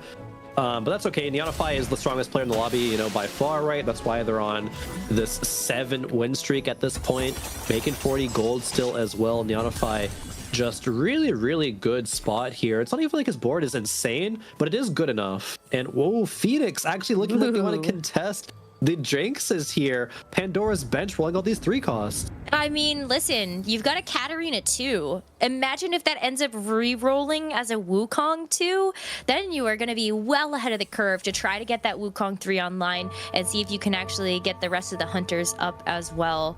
So I don't think that that's necessarily a bad thing when you've got the Pandora's bench. Yeah, I think the big concern is the items, right? We don't have any Wukong items or any Jinx items, right? The red buff wants to continue to be on the Kog'Maw. You want Rage Blades, Rune Dance for the Jinx. You want some tanky items on the Wukong, but none are there yet. You have the opportunity to actually make the Runins, though, at least with the bow and the cloak, but maybe you get a couple more item components off of Carousel, of course, but maybe from Wolves.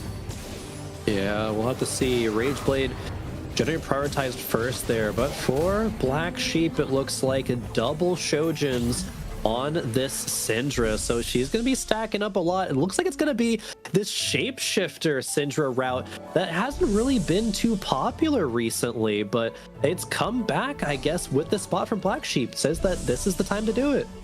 You have an opportunity as well to remove one of those Shojins, and maybe if you get an early Nami, you can actually slam the Shojin on that, maybe keep the Eldritch tech in.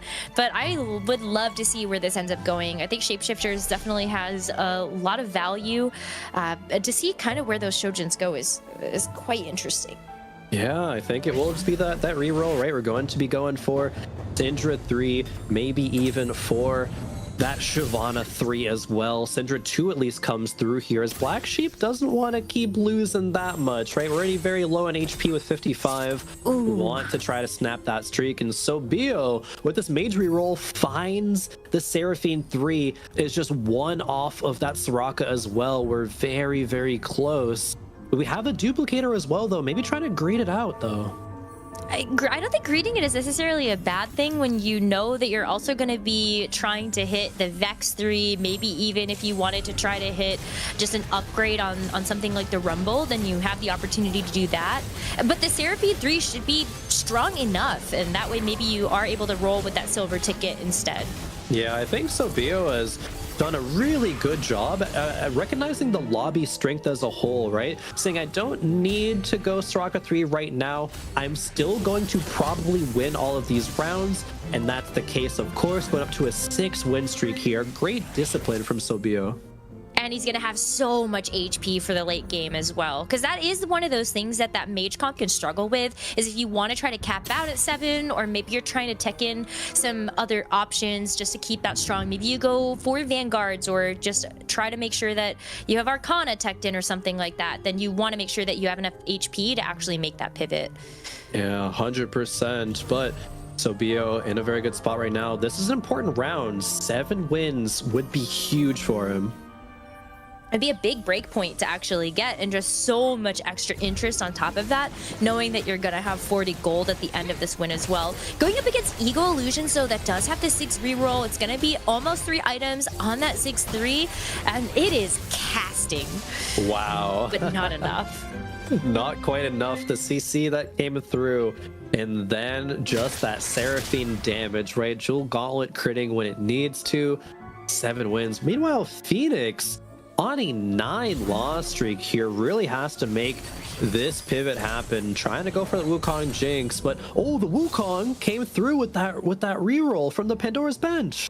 That's what we were looking for. We were looking for these 3 costs. That was a Katarina 2 when we checked in on it last. Now it's going to be that Wukong 2. You have an option here to actually item remove that Gargoyle, so you can put it on this Wukong 2 and still keep rolling for more of these 3 costs. That is the problem with this Hunter's line. You are looking for very expensive units of a ton of money to actually make sure that you can hit the Jinx 3, the Wukong 3. But Pandora's bench with good hits is certainly one way to do it too. There's 2 more Jinxes. 2 Jinxes. Okay, we're getting somewhere. The big concern is the items, however. There's no Rage Blade potential for Jinx yet, not even Runaan's components either.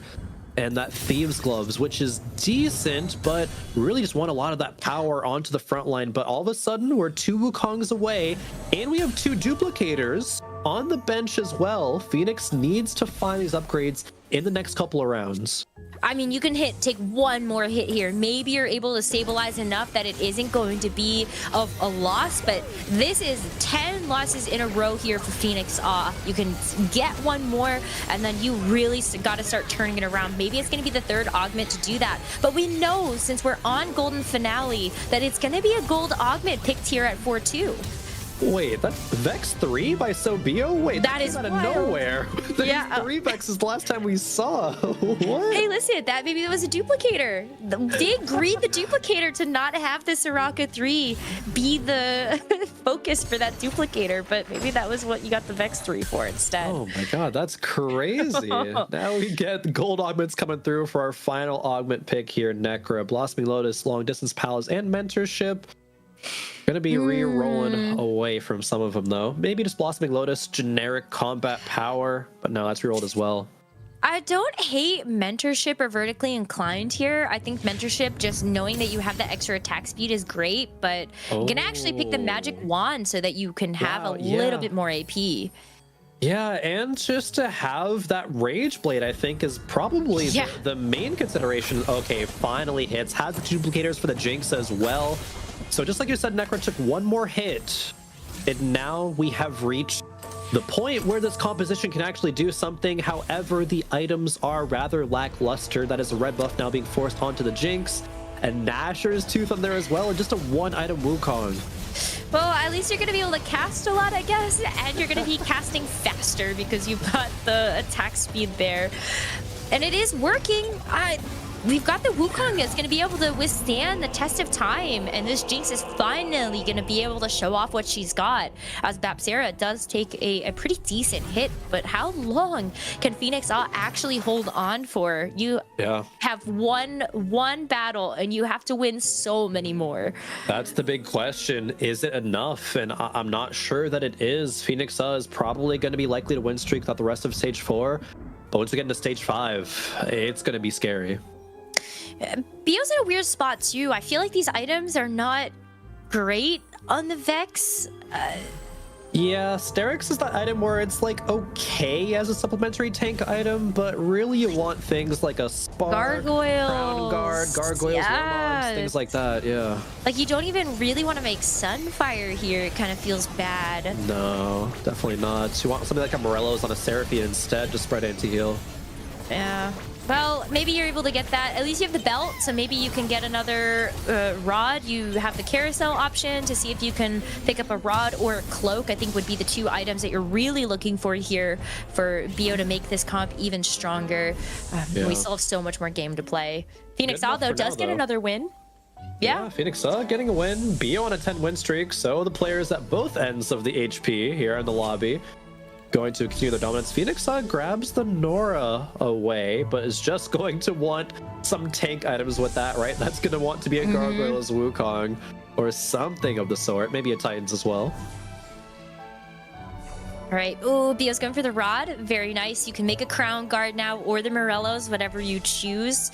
Anything for your Vex. Yeah, probably want some tank items first. I think the Vex fell a little bit quickly that last fight. Yeah, but at least you've got your 2 3-star reroll mages to clutch up for you. As we now can kind of get another look here at what Neonify is going for.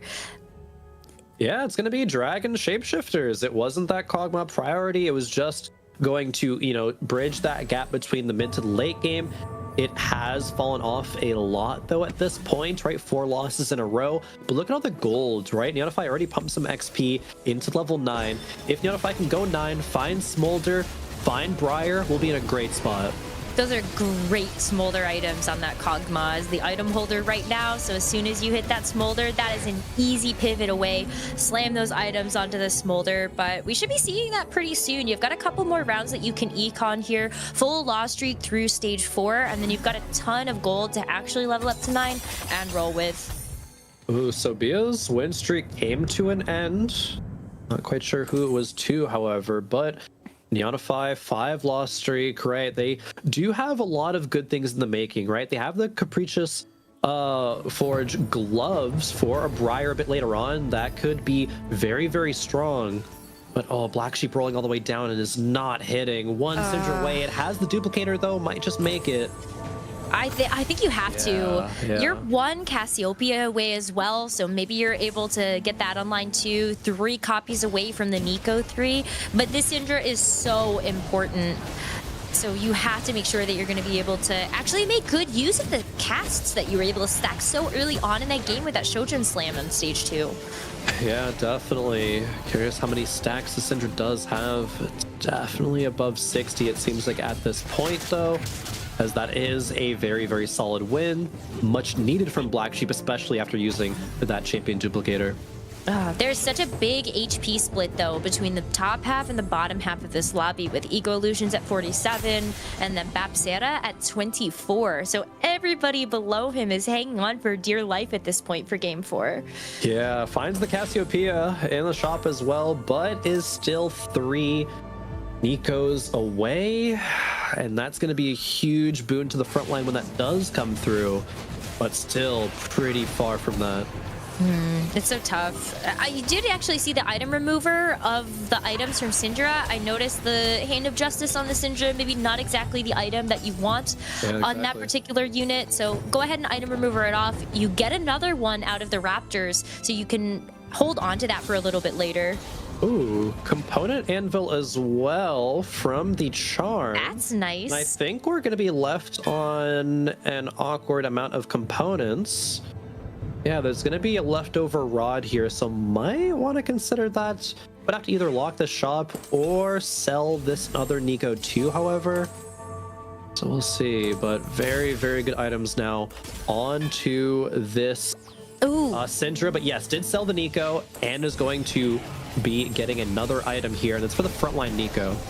Yep, gonna be a Bloodthirster. So that's a lot of healing. Not only do you have the healing coming through from the Bloodthirster damage, but you do also have the... gosh, what is it called again? The Belt and Tier. Oh, Beltier Redemption. Yeah, there you go. I was like, Absolution? I can't remember. That's the Radiant version, I think. Yeah. So you know that one. Thank you. That was the one I was remembering. But, you know, another loss there for Black Sheep. It's not looking great. Yeah, Black Sheep taking a tragic loss there. Just going up against such powerful boards, it might just be one more round left to go before Black Sheep falls. The Cassiopeia doesn't really have fantastic items to be a supplementary carry as well, and they're getting word that Syndra actually just reached above 60 Cass at 63, so not quite as enough scaling to get her to that powerful enough point right now, and going to be on the wrong side as well into the Seraphine. Yeah, that Seraphine's going to be casting right into that Syndra. Oh, actually dodges. Whoa, that dodges a couple of times. Yeah, Seraphine can do that. As a mage enjoyer myself, she certainly has the option to miss, but I don't know if that's going to be enough of a saving grace here for this composition if the Seraphine can get a couple more casts up. That Swain is doing a lot of work in the front. Okay, surviving. But Bapsera actually ends up falling in 8th. Wow. That is wild. The Ahri was online so early, it felt like, but kind of the rest of the composition, what you had the Seraphine look a little bit awkward. You had the Taric 1 in the front as well, and it's just, maybe just not quite enough stabilization with those 4 Bastion units. Yeah, Bapsera taking the first bottom 4 of the day. Meanwhile, Bio here as well with these mages, right, opting to not go for that Vigar 3, but instead save up gold to push to level 9. I think that's what you have to do, though. If you want to try it, you have your 2 rerolls. You've got the Soraka, you've got the Seraphine. You're really looking at this point, I think, to cap out at 7 mages. So you want to make sure that you can get to level 9, get the Nora, find the Nami as well to really plug that in. Yeah, definitely. Nami is huge, especially when you get a Nami 2 with some items on. Not only does she give all that CC, but she does a ton of damage as well. Oh, that Wukong is just disgusting. Yeah. We finally got some items on the Wukong, and now we see why the comp is so powerful. Oh my gosh. It's just impossible to take it down, it feels like sometimes, especially if you can really get the spinning to start winning for you. Big pickup though, maybe for Neonify, being able to get those gloves, just massive value out of what these completed items are going to give you. Yeah, Neonify, it looks like it's hit Smolder too, so was able to get that level 9 online, was able to get a Briar as well with 3 really good items with Hand of Justice, Starax, and Titans. Neonify, however, is at 5 HP, so only one more loss and he's going to be out. Very, very intense right now.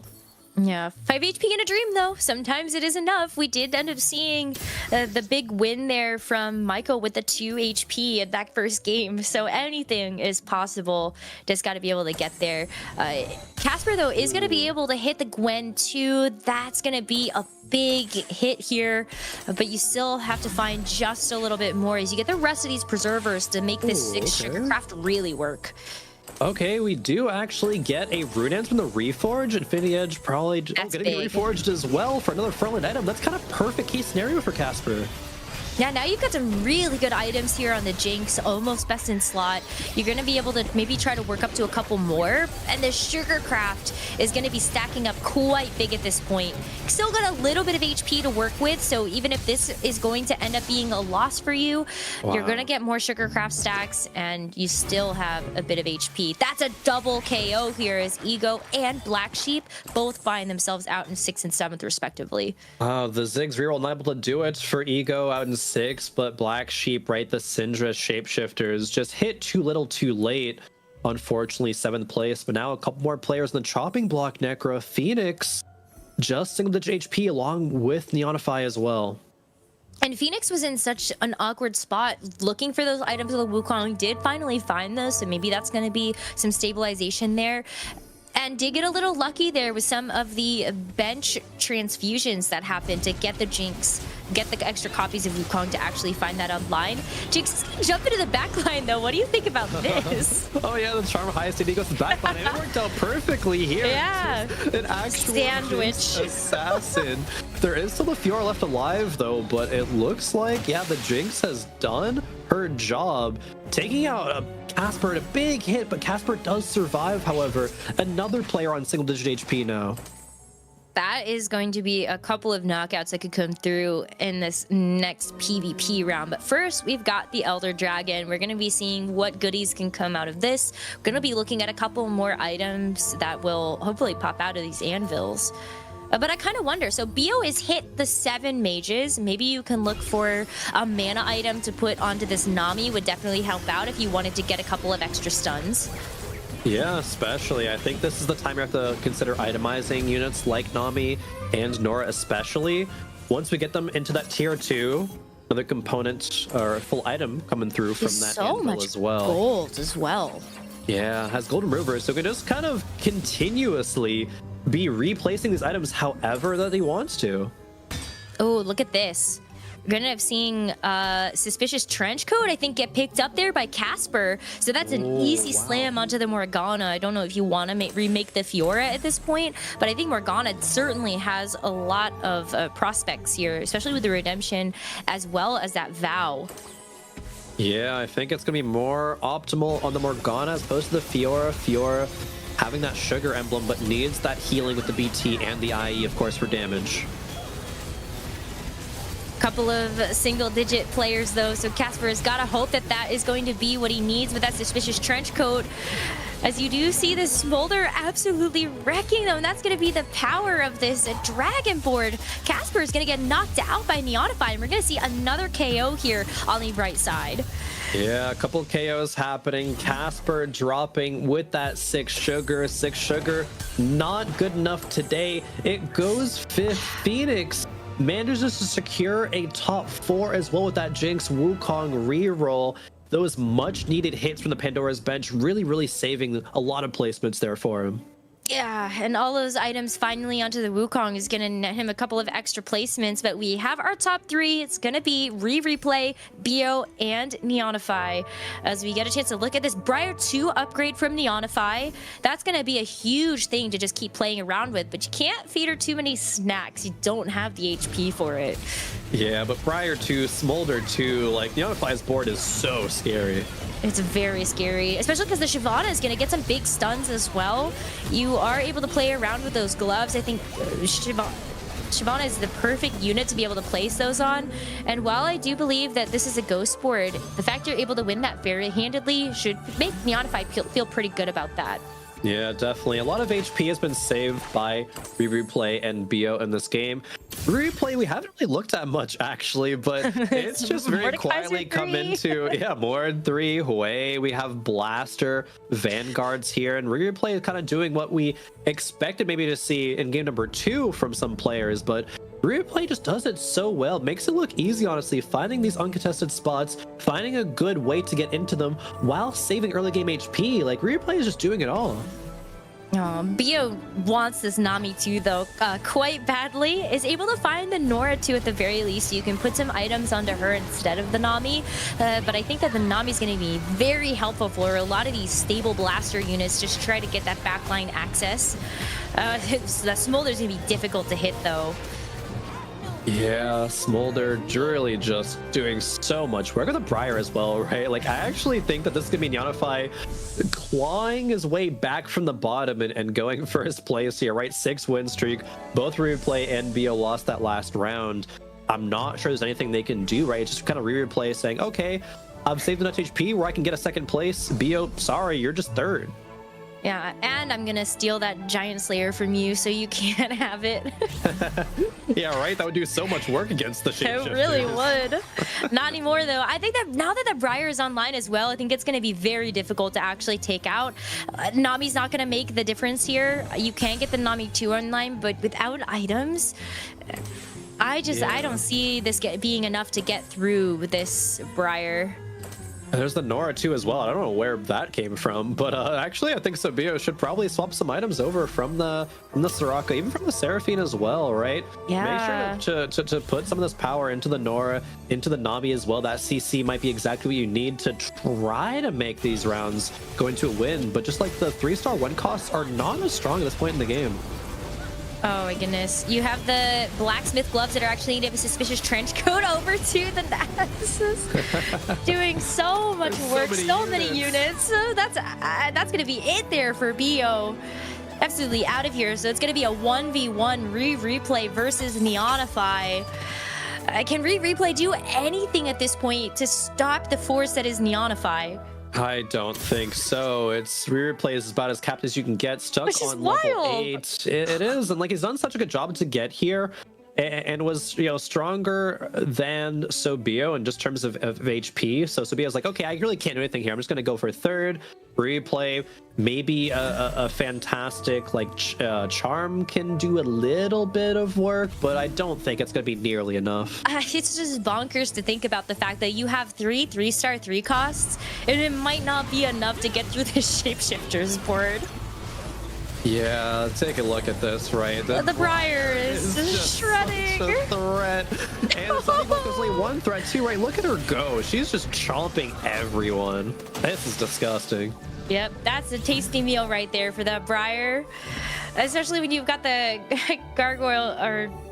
Yeah, I don't know. It's just too much. It's so much. We get a little bit of moment of reprieve for Replay and Neonify, but these feels like it's stalling the inevitable. Yeah, it really is. These are two fantastic players, and I want to continue to sing praises of Neonify as well, right? It's kind of embodying these not so usual suspects coming into this set and going toe-to-toe with some NA greats like Replay is very, very impressive. It is. And as you were calling out before, this is the best performance that Neonify has had to date. Looking at TAC Cup 3, getting that 6th place, and still being able to hold his own coming into this tournament has been absolutely fantastic. Free Replay, on the other hand, this is a TAC Crown winner. He has already won it. He was the first one to do it for North America. He is hoping to be able to bring the crown home again after Dish Soap found that success last set. So let's see if he can maintain this position heading into this next game. Yeah, if he can get first this game for Neonify, it'll be a much needed one, right? He started the day off with a 5th and an 8th, so definitely bring it back very, very solidly. Still a much needed, at least 2nd for Replay here, but this could be the final fight of the game here, Nekkra. Yeah, and there isn't going to be that Varus 2 upgrade that Replay was hoping for. You have to deal with this the ship, it's just not enough. You can't get the Briar down, and that's it. Just waiting for the inevitable to happen. We see Neonify with that incredibly needed first place, being able to get back into the competition for day 1. Yeah, what a crazy game from start to finish, right? We see Zera go into this Ahri Bastion line, and if we think about it, it's like, oh yeah, Ahri Bastion, that's such a strong comp. That's probably going to be into the top 4, maybe even winning, but Zera kind of low rolls and goes 8th with it. So it's like, wait a minute, this whole lobby already from the get-go is really just put on its head. And the fact that we saw 6 Sugarcraft actually not be able to get a top 4 again, what is going on? Are we on fraud watch for the Sugarcraft? I think we're going to have to wait in here for the analyst desk to break that down just a little bit more. So we're going to go to a short break and come back to see maybe if Sugarcraft really needs to get a little bit of a buff. Come on.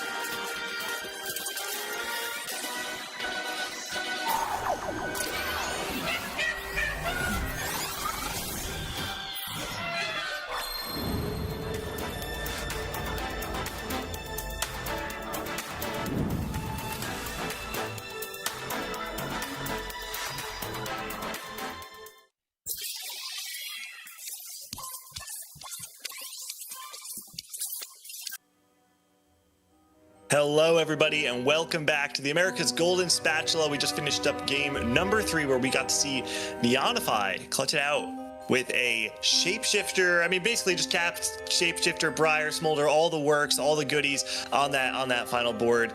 I'm here at the analyst desk. We got Jupeson and Dobz to break down that game for you. There's a couple of different things I do want to talk about from that game, though. The first thing that stands out to me, I feel like we should start at the top, right? Neonify ending the game with that extremely strong shapeshifter board. Dobz, one of the things about shapeshifters is that it's an expensive comp to play, and I feel like one of the most important parts when playing it is being able to recognize when you're able to play for something like that, because if you don't actually hit everything, you're just kind of left with this like weak level 8 bruiser board, right?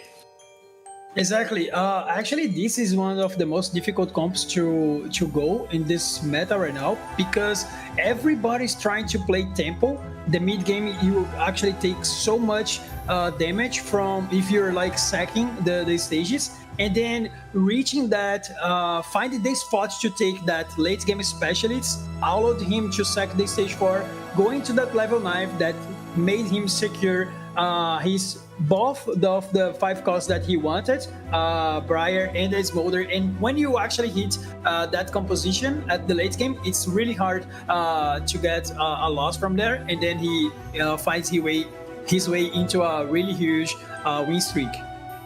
Yeah, we're seeing here once again the comp, and yeah, it's amazing. As you were saying, this is an element that enables you to go and exactly achieve the game plan. And also with Neonify, we can talk about Replay, who also got Triforce in the early game gangly, and this allowed him to maybe, okay, I'll try to go for Wei, Ezreal, and more the carry, and try to go for that Vanguard blaster line that is not usual. Normally, we don't see this here. And Sobayo also going for the golden for the ticket and the possibility of doing that reroll of the mages. So, as you were saying, Gangly, very ideal decisions in the early game, going exactly for what they're going for, and the game plan achieved perfectly for the 3 of them. We've talked about it on the day a lot, how so much of the skill expression in this meta comes down to your ability to recognize the line that's optimal on 2-1. And we saw how sometimes things can get really messy, like we saw in game 2, where multiple people are contesting each other and it makes the game hard to play. This time around, there wasn't too much contesting. We just see the Sugarcraft vertical line alongside Phoenix. But Dobz, I want to talk about Phoenix's game, because we were watching that game play out, and he's sitting at 28 HP with a Wukong 1, a Jinx 1, and nothing upgraded here, and he's kind of banking on this Pandora's bench. But eventually he's able to stabilize, and he ends with a 4th. To me, this felt like a really impressively played game by Phoenix. I mean, when I saw that his spot, I was thinking, okay, he's trying to get some placements in this game, maybe trying to get a 7th or a 6th from this spot that was like so far behind, and then he tries to get an augment that is not usual for the composition that he was playing, that his magic wand, just to finish. Just to finish the Jinx item, to get him like a little bit of he was just trying to get some placements out of his positioning in the game, and then he actually find his way into the top 4. I mean, well played by him. Like, he saved a lot of placements in here. And when you're playing like a tournament like this, you actually, when you save a game that is already kind of lost, you end up being like with a really good momentum. I expect him to be like really happy on what he made out of this game, actually.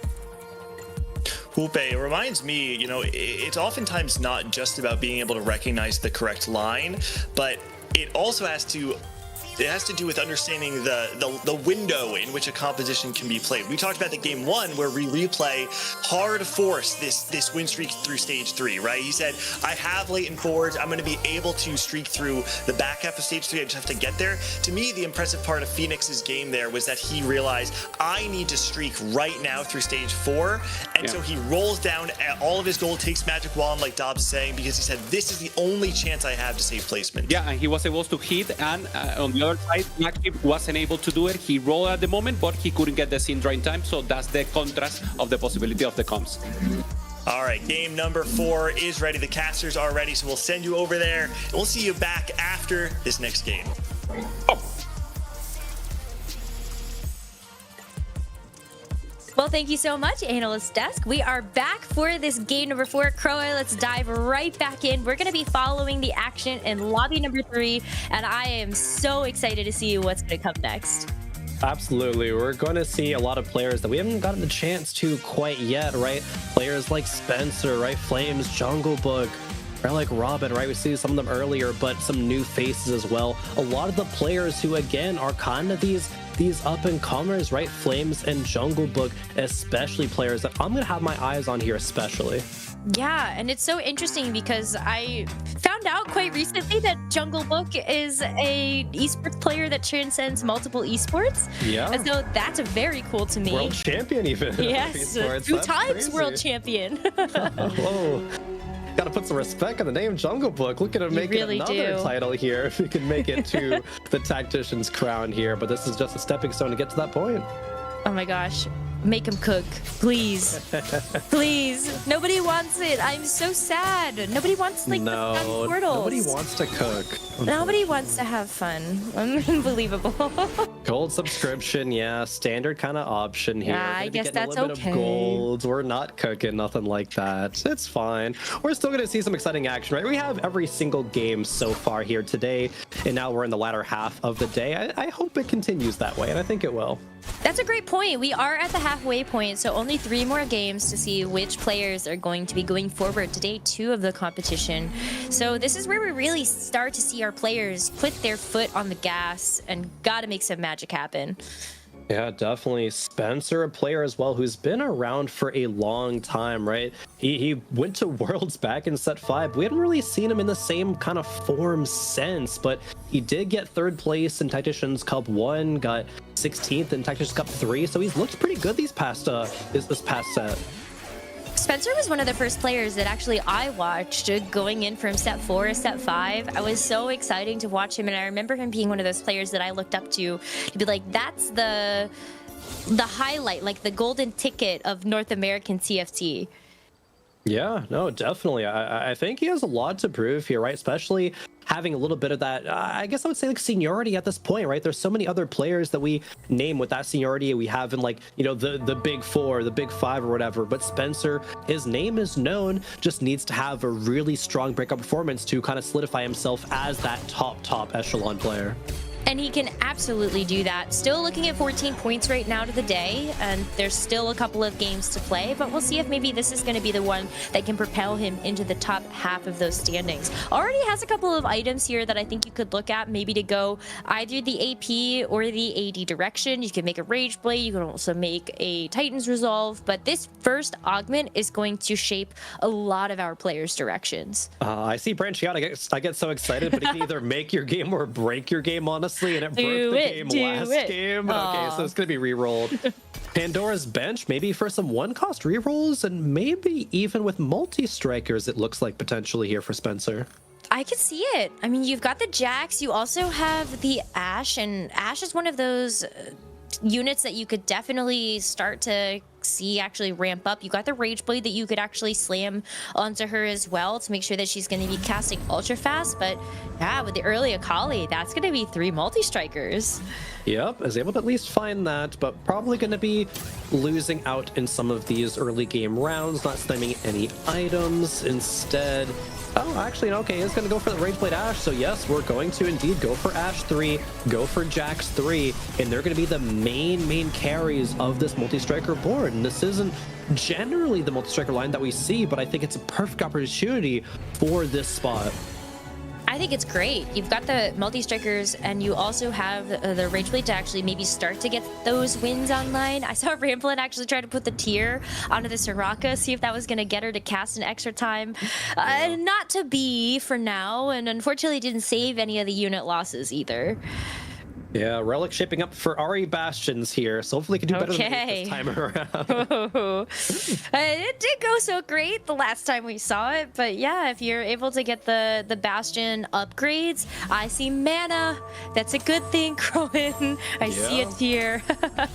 There is a tier, so at least we got that. Yeah, we got the Jewel Gauntlet slammed as well, but Relic, right? one of the best players to come out of LATAM and has qualified for multiple Riot championships, right? Has gone to the League of Legends World Championship before as well. I think is the only player to win a major regional event in multiple Riot titles, I believe, as well. So Relic, a fantastic player.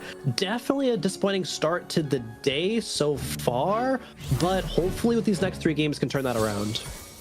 He has so much veterancy. He did win the Latin America Regional Finals in Remixed Rumble. He ended up getting top 8 at the Remixed Rumble Championships.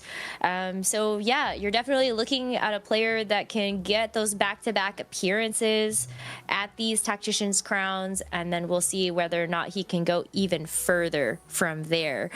So we'll see. But he has a lot of work to do right now, Khroen, in order to actually get there. 100%, but in a good spot this game. 20 golds, right? Has the Bastions, has an Ari, no Zoes, but that's fine. You don't really need her to be upgraded, but it is going to be a little bit better later on into the game with that Ari scaling. Gotta start getting some of these Arcana champs, but if you can maybe get a streak going here through stage 2, you can start to get the gold to work up to level 6, try to tech in the Hecarim or something else, and see where you can go from there. This Swaina with the Bloodthirster is like impossible to take down. That's a very, very tanky Swain in the early game, right? All of that HP from Warmogs as well as scaling with the Shapeshifters is a little bit too much, and I think you don't expect to win streak out when you're Relic in that position either, so not too bad. Okay, first carousel. Get a look at these compositions as they start to develop. We've got Spencer with the multi-strikers. We do see maybe this Shapeshifters Dragon board coming through from Robin Songs has the pumping up, so you're going to be able to stack that attack speed that's going to be so important for that Smolder later on. Bobster took branching out. We see a Sugarcraft emblem. No, Khroen, is it happening again? It's happening again, Nekkra. Fraud watch! I'm gonna throw Dobz on the bus. I blame Dobz for being really excited about Sugarcraft, and now it's just not performing. So, you know, a little bit of caster curse. Dobz had to get a taste of it eventually. 3rd time's the charm. I mean, okay, maybe not. Maybe I want to believe. Maybe I'm a little bit too critical. Like, surely you can't bot 3 times in a row with 6 sugar, right? Like, no, that makes sense. I'm with you. Yeah. Okay, we're selling the Zoe. We're gonna put the Sugarcraft emblem on something else later, but you do have the Soraka, you do have the Bard and the Jinx. It's happening, Khroen. We're gonna get the 6 Sugarcraft again. It is. Okay, I do think this composition definitely can be good. I'm no expert in this line, right? It's not something that you can like force out of your game or something like that. But there are a lot of good opportunities for this composition to work. The amount of scaling that you do get from all of that extra AD, AP, right? The cash outs that you do get should accelerate your composition to get to top 4 comfortably. It just unfortunately has ran into some bad matchmaking earlier on in the first couple of games. To be fair, he didn't choose the Sugarcraft life. The Sugarcraft life chose him with the branching out emblem. So maybe we can give a little bit of credit there. But let's take a look at what Flames is going to be working with. You've got the mages with the Vex, the Galio, and the Seraphine. I love the Vanguard with the Mordekaiser Tekken as well, but Flames' board is weak sauce. That is all 1-cost units, or 1-star units. Flames going for a little bit of a mage direction here, not really from the 1 cost, but we'll see. Hasn't really leveled up yet, so could be re-rolling these here. But Flames is kind of coming to this event as one of the underdogs, right? Has competed only since set 8, didn't really have that many results since then, but this set, he's been doing really, really well. Plays for the big wins. He has one of the highest first place rates among the field. Got 5th place at Tacticians Cup 3 to even qualify to here, and has had a really good day so far as well, as coming off of the last 2 games being 2nd and 1st place. So Flames is definitely impressing here. Flames is on fire.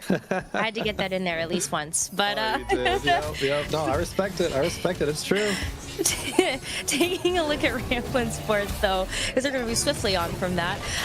We've got some scholars, we got a Bard and Zoe action. We also do have this Poppy in the front, so it has a little bit of witchcraft. So I kind of wonder, where do you go from here, Khroen? You got so much gold coming off of Krugs, so you've got a lot of econ to work with and a ton of items that aren't slammed yet. Yeah, I think Ramblin has to kind of assess where everybody is going to be rerolling this game and what board that he can land on, right? Ramblin needs this game to be decent. He's only at 10 points, definitely sitting in the bottom half of the lobby. Is on stim pack though, so Ramblin's loss streak in the early game is very calculated. Gonna go to 50 HP, get a ton of components, and then look to really power spike. Was holding on to a couple of vanguards and a couple of mages, so maybe you can go in that direction, but we were looking across the board and there are a couple of other players that are trying to go down that mage line and maybe even with that vanguard front line to round it out. But as we look at Spencer's board, you've got a Jax 3, almost close to maybe an Ashe, still re-rolling a couple of one-cost units. Yeah, starting to look kind of strong. Pandora's Bench. Let's see how much work he can do. Imagine if both of those things roll into Ashes next round. That's like a top 4 guaranteed. Oh yeah, you got some great items for the Ashe as well with the Runins, the Rage Blade. This is basically going to be best in slot here for the Ashe, and that'll net you a ton of extra HP for when you're starting to roll for the multi-striker 7, which is really where you're gonna cap out that board.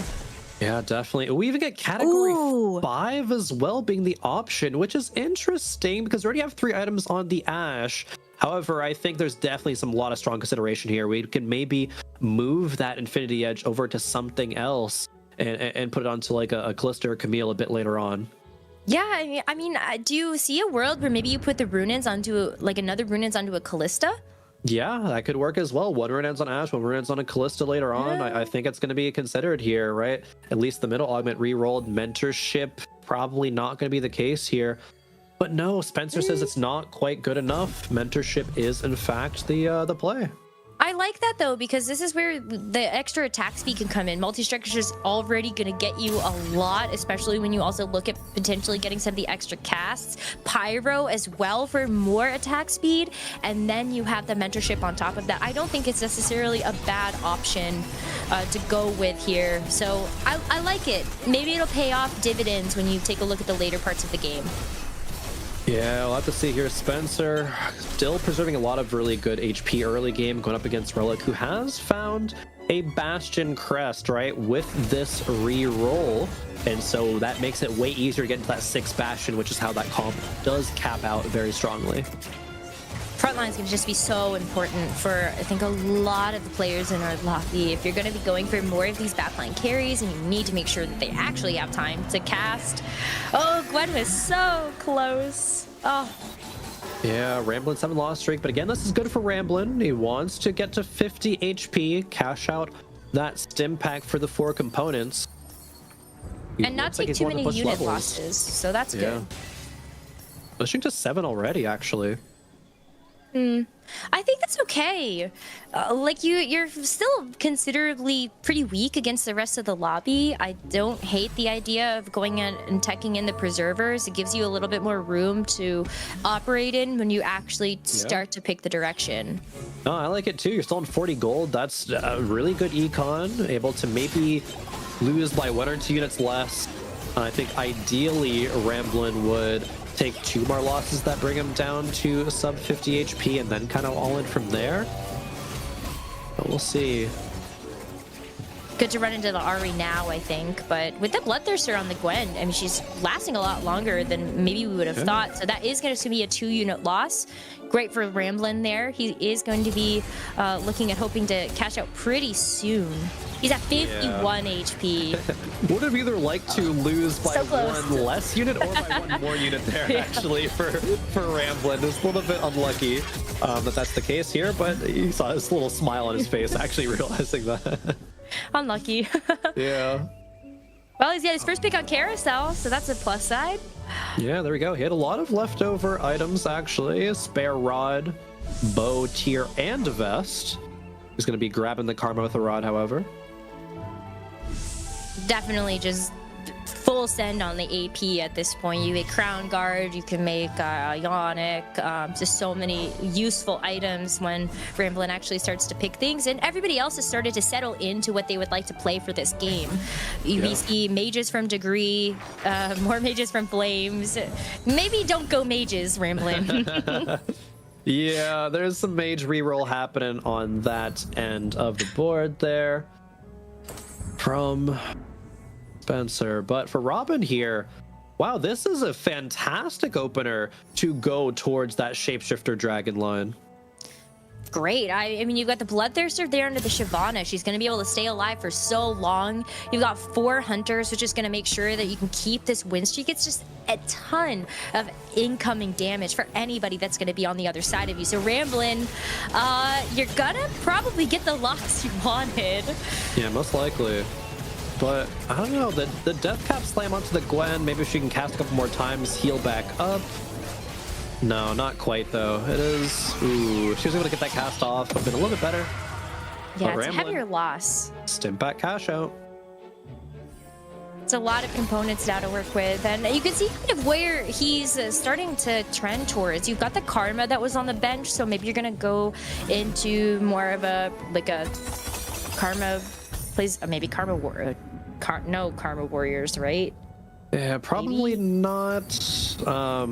With as a Death Cap and a Bloodthirster on that Gwen, right? It does depend on what other components he has. Yes, He he might be could. like I mean, Ramblin showed this earlier, right? He's played probably the most like quote unquote flex TFT that actually exists anymore in this era. And oh, Robin Song's actually, I didn't even notice he has a golden quest. He's gonna be just saving money trying to cash that out, and he's still win streaking. That is wild. You're just getting so much money. You've got 93 gold right now. You've got your 9 win streak heading into Wolves. So there is going to be a huge power spike when it comes to this lobby heading into stage 4 when you look at both Robin Songs and Ramblin committing to their line. Wow, and is still winning a 10 win streak. Oh for my Robin. God. About to be 100 plus gold and has golden quest. Imagine golden He's quest gives him a rich. smolder as well. Oh, that would, or a briar. Wait, like either one of them would be so strong. Oh my gosh. Yeah. Wow. Let's find out. This is crazy. This is the most high roll spot I think you could ever have. Does he in deserve it TFT right after now. the Sugarcraft? We're gonna say yes. Yeah. I would say so. I think the little low roll Sugarcraft Yeah. This is the balance out. Yeah. Balance in all things. 3 Katarinas from that orb. Unlucky Wow. -1 gold. So unoptimal. But it's okay. Truly. The golden quest was nerfed a bit ago, right? You need 175 gold nowadays. And oh, look at all this gold. He's gonna get that in just a 140. few rounds. And he's still at 100 HP. Like, Nekkra, this is insane. This is insane. If Robin Songs does not go top 4 with this, that is fraudulent. Yeah, there's actually no way. Like, I would bet everything. My house, my car, I'm probably going top 4 here. Your firstborn's name. Yeah. Oh my their goodness. TFT is a gotcha game. It's a gambling game. Huh? It is a gotcha game, I'm telling you. Every single time you re-roll, you're opening a new pack of champions so that you can actually get your units online. Relic's very close to getting this RE3, just 2 copies away, and already has the Lilia 3, the Poppy 3, holding a couple extra copies of the Nunu, and you also have that Hecarim and the Shen for the extra Bastion frontline. Yeah, Moonstone Renewer as well. Really good with that front line being as tanky as it is. Such a good spot for that Bastionary line. Very good. All right, final augment. We've got the Prismatics, Khroen. Let's go.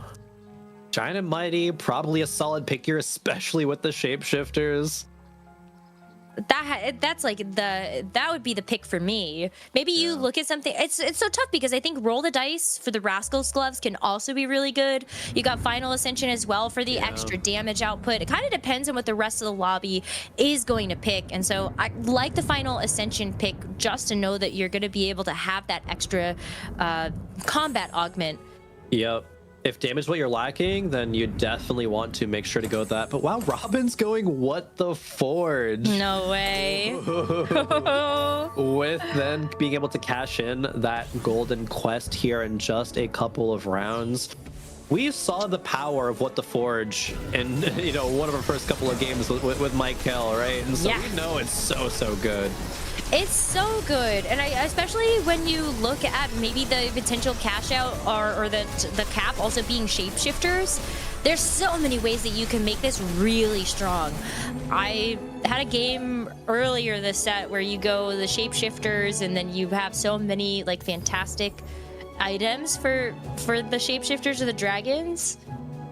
I don't know. It's possible. You can also just go warriors again too. That's also fine. Yeah. There's the Call to Chaos giving 3 Hull Crushers to Spencer. Oh my god. And they're on the Cassidon. We've seen a couple of low rolls, I think, when it comes to that Call to Chaos. Pretty bad. 175. We've reached the point. It's Seraph. Wow. Okay.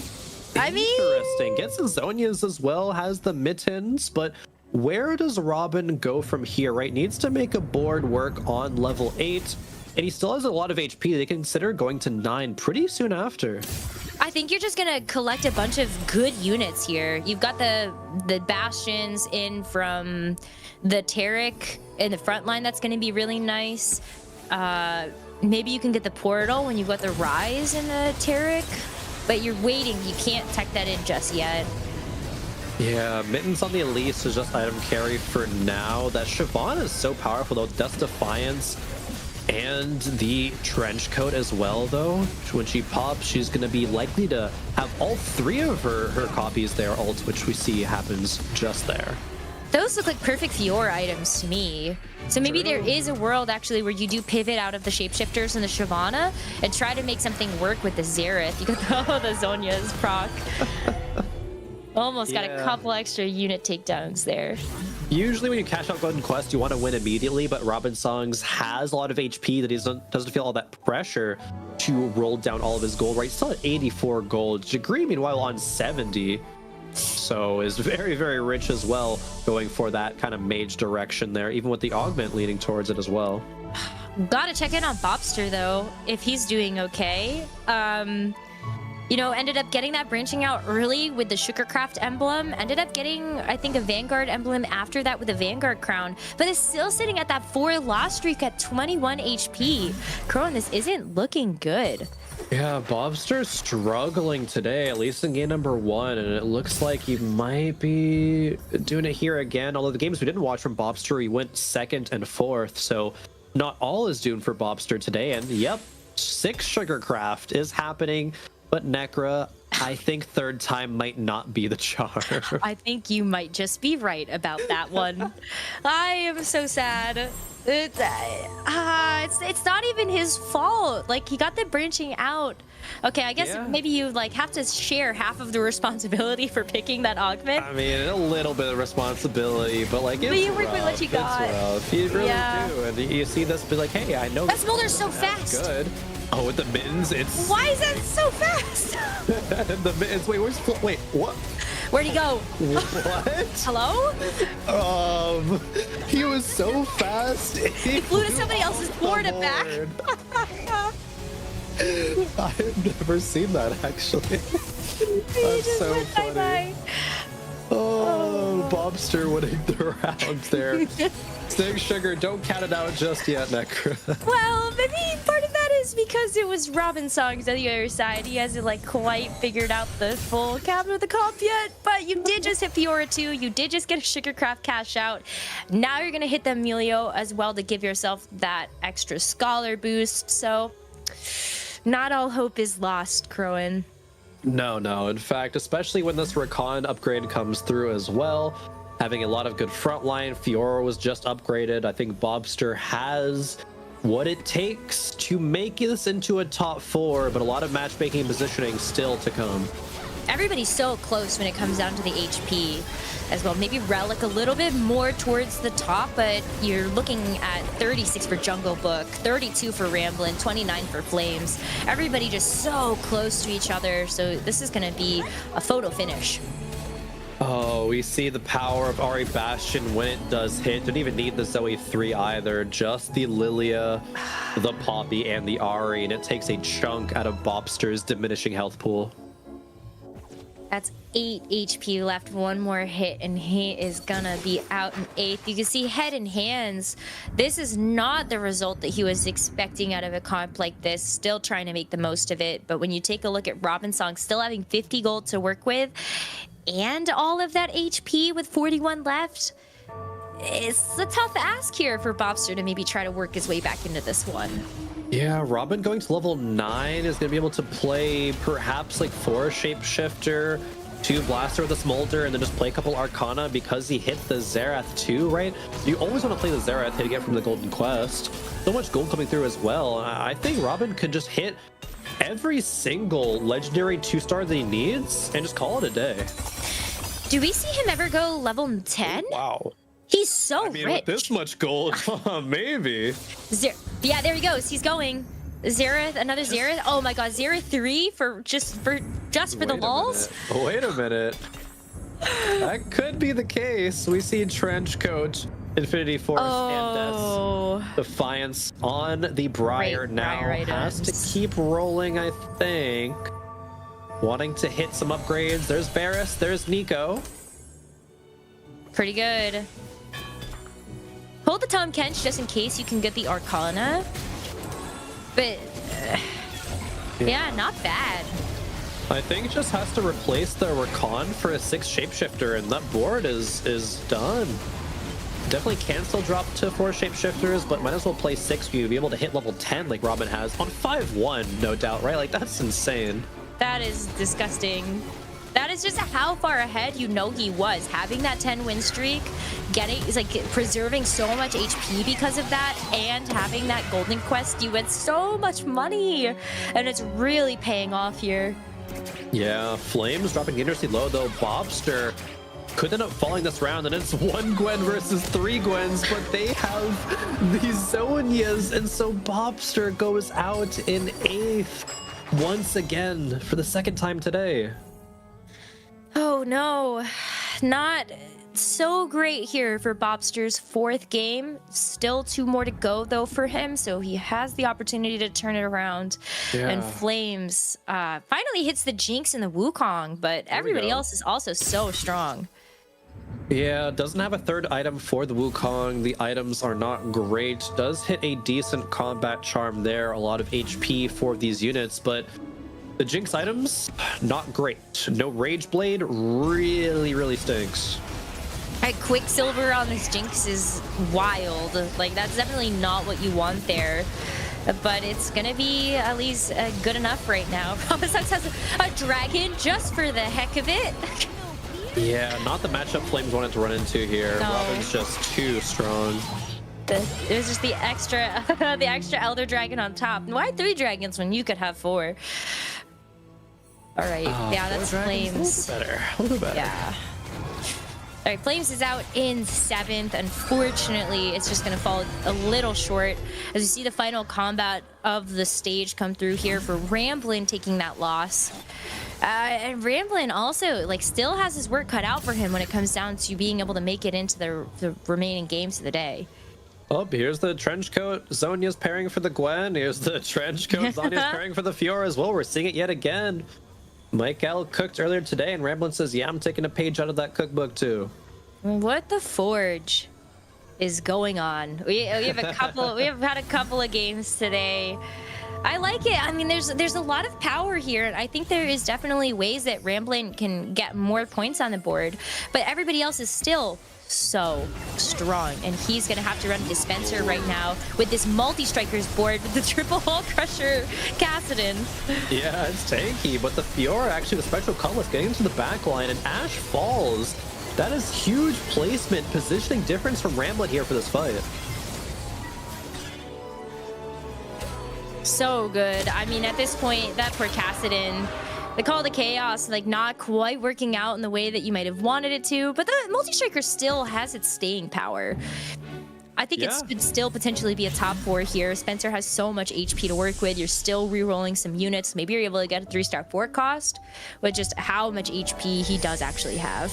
Yeah, definitely. Always have the Panera's bench to work with. He's very, very healthy. Has done a really good job recognizing that this is the spot to play that one-cost reroll multis, and is doing it phenomenally. Still has 60 gold even in the bank. So much. So 60 gold. Degree actually has a lot as well, 62. So why? Like, there's so many different ways that both of them can actually cap out their boards. Let's take a look at Degree's board. You've got a lot of Sugarcraft stacks. You've got the Blitz 3, the Soraka 3, the Seraphine 3. Very close to getting the Galio and a lot of just other units online. Do you try to go maybe 7 Mage here? 4 Vanguard's so strong, finds though. the Nora. Yep, That's that was big. what Degree was looking for. Vex is on the bench, but no, actually is just going for more Vanguards. I was thinking we can drop the I guess Rumble and the Tom Kench and play Vex plus Nora, but thinking that with that Blitzcrank 3 for Vanguard is just better. I think it could be. Like, that's kind of one of the things that I've always loved about the Mage line is you have so many different options that you can go for depending on what you hit. And that front line is gonna be paying off here. That Blitzcrank 3 is soaking up so much damage, especially with knowing how many melee units there really are across the board. But it's not gonna be quite enough versus this Gwen, but you can still see the vision for some of the other boards that Degree could run into. I actually loved that Degree position like he did there. Protected the backline against Spectral Cutlasses. It just unfortunately wasn't enough, but that's a great idea there and definitely saved some HP. So everyone's so close, though. Degree, Relic, Jungle Book, all on 1 life left with 1 HP in between all of them. Relic with 8 Bastion for the round because they have that temporary emblem from that charm. So this is really, really powerful here and might just net Relic a couple of placements. Let's see, though, because you're running into Ramblin', and this is going to be with all of those What the Forge items. You've got the Karma on the back with the Deathfire Grasp and the Fish Bones. It's going to make maybe targeting a little bit more wild, but this Gwen is just such a menace with all of those items. Yeah, so many items here coming through. We see all the trench coats pop on the side of Relic. Was 8 Bastion enough? That's the question. Right, Jungle Book fell down on the left-hand side, but it looks like, yes, 8 Bastion did save Relic here. Ramblin' takes a big hit, does survive, though, with single-digit HP. But Jungle Book playing Dragon Shapeshifters, having Smolder 2, going out in bot 4, that feels so devastating. It feels awful, but you were contested by Robin songs. There are so many compositions in this lobby that just have incredible items. And I do think that that is something that maybe the Shapeshifters comp can struggle from. Yes, Smolder had great items. You had that combat augment in the final ascension, but you were looking at a Briar 1. You had maybe like not enough frontline either. It feels bad to be stuck with that Jace. Yeah, a little bit. Relic, let's see what combat charm is picked up here, right? Charms, I think he picked the Mana Reeve there. But charms are a big part of this late game, right? In terms of how effective they're going to be. A Mana Reeve for the whole team is very strong. It's going to be great. And that is going to be the difference maker between a lot of these fights when everybody is going to be looking at having those fully capped out boards. Relic, too, I think really needs to make sure that he's going to be able to make it into this next combat. This top 4 is going to be so important for him. But that is Degree, Relic, and Ramblin' all on 1 life right now. Yeah, Ramblin' was going up against Robin's Ghost, so he might fall. But meanwhile, Relic going up against Spencer here. That's a very scary matchup as well. These multi-strikers are just dealing so much damage in the backline. The Ashe barely taken out, but Ryze can't do it. Relic falls. Where's Degree going to fall? They both got knocked out here. And so this is going to be a big separation. You're either going to be in 5th or 4th. Ramblin' as well. Wow. That's going to be Relic actually getting a 3rd. That's huge. Insane to hang on. 3 eliminations. Ramblin' just barely going out in the top bot 4 there. And then Relic making 3rd. We have a 1v1 situation, Nekkra, between these 2 insane boards here. Spencer's board is so fast. I think the mentorship really paying off dividends here. You have so much attack speed based on the placement of these units, and you're gonna be getting so much benefit from every single one, versus the fact that Robin Songs has had so much gold to work with. He is going to still, he has this zoomified smolder. So fast. This is looking like it's probably going to beat Spencer here, right? This is just an insane board. Level 10. Golden Quest with 10 streaking in the first, part of the game is pretty much unheard of for Robin Songs here. This is just a little bit of a victory lap here. I'm not sure there's anything that Spencer can do besides just be like, you know what? I had a good second this game. I don't think so. I think maybe if you were gonna look at something, maybe you get like a Callista, like 3 online, but you don't have enough gold to do that, and the placement isn't going to help you. There just isn't enough time for these Rageblade stacks to go for this Ashe, or even just get any other ramp from the rest of the team. So Robin Songs, this is gonna do it here. I even have this Chrono emblem for some reason on the Shyvana. So yeah. This should Even do if it. Spencer hit Camille 2, it would not have been enough. But just take a moment and just appreciate this board from Robin here. He's doing the walk. Look at him. In classic Robin fashion. Doing the walk all over the competition here as he is just moments away from securing this first place. What an absolute masterclass here from Robin, Nekkra. What a great way to turn around the mental as well after getting up bottom 4 with that 6 Sugarcraft. Robin Songs, the man that can sometimes do it all. That first place is going to really help out there by that 11-point total. I love to see Robin having fun with the game too, right? He's a player who's been around since the beginning, and he is the pinnacle of consistency in the Americas. And of course, he had a rough start to start the day here with a 6th and then an 8th, but past 2 games, 2nd, 1st, he's back into form. You can't count Robin out ever. I will forever remember the infamous 1-1-1 lag 1 at the NA regional finals, and that is the Robin Songs we all know and love. Khroen, that was a great game. We're gonna go ahead and take it to a short break, and when we come back, we're gonna have the analyst desk break all of that action down.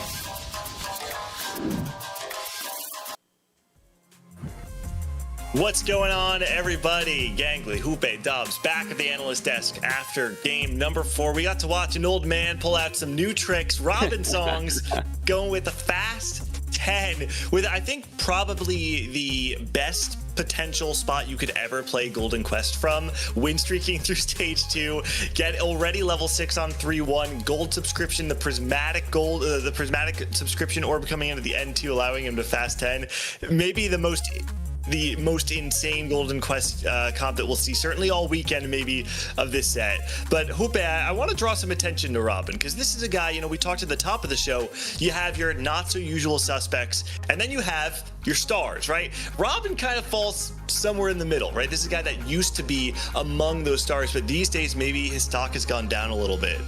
Yeah, he has the possibility of being one of the best. He has said it on his stream that his actual prioritized right now is to be as big as a streamer as he can. But obviously, he has talent. He has his own webpage. He's actually enjoying a lot, analyzing the meta, going deep into all this path. And he, as you said, he analyzed, he had the fortune augment, so he got a girl. Dobz, you were saying that maybe Theras was not the greatest for this comp, and it didn't make sense, but it was a Theras 2 with great items. So in the end, it makes sense for the final composition of the Dragon and Shapeshifters.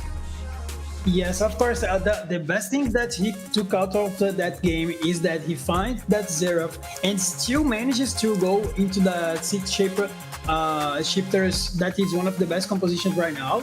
And that prismatic orb allowing him to go into that fast 10 made him to find that Briar 2 and actually secure the win with such a good augments that he chose. A pretty good game from him, I would say. Something that stands out to me when I look at these standings is that if you just look at the raw power of each board, I think a lot of people would be surprised, Jupe, to see Spencer's board in second, right? You have Jungle Book with his crazy level 9 board, Ramblin' with the What the Forge plus Stimpack. Why is Spencer in second place here? I mean, so amazing that he got the Ashe early, he got also the Jax, and finally also this tanky Kassadin that work out in the end, because that's what Kassadin needs, no? He wants to cast a lot of times, he needs defense in a sense, normally like the recast, so in the end, we see it here.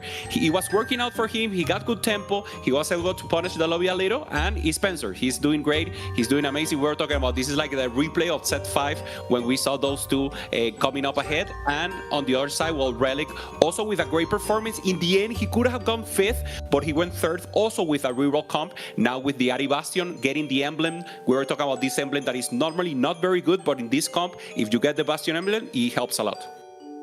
I think we have to call out, Dobz, we had Bobster do a little replay of game 1 as well with the branching out into Sugarcraft, and the 3rd time we've seen it on broadcast and the 3rd time we've seen it bot 4. Yeah, I mean, when I just saw that Bobster got into that branching out, first thing that I realized is that it was the 3rd game that we are actually seeing this augment, and then into that 3rd Sugarcraft emblem, and all of the players that managed to get this augment going into that bot 4. I mean, I guess Mortdog is just doing something in here. I mean, Three games into that reaching out, into Sugar not working on until here. So let's see if Sugar will shine into in later on. I think it's important to note that in the last couple of games, we've seen lobbies with a lot of resources, right? We saw the trainer golems where people are going super high verticals. We had gold subscription. That's right, where you got the prismatic orb. And Jupe, I feel like it's almost like you're playing a different game, right? I feel like there are some players that are good at playing with narrow margins, with a little bit of econ, but once you have a large influx of gold, it kind of feels like the game changes. Yeah, maybe you go more deep into the meta, because obviously reroll would be a great possibility because you have high resources and can get there earlier. And then again, the fast 9 with the smaller, with the Dragon Shapeshifter is amazing. But normally what should work here with additional gold at least should be the fast 8. But these comps are not performing right now unless you have a specific augment. So Kalista we're not seeing Preserver Warrior, for example, unless you have the What the Forge. So actually these comps that will be more enabled with the additional units also require the augment. So that's why we're seeing so much reroll and then that fast 9 possibility. All right, now we do have the standings ready. It's time to take stock of where everybody is sitting. Keep in mind, we do have an 8-player cutoff coming out of today. We can see the bottom half of these standings: Casper, Me First or Eighth, Ramblin, Prestivan, Bobster, Wajan Iverson, and Relic rounding out that bottom 8. Yep. I think a lot of very surprising names, Dobz, to see here. These are the players that are very much at risk if they don't shape up in the last few games. I mean, there is a thing in here that we might be missing. That is Bobster and Wajan both have that bottom 8, and they are actually fighting each other for that secure that NA spot directly towards.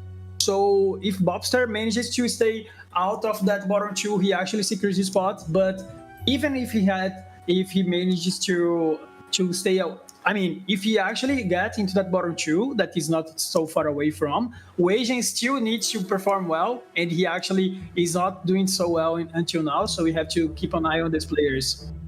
Yeah, important.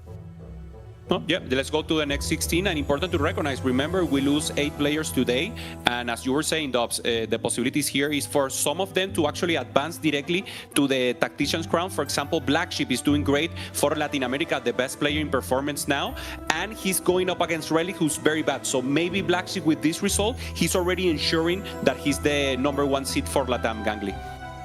The thing that stands out when I look at this top 8 is the almost seamless break down the middle of this well-known player and the dark horses, right? For every one of your Milks and Spencers and Ego Illusions, there are the players like Dank Memes and Tex. Though he's well known, I think many players, people would consider him unfavored against this caliber of competition. So CMB9, another player who has, of course, experience in the Brazilian scene, but kind of lives maybe in the shadows of Ego Illusions and Bobzera. It's pretty exciting, Dobz, to see some of the players who have the opportunity to break out actually take hold of that and take advantage of the first 4 games. Yes, I mean, I'm pretty happy to see a lot of Brazilians at the top 16, especially Tex, who is like not a single bot for yet, and he actually is on the really good. I mean, this meta he thinks is really good for him, as he thinks he's a reroll player more than a forecast player, and the meta is actually really good for him right now. That because there are so many lines that you can actually play as a reroll line, and then I think that's why he's doing so well, recognizing his spots on the early game, and then that's why he's like pretty consistent until here with non-bots for yet. On that line of reroll being his key to success, it actually makes sense with the shape of players like Milk and Spencer as well, right? 2 players who are kind of known for their strength. Hupe, one of the things I love about TFT is that you don't always know what you're getting tested for. Some players are better at the forecast, some players are better at reroll, and depending on where you fall, sometimes you may be a worse player overall, but if the tournament fits your strengths, you can find yourself going really far. Yeah, we're only 2 games ahead from this for day 1, and remember, the points will accumulate for day 2. We're ready for the break, guys. So how about we do a 3 of a kind Buamo in 3, 2, 1. Let's go to a break. Wow! Buamo! Okay, Buamo!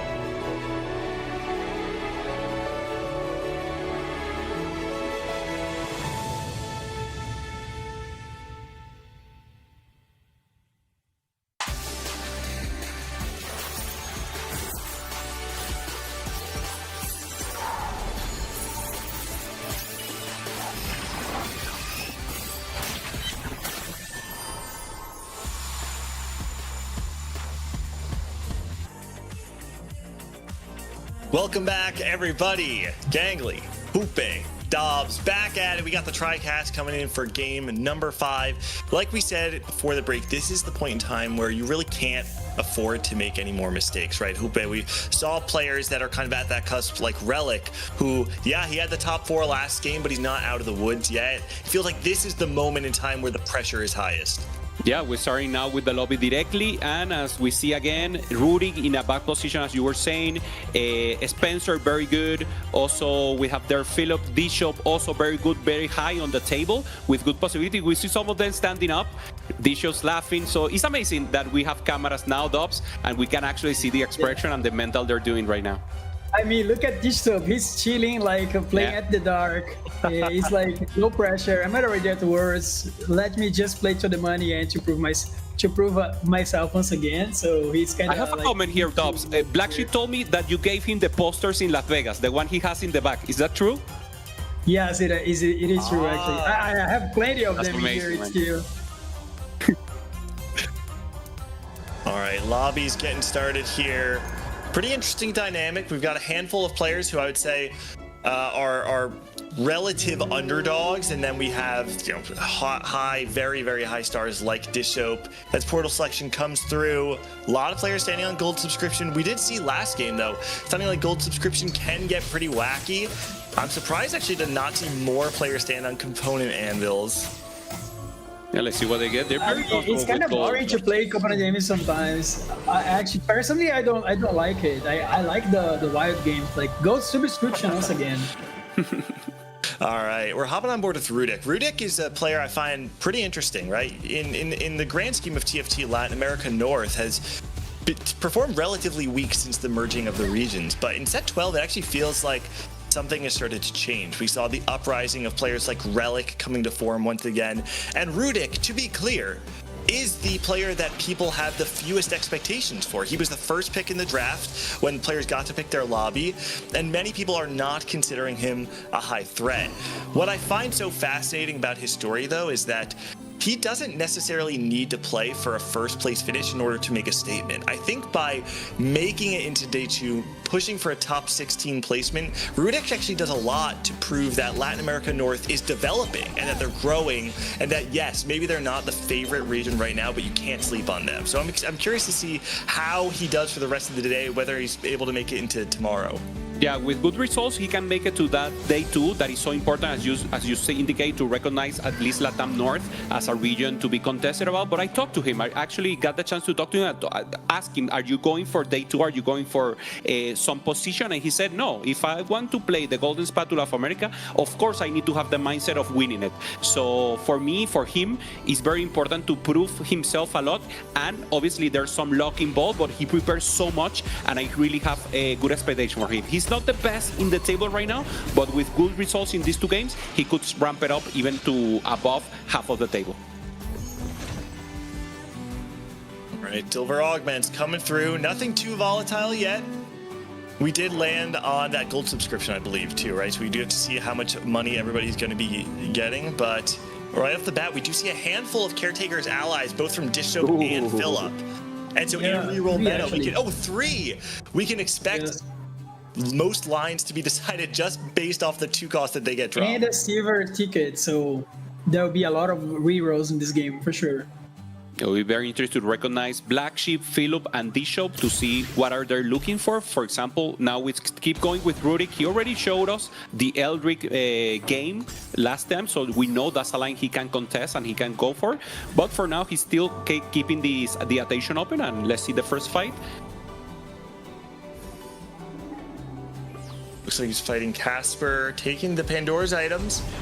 Not sure if he's fully committed to a mage line, but if no one else has anything and the line is open, this is a composition that we've seen prioritized by players, so it wouldn't surprise me at all to see this just being a hard commit to mages even here at 2-1. Exactly. I would expect players to be like looking into the players that has the Caretaker's ally, because that can change a lot. I mean, if you have like a open line to mages or to something else, that and someone has a Galio or something, you can expect the player to play either mages or vanguards, and then you have to keep an eye on that. because it's hard to contest a player that is actually playing with Kartik as ally, as they will have like such a good opener, and it's going to play the 3 stars very easily. Yeah, we saw Black Sheep already with some 1-star units, and now we see Bishop that probably he has, he went a level up and he has the Ari, so it's perfect for him. He will play around this Ari, maybe go for the Bastion that we already know this is a comp that is so amazing. So Black Sheep, I didn't saw an angle for him for the Caretaker Ares, and still we need to see Philip to see what will be the angle and maybe what will be the reroll that he will be facing up against. Ripple on the other side taking spoils of war, maybe thinking, listen, there's a lot of players trying to opt into reroll. Maybe I can take advantage of some weaker early games, but goes up against this Soap, who's level 5 on 2-2 with a 2-star Ari. You're not getting any spoils of war this fight. Okay, once again. Yes, actually, Spoils of War is also a good augment to play reroll lines, as you can like spike hard into the mid game, and then earning that extra gold allows you to spend that gold rolling to make a strong board, and then sometimes when you get those rewards, the rewards actually gives you some. Sometimes give you some duplicators as well. So yeah. I like that angle. How do you guys feel about the Cassidin coming in from Philip versus the Ari from Dishsoap? The thing that concerns me about the Ari is that because you're going to be playing it while leveling to get the caretakers, you're not going to be able to 3-star your 1 costs. I actually am not super familiar with what other lines you're playing Ari from, apart from the Bastion line. And how much does that Bastion line rely on getting the 3-star power from the Arcana? Yeah, I think very much. Dobz, you can get into this also, but it's exactly as you say. Normally you want to stay low levels to get the ramp up.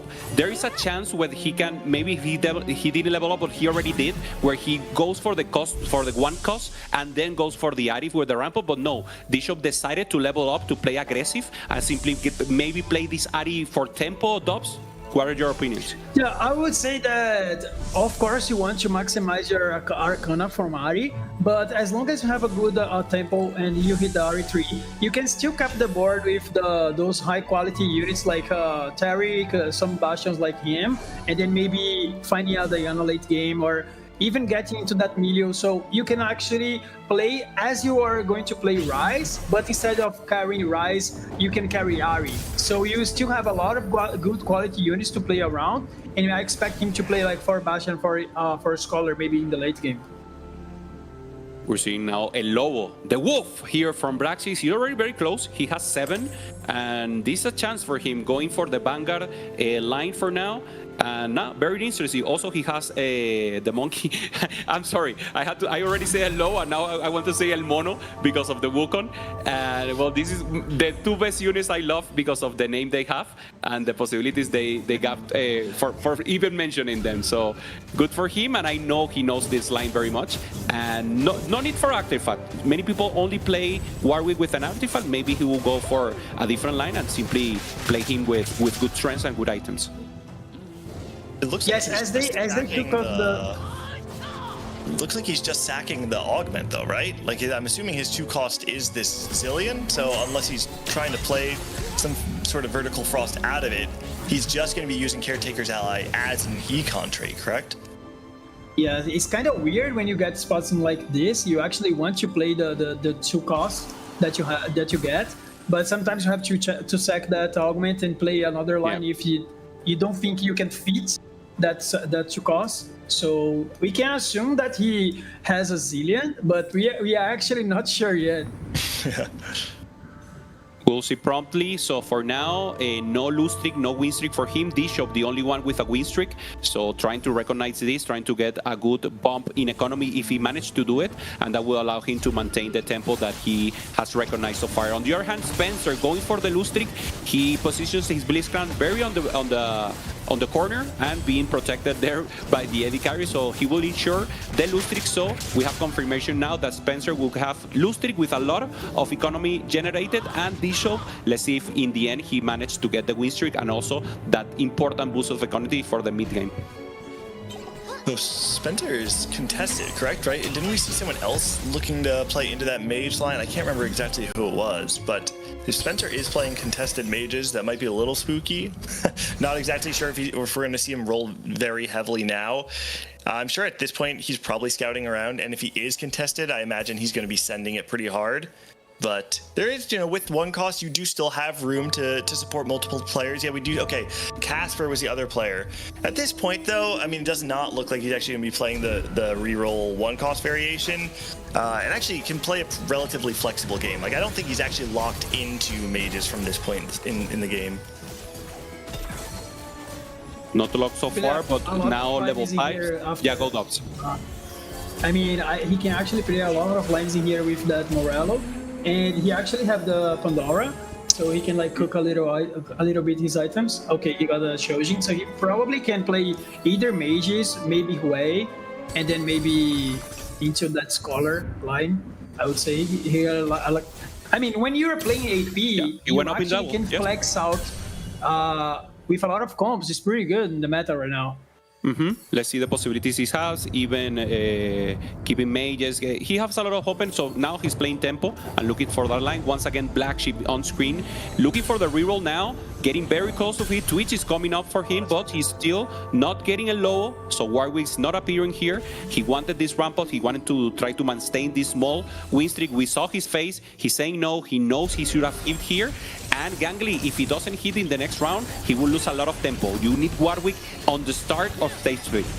Yeah, man, if you are Black Sheep right now, you roll down to 16. Looks like he had been one off of the Warwick to begin with and just completely whiffs. And to top it all off, he's up against Casper, who had leveled to 6, has an extremely powerful board. He snaps the win streak too, right? That's the most important loss here, I think, is that without that win streak, it's going to be a lot harder to get his econ back up. Yeah, exactly. Also, not even just losing the streak. When you're playing Warwick, you want to kill as many units as you can for like stacking his passive. So when you lose a fight like that, you miss not just the streak, but also some stacks that will help you get another good round and much more stacks later on. So it's kind of snowballs a lot. Okay, Spellcaster here for Neonify. This will allow him to go for additional lines that normally are not open. We see this helmet being played with Preservers, Karma Warriors, so maybe that's a possibility for him. And a little on the rest, what the Forge there for Philip. So, another element there, and Pandora's box for Ripple, the special one, the prismatic one, so additional items for him. And now we're once again with Bishop. He's in the dark, so he's like enjoying himself. All lights up and full lights and concentration on the screen.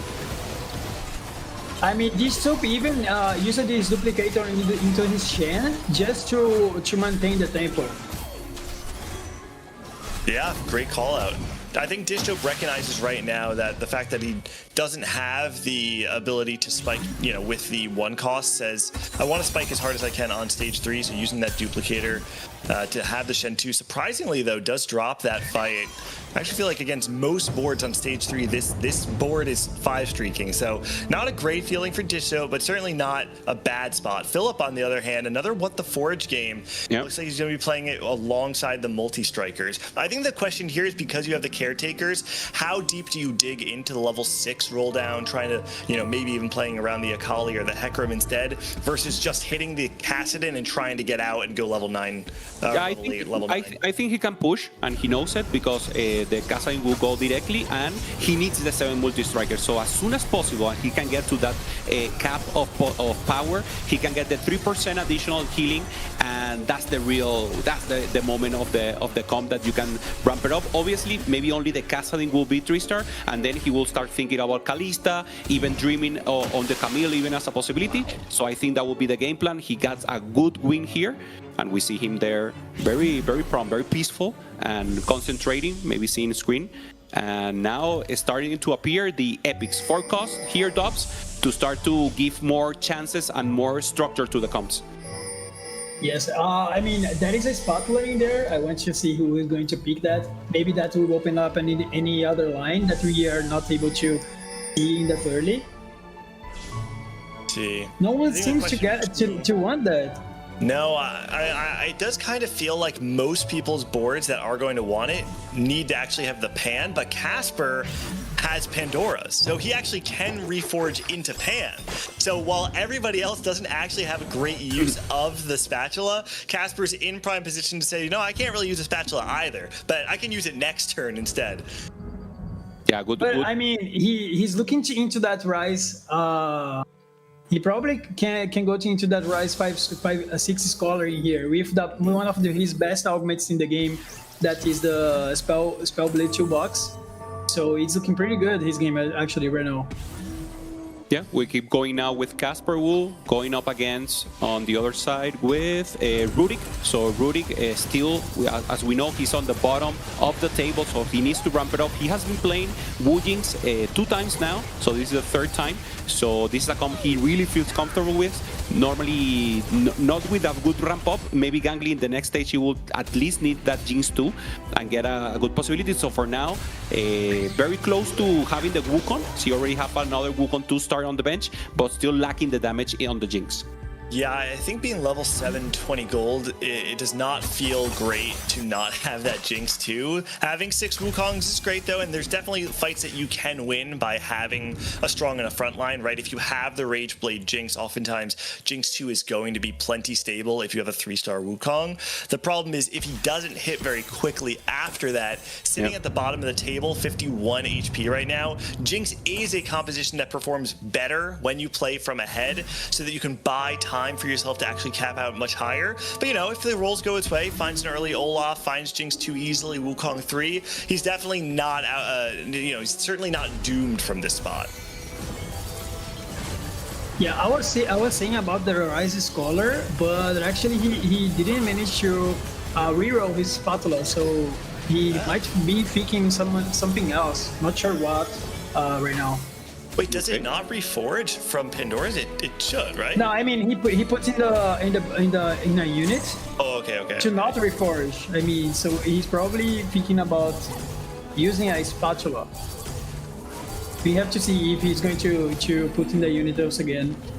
Okay, good win here for Caspar, getting the win. Spencer knows that he needed that to maintain the win streak. Actually, he rerolled it now. This is great for him now. And now up against the Lobregos. How do you call the wolf in English? Is there like a particular name? Do anyone know? Do you know, Gandhi? I just call them the wolves. The wolf? Yeah. Because in Spanish, like, the wolf are lobregos, and then the chickens are they have like a specific names, like terramoledor or something like that. But well, wolf once again here, and with good possibilities for Spencer to ramp. Remember, only 2 games to get to day 2. 8 players will be eliminated today, and according to tomorrow and the summary of all points from today and from tomorrow, that's 12 games. We will decide who will be the final 8 for day 3. And from there, we will select 7 players who will go to Tactician Crowns to represent the America. We're seeing Spencer play the 4 Vanguard variation of this composition rather than the more, the vertical mage.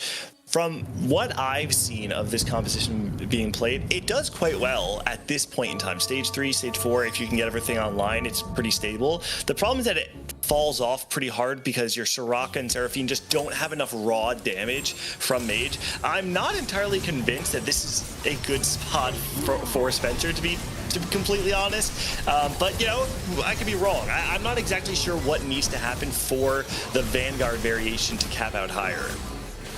Yeah, it's actually hard to cap out. I guess the Vex is way better. I mean, you actually have good tempo, as you said, but then later on you have to find that Nora and maybe Nami to help out. But what actually is really good is that Kassadin. I mean, what a build. I mean, he got 2 out of the best. Yeah, maybe the Luren Seco maybe not making the best of sense, but for now giving him so much raw stats that is amazing for him. And once again, we have the Prismatic going for more aggressiveness into this comp. Spencer trying to achieve or make sure he knows the exact possibility here. Lotus not the best augment, at least within the trend. It's like this scaling crit chance is not what we're looking for. But Freaky Friday also is not not the best for him. So he goes for crit. He has to. He already has a lot of AP. So in his spot, playing mages makes total sense. Well, and look at the build too. The build actually does cater itself toward that Blossoming Lotus, right? You have the Guard Breakers, you have additional crit, and then you have the raw AP of the Archangels plus the damage amp with Giant Slayer. I actually feel like if there is a spot in which it fits in that build, it's probably something like this. Rurik, he's managed to achieve this Jinx 3-star finally, and very close also to the Wukong, so only one missing, but he's going up against Spencer, who found the Seraphine 3. This Seraphine is so important, and it's one of the... She's the area damage, so you really need to position against her, avoid at least that your carry falls down, and now the suspicious Wukong is doing so much time winning against, but the Seraphine turns down and goes down on the Jinx, so this is a loss for Rurik. He still needs El Mono, he needs the Wukong 3, and Spencer now in a good position, but as you say, Gangly, he's strong now, but he will need to cap out later, maybe with Arcana or something else, because his combi is purely with one cost 3-star. I mean, Rurik is with Culture Chaos. I wonder what he got actually out of that. I'm not quite sure. I can see. Maybe he got like experience, right? He's got a weight. Experience. Probably something experience. like that. Because he didn't seem to have any additional rerolls. I mean, it's possible he got rerolls, but I mean, that would also explain how he got the Jinxes. The last time we saw his board, he was sitting at, what, Jinx 1, 6 Wukongs. Next time we see him, this guy's got Jinx 3 and still doesn't hit the Wukong. I could see the experience because he is level 8 now, right? And I think that's probably the most telling thing about the board. If he has the Jinx 3-star and the Wukong nearly 3-star, he probably did not also use gold to get to level 8. So that makes sense. I will say, getting to level 8 in the Hunter board is pretty valuable. The additional odds for Olaf are quite nice, and if you high roll something like the Morgana or find Rakan, all of a sudden the additional preservers really do help out keeping that Wukong alive. Yeah, also double prismatic, so it's very tempo-ish, it's very aggressive, so he cannot wait to get those 3-star online Dobz. Also the 1-star 3 costs are already online, so you don't have time. It's very fast, the tempo on the lobby. I mean, when you have such an argument like Culture Chaos that actually gives you either experience or maybe gold, it might not help your board right away with combat.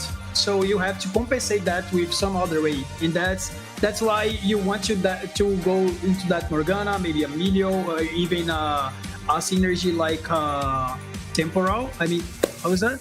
Chrono. Yes. Temporal? How you call it? Temporal? Temporal. I'll call it Temporal from now. Chrono from now on, chat, is Temporal. Got it. I mean, I just forgot that. I mean, when it actually helps your board pretty well. And when actually Preserver got a little bit nerfed, it's actually a good synergy that you can fit on that board, because you have help the Wukong to heal, and then also he has like a trench coat, so it's pretty good to heal up. When we saw the what's it called? The Spencer board earlier, when he took the Blossoming Lotus, I actually do think, thinking about it more, it's funny that we presented the problem of this comp is really good in stage 3 and 4, but it has this problem of not being able to kill things on, you know, the later stages. The more I think about what Blossoming Lotus does in that composition, the more I actually think it solves the exact problem, specifically because he moved items off of the Soraka and onto the Seraphine. What it now does allow him to do is play this positioning battle, right?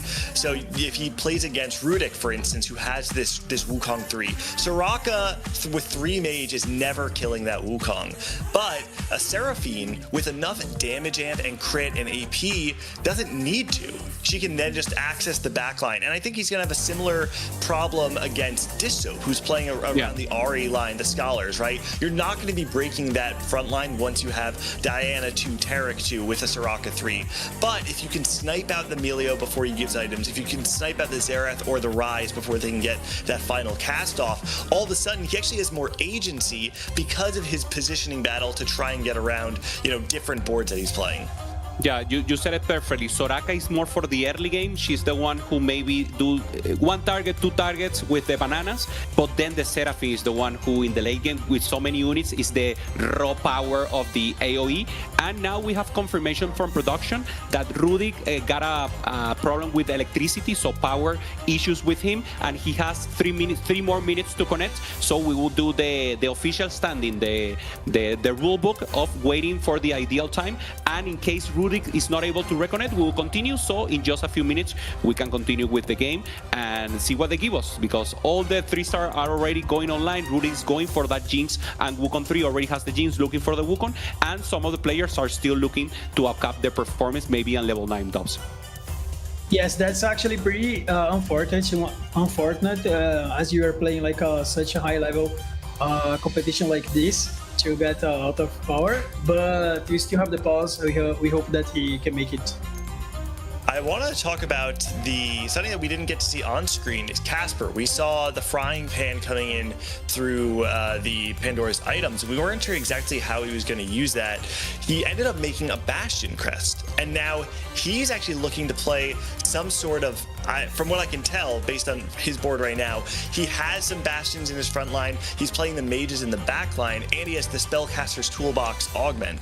To me, we might actually be able to see the 8 Bastion Xerath board. This is a board that is extremely powerful when you actually get to its cap, and it's hard to get there because you have to get to level 9 or you have to make a Bastion Xerath on level 8. One way or another, it's expensive. And so Casper recognizes, because he's playing from ahead, there's a lot of people who are kind of struggling to stay afloat in the middle of stage 3. Say, I'm going to try and leverage my tempo that I gained on stage 3 and try and play a kind of risky style. This is a guy who is at the bottom of the standings right now, and the only way for him to survive is to take a gamble. And it does kind of raise this question, Dobz, too, because obviously you and Hoopa, you two are the competitors here. I'm just kind of the guy that's talking about it. But when you're in that zone of being at the bottom of the standings and a cutoff is changing, or a cutoff is coming, do you feel like you are, obviously you have to take the gamble, but do you almost feel like the pressure makes those gambles harder to pull off? I mean, that's when you like, sometimes you have to take a gamble, as you said, but then that's what makes the games kind of more difficult. Sometimes you have to gamble, and then that gamble makes you into a decision that's kind of first weight game, and then sometimes it's actually better to go safe, but you have to recognize if you have to go all in or not, because sometimes going all in in a bad spot can actually lead you into even a worse game. And then maybe Casper he has like a window to reach that Xerath out of that gold subscription, as you said early on. True. So he can find a way out, as he had like such a good items, and that can lead him to a win. So he can come back out of that. Sure. Yeah, he's now 32, and he has to go for the Theras, as you guys are saying, because normally what you do is you use the Rise. Dobz, you told me about this. Maybe the Rise can be a holder, but you need the Seraph. So he has to force the possibility of getting that Seraph. So maybe, as you were saying, maybe trying to go with level 9 with the little goal and ensure at least the possibility of getting that Seraph, or maybe rolling an 8, but knowing that he's going for the Hail Mary of getting maybe one Seraph at level 8, stabilizing, and then using the Bastions to give him the enough time. So it will be interesting what Casper will decide here. Once again, he's very detrimental now in terms of points, so he needs to step it up, and it will be very interesting to see once again the Egg Bastion. Relic show us this Bastion as a chance. Now we can see it again. Yes, you have it actually to keep your mind like clean, because it actually doesn't matter much if you're getting like the last position in the tournament, or maybe like unless you're a Bobster that you can qualify from the bottom. But for the other players, you don't actually want to play for the money. You actually play to go to World. So unless you end up, you still have chance to go to make into that final. You have to take risks sometimes. And if you have a clean mind, you can actually come back from such a bad spots. When I think of Casper's career and kind of what he represents in this moment right now, Casper's in this grouping of players that I would call the known quantities.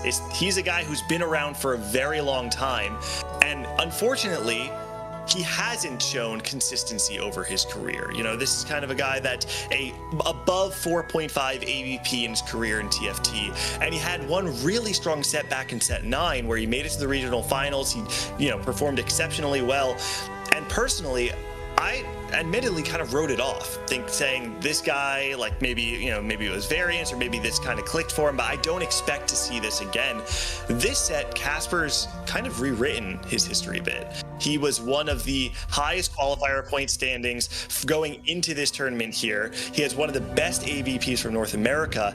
Now finding himself at 32nd place, I can't help but feel like there's some pressure to maintain what he's done all set and prove everyone wrong who has been doubting him this entire set. So Casper has got a chance, he's got an opportunity this game to really put up or shut up and show that he deserves his spot here at the Golden Spatula. We're back in the game. Rudik has reconnected just in time to play against this Cassidy, who will immediately pick out that Jinx. This is what you don't want to see. The Wukong is the only tank in this comp, so actually the counter will always be discussing, doing the hawk, doing the abrazo, the wrap, going into the backline. So the Jinx is obliterated.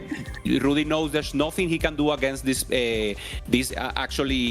chance. He has to know that he's going up against him, but if he positions for the Cassidy, maybe he won't position for the Seraphine. So it's actually like a rock, paper, scissors in terms of positioning, and you cannot position against everyone else, so he loses now the gamble. And I mean, that Zhonya is actually one of the best items for Cassidy, just because of that. You can like drop aggro and then go into that Jinx. And if the Cassidy manages to go into the backline, it's a fight. It's already over. So yeah, it's a trick positioning for the player that's kind of trying to defend from the Cassidy. But there is not much that you can do about the Zhonyas. Taking stock of the lobby real quick.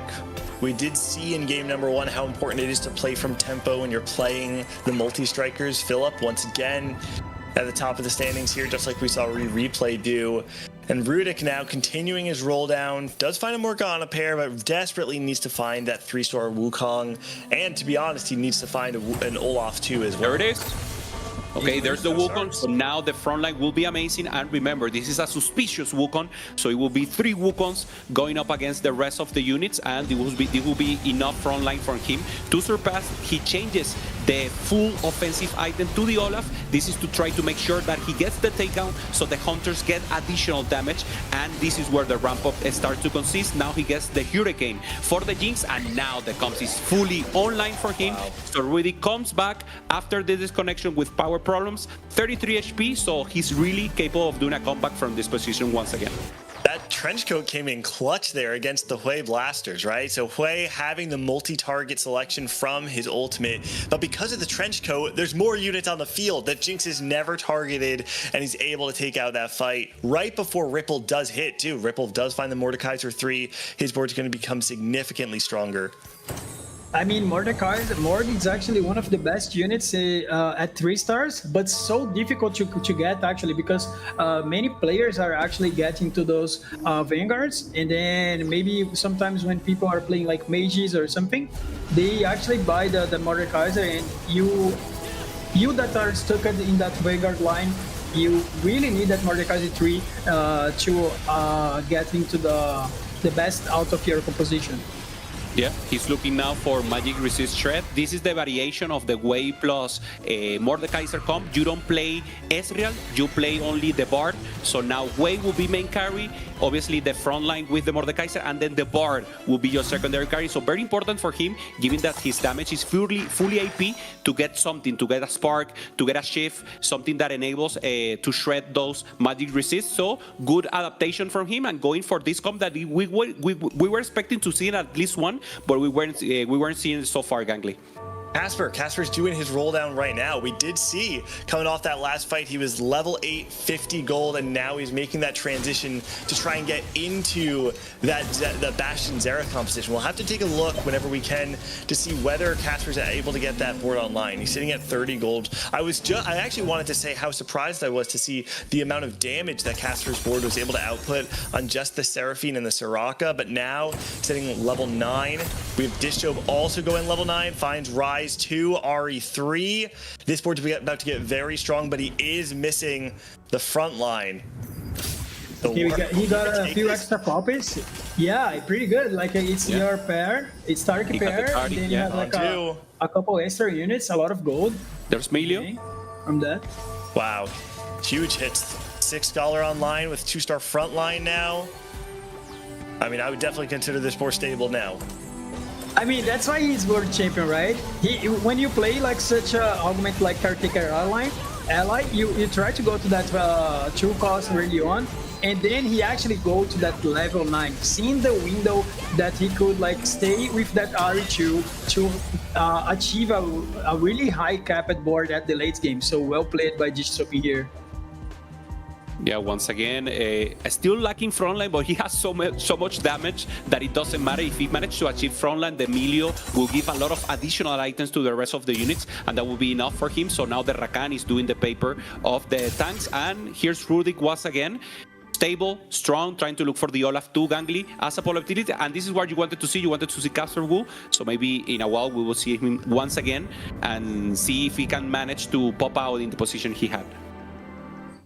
In the meantime, we do see Rudik still unable to find that. Here we go. Casper online now does find the 8 Bastion, and this is the exact setup you want to see. You get the Melio, you get the Xerath, you get 8 Bastion. So now, Melio and Xerath are undamageable. Impenetrable, is that the word? Impenetrable until 4 Bastions die. You have a Melio feeding items to the entirety of your Bastion team, and then you have this Xerath ramping up in the back line. Once you get the Xerath 2, your damage output increases so much, and it does not matter if you if you have a strong front line in front of you, because you have the back line access with this Xerath. Casper's actually turned a corner, and while we saw that Disjob's board was extremely strong, I think Casper is one of the few players in this lobby that has a chance of actually contesting him.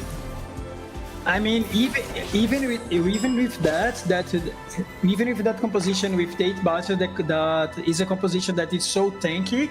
And he even have a Blossom. How say that? Blossoming Lotus. Blossoming Lotus. Lotus, the Lotus. Blossom Lotus that it's so good for that Xerath that will scale up his damage a lot, and it's going to be hard to beat him at the late game if he finds that Xerath chooser. Yeah. Only 1 life now for Rudik and Black Sheep. We see the rolldowns. None of them are managed to improve the comp, so he's going against Philip on the left, and Rudik will be going against this fully capped Syndra board with Cassiopeia, so both of them in a chance Gangly here to be taken out. Yeah, on the left side here, we're seeing Philip with that Kassadin coming through, but the Warwick's gotten onto the back line now. There's a lot of damage coming through. The Warwick does fall, but it's only the Kassadin remaining, some CC as well. Really, the question is, do you have enough damage? It doesn't look like there's enough damage left on this board, and the Kassadin will 1v9 to take the fight. I mean, that Kassadin is like getting better each round. I mean, he was sitting into the Zonias, and then he finds out the Wit's End, and then he finds out the Rapid Fire Cannon, making that Kassadin to be unstoppable. Unstoppable. There's again the Briar as a possibility. No one going for that line, so maybe it will not be prioritized. Everyone's going for the final item that they need to consolidate the board. So red buff there to achieve the healing reduction. And once again, we see this final comp. He decides not to go for the bar 3, so he only did economy, went to level 8. So now Ripple with his comp fully online for Vanguard, Frost, Preserver with that way, and obviously the Mordekaiser going with damage. Tam Kench will be very important because he has a great item with this protector bow. If he managed to get a 2-star, it's very likely that he'll get 2 casts, doing a lot of CC to the other table and maybe winning the round with this. Ripple, one of the players that's on that bubble, currently at the exact cutoff point in 25th place, really does not want to take a 6th place finish here. But up against Philip's board, I just don't know if you're going to have the single target damage to be able to kill this Kassadin. Maybe I mean, the Mordekaiser will last a lot, so, but the Zhonya is pretty OP here. Yeah. Kind of possible to beat. Oof. And there he goes. So Rurik confirm, Black Sheep 2, and now Ripple with the 6th place. With this, Rurik is very difficult for him to advance. He will be on the lower side. Black Sheep still on the middle of the table together with Ripple. And now Spencer's Kaspar will Disho, Neonify, and Phillips. They are the ones who wants to step it up, not only to advance to day 2, Gangly, but also to get as much point. Remember, the points accumulate from today and from tomorrow. And then you have the chance to achieve day 3. That is the most important day to get a chance to get to the Tactician crown. Yeah, I mean, if you're a player like Spencer, you're sitting toward the top of those standings right now. I mean, think about it. When's the last time we saw a player like Spencer actually make a top 8 at a regional finals or a Golden Spatula? It hasn't been since set 5, where he was kind of this new kid on the block, the fastest hands in TFT, and for a long time kind of took a step back. This is actually Spencer in a position to claim his throne back at the top of TFT. And, you know, maybe this game isn't going exactly the way he wanted, but this tournament at large has come up quite well for Spencer. Exactly, but when you are actually in the position like Spencer right now, getting into a 5th isn't that bad, because you know, depending on the game that you took, maybe not the best spots to win, and then securing a 5th is not that bad. You can keep getting a good placement out of this game, as there are like many players that with such a high capped board, and then you can look forward to the next one and see that you're pretty good on standings, so he's on a funny position. Yeah, he was in a good place to go against maybe another board that wasn't a Bastion. He didn't have the shred, so it was impossible for him to go against that wall, that beefy wall again. So now with the Elder Dragon, we have the final itemization. So this Anvil will give the rest of the lobby the possibility to itemize either the 3rd carry or go once again with a good front units. And we see now the final Rumble Hill Gangly trying to go for that Diana 2 for Casper Wood. That would be so huge to get the stabilization and even go for the win with this amazing 8 Bastion board. No Xerath 2 though, and I can't help but feel like that's going to make a big difference in this next upcoming fight, right? If you play against something like the Disho board where there's so many damage threats, you need to be able to kill those things quickly. It's going to be Philip though, who did summon the dragon. In the right, Neonify going up against, I believe, the Ghost of the same Casper Wu, so that will be the chance. No, sorry, it's against the Scholar, and on the left, Casper Wu going up and with a good possibility of ramping it up, going to the backline, so great damage. It's a win for Casper, it's a win for Neonify, so both of them keep advancing and have a chance to accumulate even more points from now on. All right. Great fight win, really important fight win for Casper, because he's going to need that Xerath too if he does actually want to try and win this game. Doesn't find one. You could take that and get an additional roll if you took that charm, but no. Decides not to. Finds the Hecarim too as well. He's getting strong. I just can't help but feel like there's some really powerful boards here, and I'm not entirely sold. For this shop also? Yes.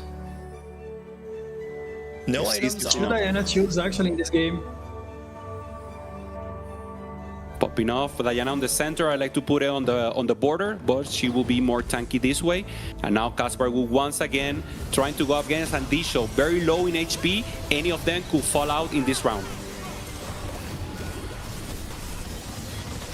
Casper Wu gets the cast off. The Diana's still alive, working through the damage. She's got 3 items now. The Briar's on her. She's going to do one more cast. Yep, she will fall, but the front line is starting to fall a little bit. The Shyvana doesn't get to the Xerath, so have to imagine this is going to be a fight win for the Xerath.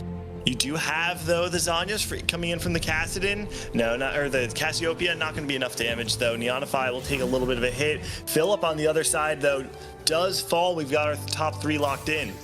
Yeah, Disho making the win there, going against the final boss, so named by the chat right here. So the Kassadin falls down. He was doing amazing until now, but it wasn't enough now on the late game Dobz with this very cap board that Disho has managed to assemble. I mean, you guys were really right when you said that they are the Bastion Xerath would be like really good in that late game. I mean, he's still with Xerath 1 beating a lot of players and looking pretty strong, even if he's not able to get into that 0-2 start. Did get the Death's Defiance on the Diana, so it's going to be really important for this fight. Not going to be able to get bursted down by the Ahri or the Ryze ult, even if it's one of the last things remaining. Both front lines extremely powerful, though, kind of working through each other. Oh, no items for Emilio. He tried to give items to the rest, but the Ryze doesn't get the items, so D-Shops falls down here. He knows it wasn't the best for him. He's nodding his head. The Emilio didn't get the items where it should be, and that could have made the difference. So great performance for him. D-Shop, remember, he's very high on the table, so this is a good third place for him. And finally, the two on the rundown will be Casper, Wu, and Neonify. Both of them with great comps. Casper with the Bastion, and with the reroll Syndra and Cassiopeia for Neonify. He sold the Xerath pair to buy a Charm last turn, so even though he picks it up from Carousel, you could take Enhance here and hope for Xerath too, but no, not going to be enough. He got magic resist, so a good omen also for Neonify. This round should be good for him. Let's see if it's enough to go against the Bastion. That's the most important thing. Still, as you were saying, Dobz, Xerath is still 1-star. He has great items, so not the most cap board still for Casper Wu unless he gets that Xerath.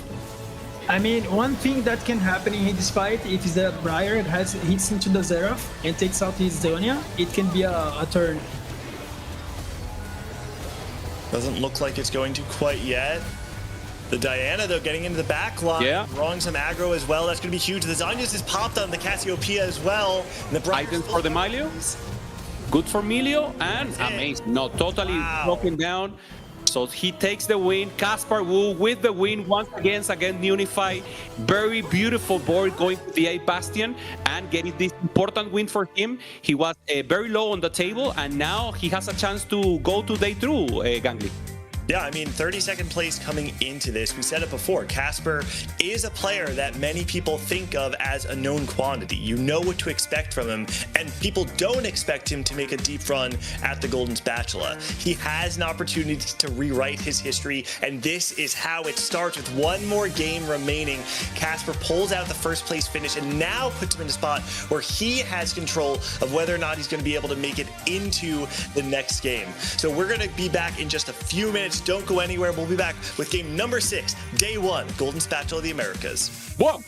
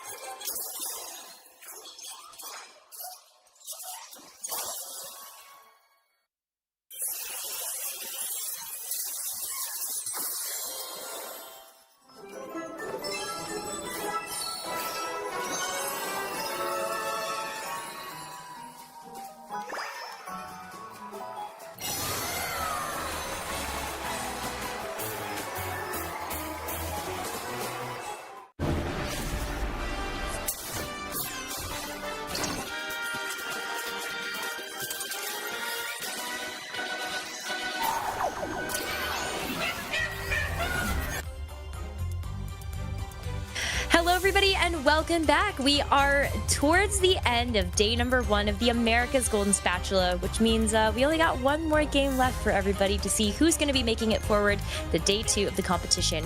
I, Nekkra, am back with Khroen to break down the action that just happened in that 5th game. And Khroen, I can't believe where we are right now. The standings are going to be flipped on their heads. Casper being able to get that first place with this impressive composition. Yeah, this is crazy. I thought, okay, Casper did a really nice job playing that kind of mage tempo-oriented style of play that usually players would just re-roll with, right? But he's able to get into that 8 Bastion, right? Getting to that pivotal level 9. But being stuck on Xerath 1, I was like, ooh, okay, Casper, well done. You're probably going to get a 2nd or a 3rd. I don't know if Xerath 1 can cut it, but it did. So really crucially done there by Casper, because as Casper was saying, right, he had 11 points before that, but now maybe Casper can find his way into day 2. Yeah, and that 2nd and that 3rd place from Neonify and Dish Soap were also very cool to watch. I thought Neonify, especially when you take a look at maybe that Syndra reroll, Shapeshifters surrounded out. Very interesting to put more Encanters in the back line as well, knowing that you got the Encanter spat for Nico. That was really a unique approach to make sure you could cap out that comp. Yeah, definitely. And we saw a little bit of that Syndra reroll try to, come out earlier, but it didn't have the Cassiopeia really with items. It was a little bit low roll, but now we get to see actually the power of it, right? Which comes through with augments like the toolbox there for both those AP items, right? The Monozane and the Zonias, those were fantastic. We got that Shyvana 3 online that just did so much work. And for Dish Soap as well, right? This is a game that 3 players took Caretaker's ally, right? Unfortunately, Black Sheep, didn't really get a 2-cost to work with well enough. Low rolled the Warwick reroll as well, right? It was 1 Warwick off and rolled like 30 or 40 gold and just didn't hit, which it happens, right? You can see the frustration, right? With Black Sheep did not hitting. Rudik as well. I thought Rudik was in a really good spot, had the Wukong Jinx hit all the things, but just so many other people were so strong in the lobby, right? The 2 other Caretakers players, Philip and Dish Soap, they pushed levels. They were able to hit those 3 stars. Philip taking the What the Forge, right? It was just so strong. I think What the Forge has been the standout augment for me across all of our games and all of our players. I think that it just provided so much of a power cap to these compositions that have made them withstand the test of time. And a lot of times we are looking at those comps like the Jinx reroll, just not being able to stand up to that. And a lot of times it is these huge items that are making that difference. Yeah, not quite. And Dish Soap, getting 3rd place with that 6 Scholar, right? RA3 being a huge deal, but 8 Bastion is a chase trait for a reason. It's just so much resistances. The front line is just so powerful. Well, that was going to be a great 3rd place for Dish Soap, a 2nd for Neonify, and Casper, of course, with that 1st. If we take a look at the standings, Casper is still not out of the woods just yet, but does have a 22nd place now as we look at the bottom 8 of this graphic going home tonight. Wajan Iverson, Bobster, both still on the brink. And Bobster was that player that we were saying just needs to be denied that first, like that 32nd or that 31st. Yeah, that's true. Actually, Bobster needs to lock in for this final game because it guarantees it, right? Going 30th or higher. You might still be able to sneak into it without that, but man, this is really pushing your luck here if you're Bobster. And it's still kind of close. I think anybody is still within striking distance of being able to actually make it into that top 24 to move on to tomorrow, but it's still going to be a tough fight till the very end. As we flip pages, we're looking at the top 16 now of our standings, where Milk is on top. This guy is on a roll, Khroen. Yeah, on a quick glance, looks like there's only 2 players to have top 4 every single game of the day. Milk being one of them, of course, with a couple of 1st places, but Tex as well. Very consistent 4th and then 3rds across the line there. But Milk, man, when Milk locks into a set, he is so good. That's why all the time we're like, oh yeah, that's why we called Milk the GOAT for so long of North America, is because he shows up and performs like this.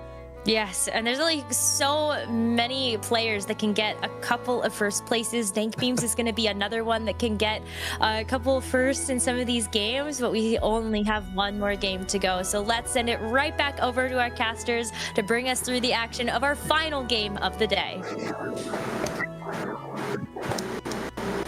Thank you so much, Nekkra. We got game number 6. I think you guys all highlighted it pretty well. We've got our qualifier point players from North America at the bottom of the standings, right? Weijun Iverson is right behind Bobster. You have players like Me First or 8th, Casper Wu. These are the leaders of the North American qualifier points who are now in a spot where they might all go out on day 1. The question really does become whether or not Bobster gets at 32nd or 31st place, and whether Weijun or the other qualifier point leaders are able to get out of that. So if you are someone like Weijun, you need to play for a second or a first just to have a shot to get out. And I feel like when you play in tournament Hoope, when you need to get a specific placement, it's almost even harder to get a placement like that.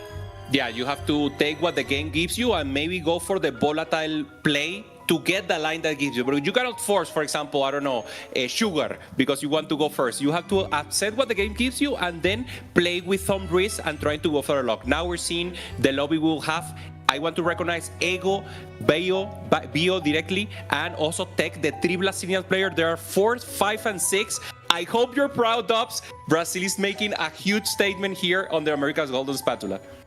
I mean, I'm really proud of the Brazilians. I was looking into the standings right now, and I can see the energy from Eagle. Look at him; he's like kind of dancing around, and then in Texas with all the style of the sleeve out. So I can see the players from Brazil doing pretty well, and they look actually pretty sharp in here. Like they are enjoying the moments.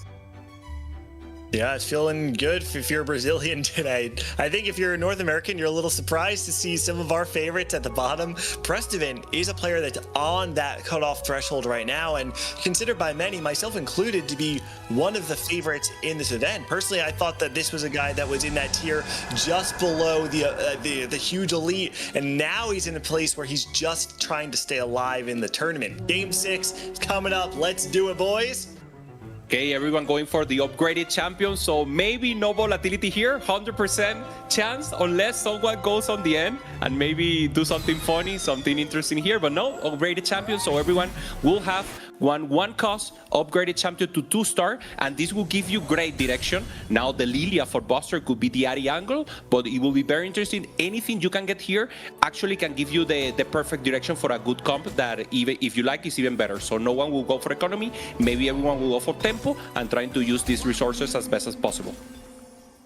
Bobster's story is so unique. How many players come out in a single set of TFT and just dominate all 3 events that they enter? This is a guy that had one of the best AVPs across the set and then capped it off with a win at the Tacticians Cup number 3. He's only been competing for a handful of sets, but has really risen through the ranks in just, I believe it's only 4 or 5 sets of competitive TFT to now be here contending alongside some of the greats, not just of North America, but the Americas at large. He gets some additional units here, Dobz. He gets additional Lilias. He has also now the Soy too, so perfect spot for him to try to go for this angle of the Ari. He's also holding out on those Sugarcraft units, going also with a possibility of mages, but I think this spot is perfect to go for the Ari with the full 1-cost 3-star and try to go for that cap. Yes, I mean, as his units are actually pretty good for that line, his items kind of weird. Yeah. Okay, he got a couple more, maybe okay, now better now. Angle. Yeah. Oh, and Ari, okay, he's doing pretty good. All right, Gold Augment coming through.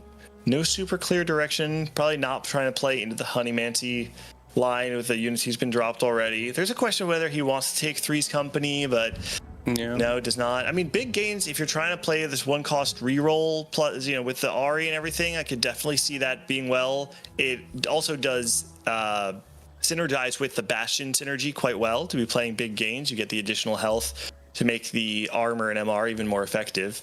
Yeah, Spellblaze makes sense. He doesn't have a steel mana generation. That is where you want to see that Spellblade popping off. So he's thinking about it. Maybe the two options he decides to roll because Spellblade is a possibility. And now he has the chance to go more for survivability, gain a little gold. And no, he goes for the sword. This is very I'm really impressive surprised for him. Actually. Yeah. What do you think? I mean, that sword follows up his items. So that's what he's speaking about probably. Okay, yeah, interesting question there. You know, he did have a Rage Blade that could be slammed. I know he had a Kog'Maw as well, so maybe trying to go more into the Hunter line. I will say I'd be surprised if no one else was leaning Hunter.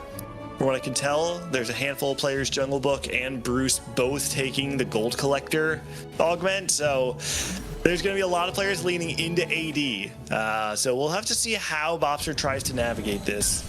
Yeah, let's see how. Yeah, so when you have multiple gold collectors like this, we can expect to see Jinx and maybe Ezreal as like a backup. But it's kind of hard to play with three contested. We have to see which player will contest each other actually, and then probably one will be solo in the composition.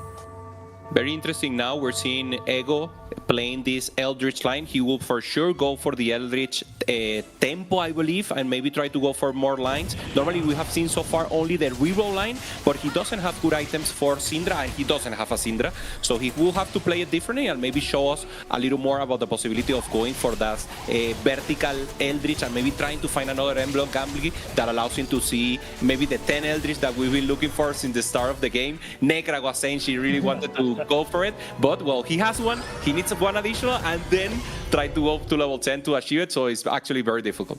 I think he does have the potential to try and play around the Nila. You know, if you play frontline Nila with Titans BT, that can get you. But you like the crit. Well, you told me you didn't like the scaling Nila. You told me you like the Nila with crit.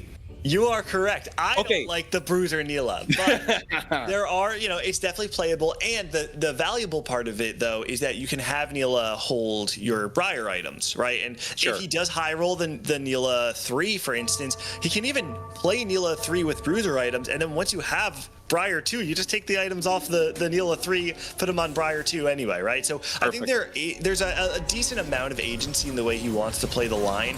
I think it really depends on how much he naturals the Eldritch units to determine whether or not he wants to try and fast 9 with it or try and play the reroll, which is generally more standard.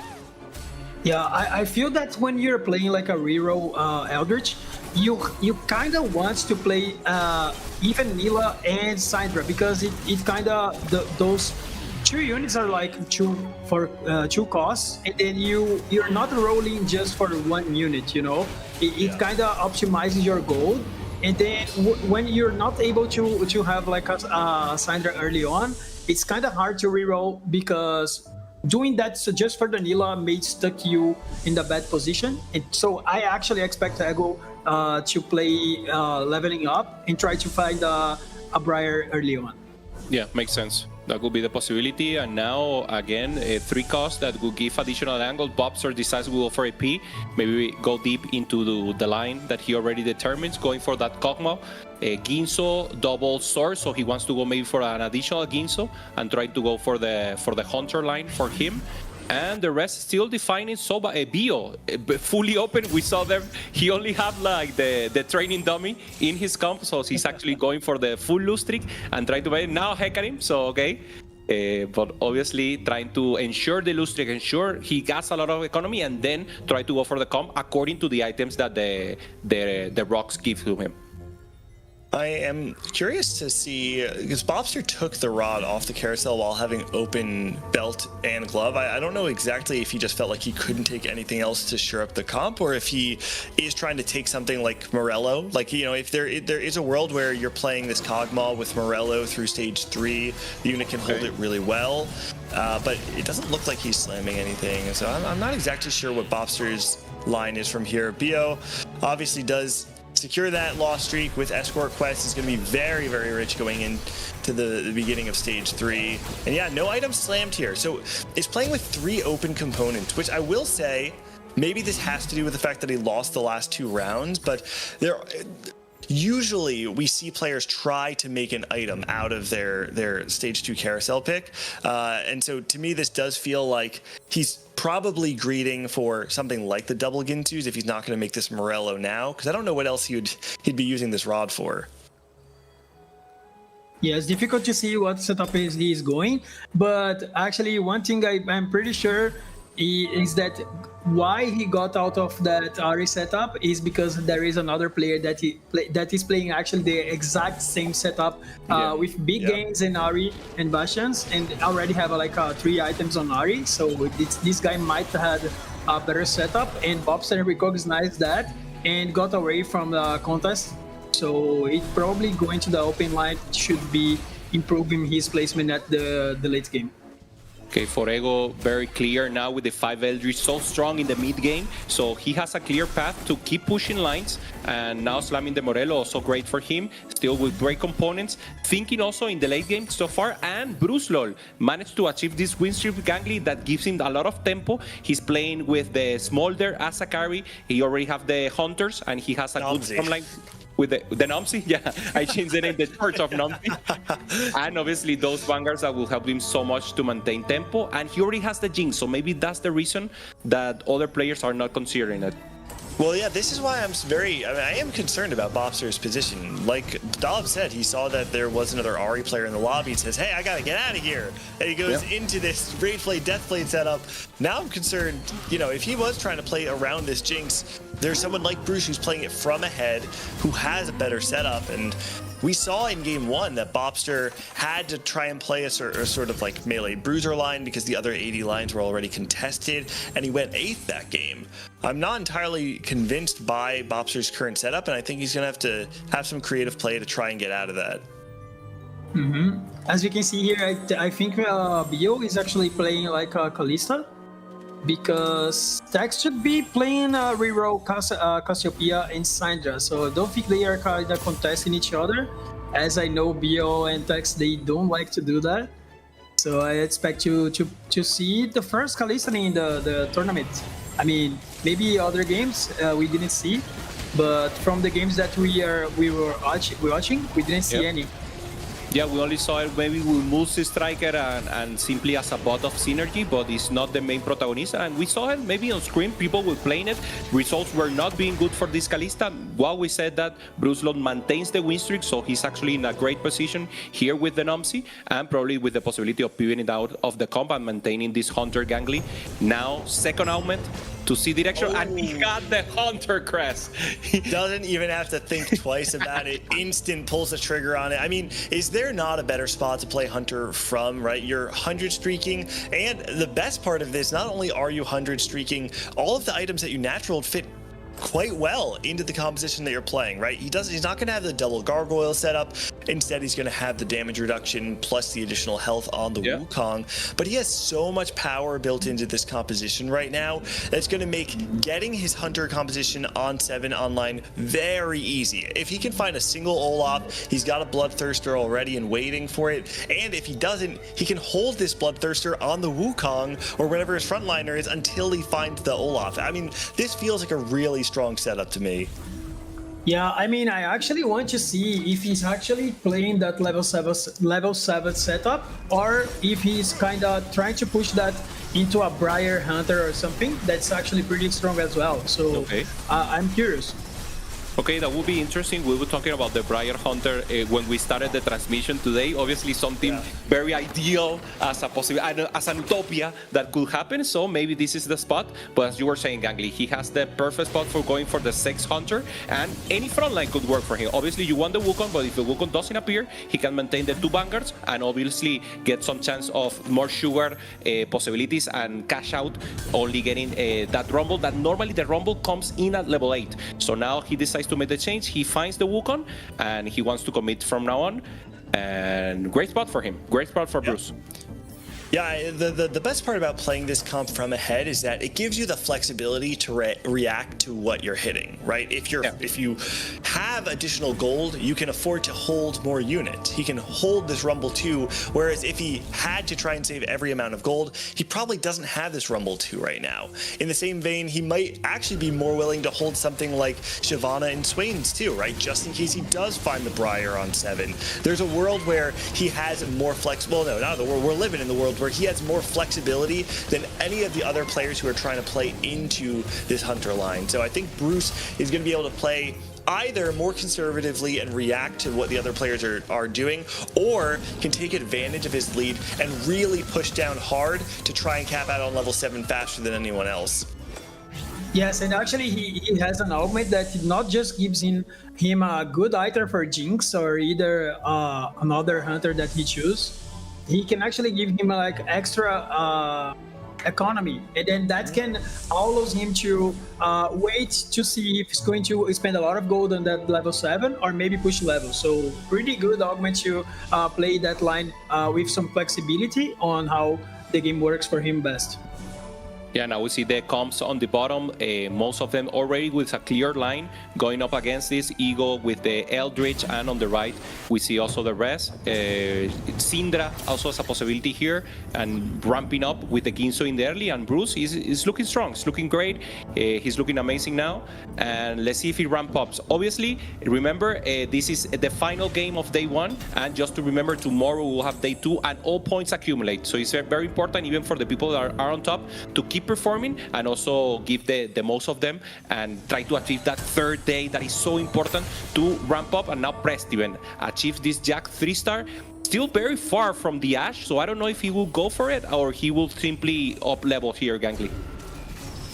Yeah, I mean, it is a little bit far, you're right. The thing that's important to note is that he's on this win streak. Part of me thinks that if he stays on this win streak for the next 2 rounds, and he might actually just be willing to, kind of let it rock and keep going for this Ashe 3.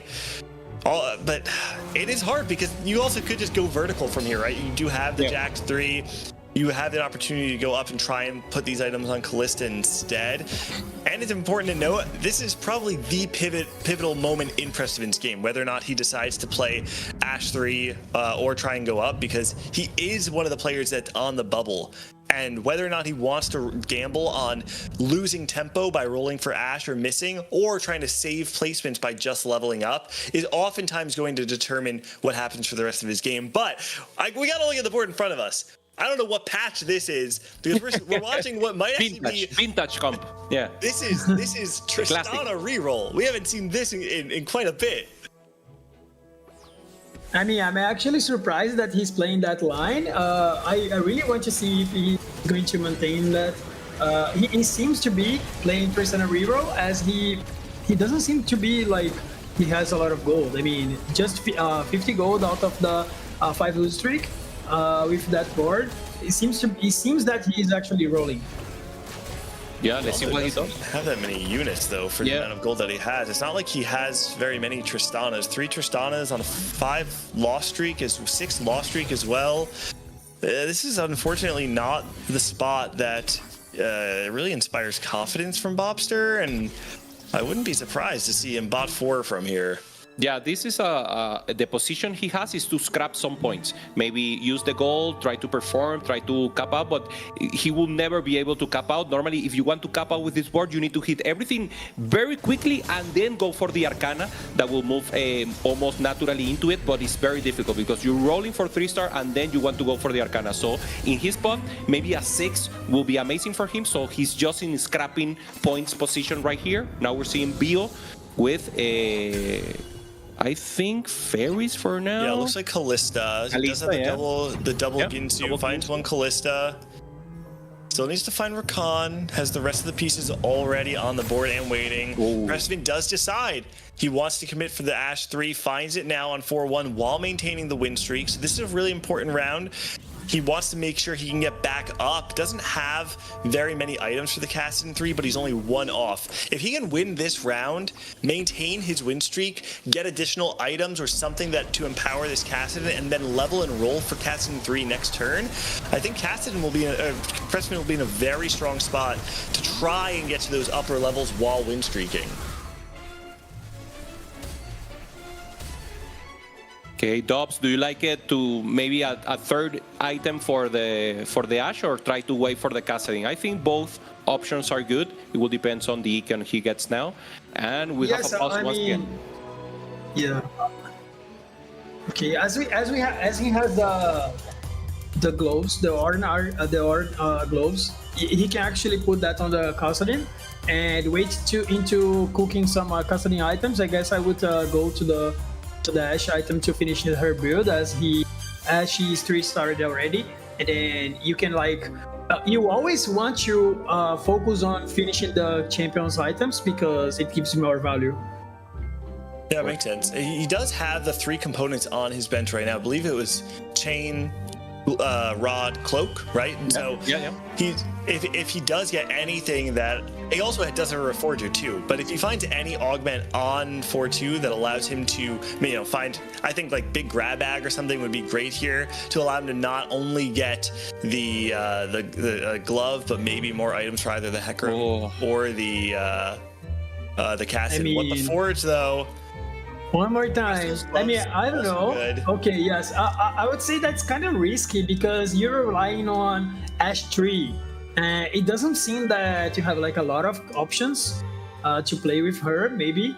So he's in a pretty good spot right now. And then it's kind of easier to him to get into the immovable object, as he kind of wants to secure his top 2 or something with that HP that he has. So do not need to gamble on that Waterforge. Robin also here very healthy so far and with good economy. He decides not to push the trigger right now. He's one off from the Ahri.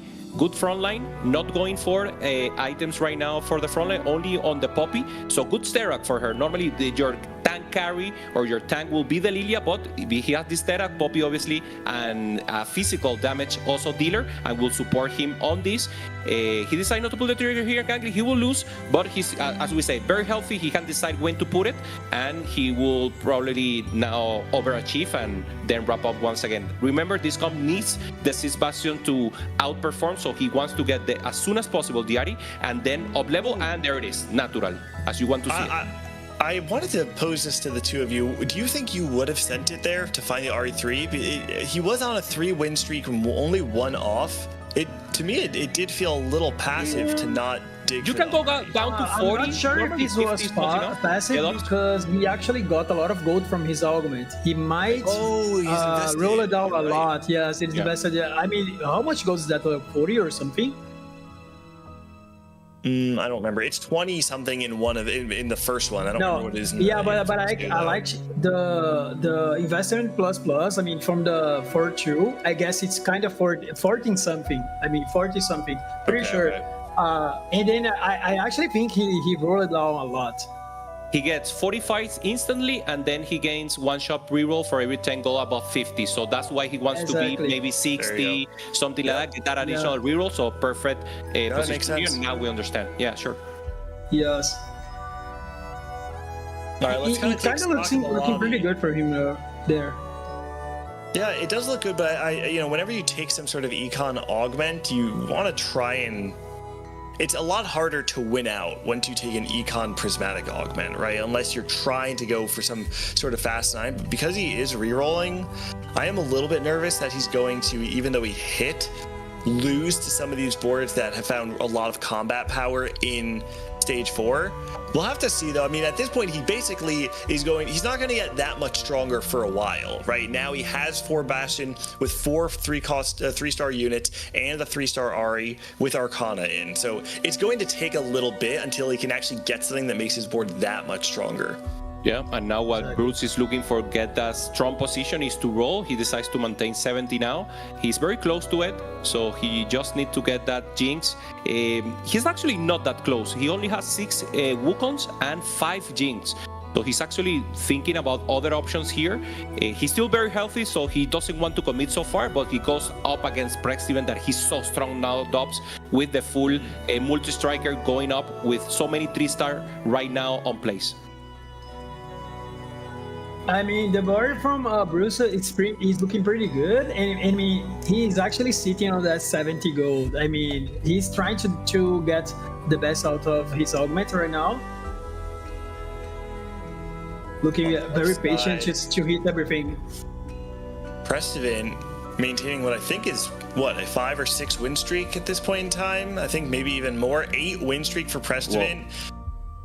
Definitely in a position now where he can actually go level 8, maybe go level 9, try and play around the Camille as well. And Bruce, like Dobz said, playing patient, playing around the 70 interest threshold that he gains from the Shimmer Scale Essence, the gold augment that gives him the gold collector to begin with, and says, until somebody actually challenges me and causes me to lose HP, I'm going to leverage this HP, and I'll sacrifice a little bit on my own accord on stage 4 to make sure I can hit everything that I need to cap out for the, a top 2, top 3 placement. Now going up against Ego. 3 good augments very actually for him. The what? The Dobz, sorry? I said 3 good augments for him, for the Bruce.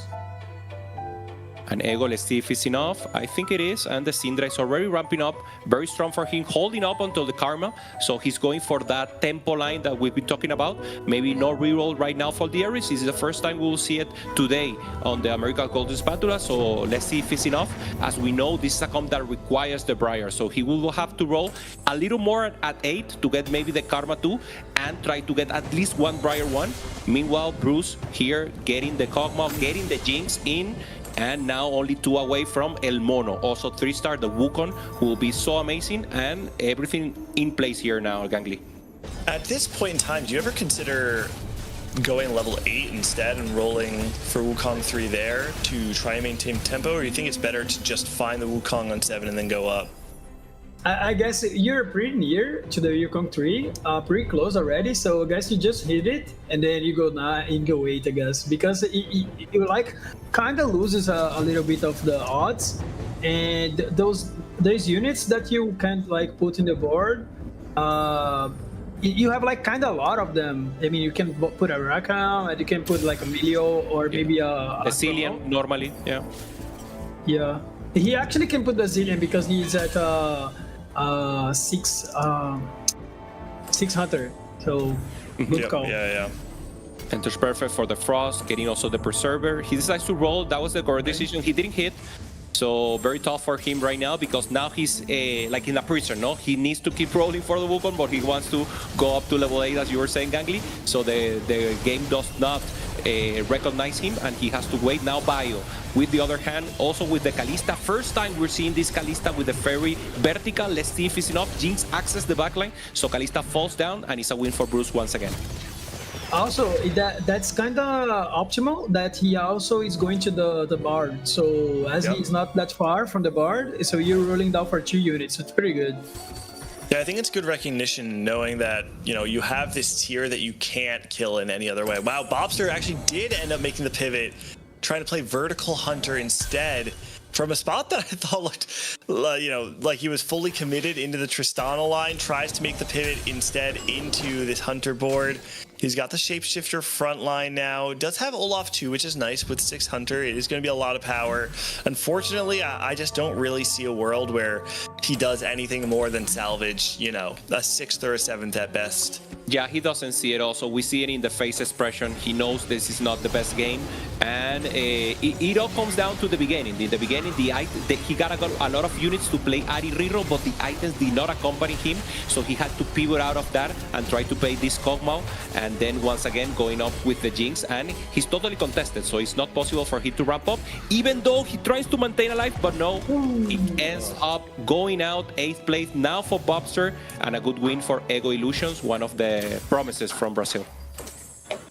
The implications here on qualifier points are huge. Going 8th place there might actually send Bobster into 32nd place. We've said it all day long that all he was playing for was a top 30 or more to really lock his spot into the Tactician's crown. And now, so close to the finish line, Bobster falls short.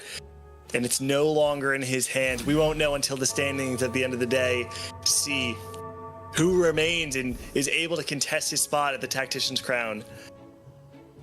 I mean, I'm actually surprised to see that actually happened. But sometimes when you are like so close into a thing that is qualifying towards like with so little, I would say, sometimes you are like trying to avoid those eights and then not playing the real setups from your compositions. I've seen Bobster playing like many lines that I wasn't expecting him to play. Like this game actually, he played like a Runter. He was holding that Tristana in the mid game and then pivoting into the 6 Hunter. But I'm expecting more out of him today. There's a Briar. Be careful. Many of the people going for it. Tex gets it. So now he has the possibility to deepen out on this shapeshifter comp. He's also using the Eldritch, so it's perfect for him.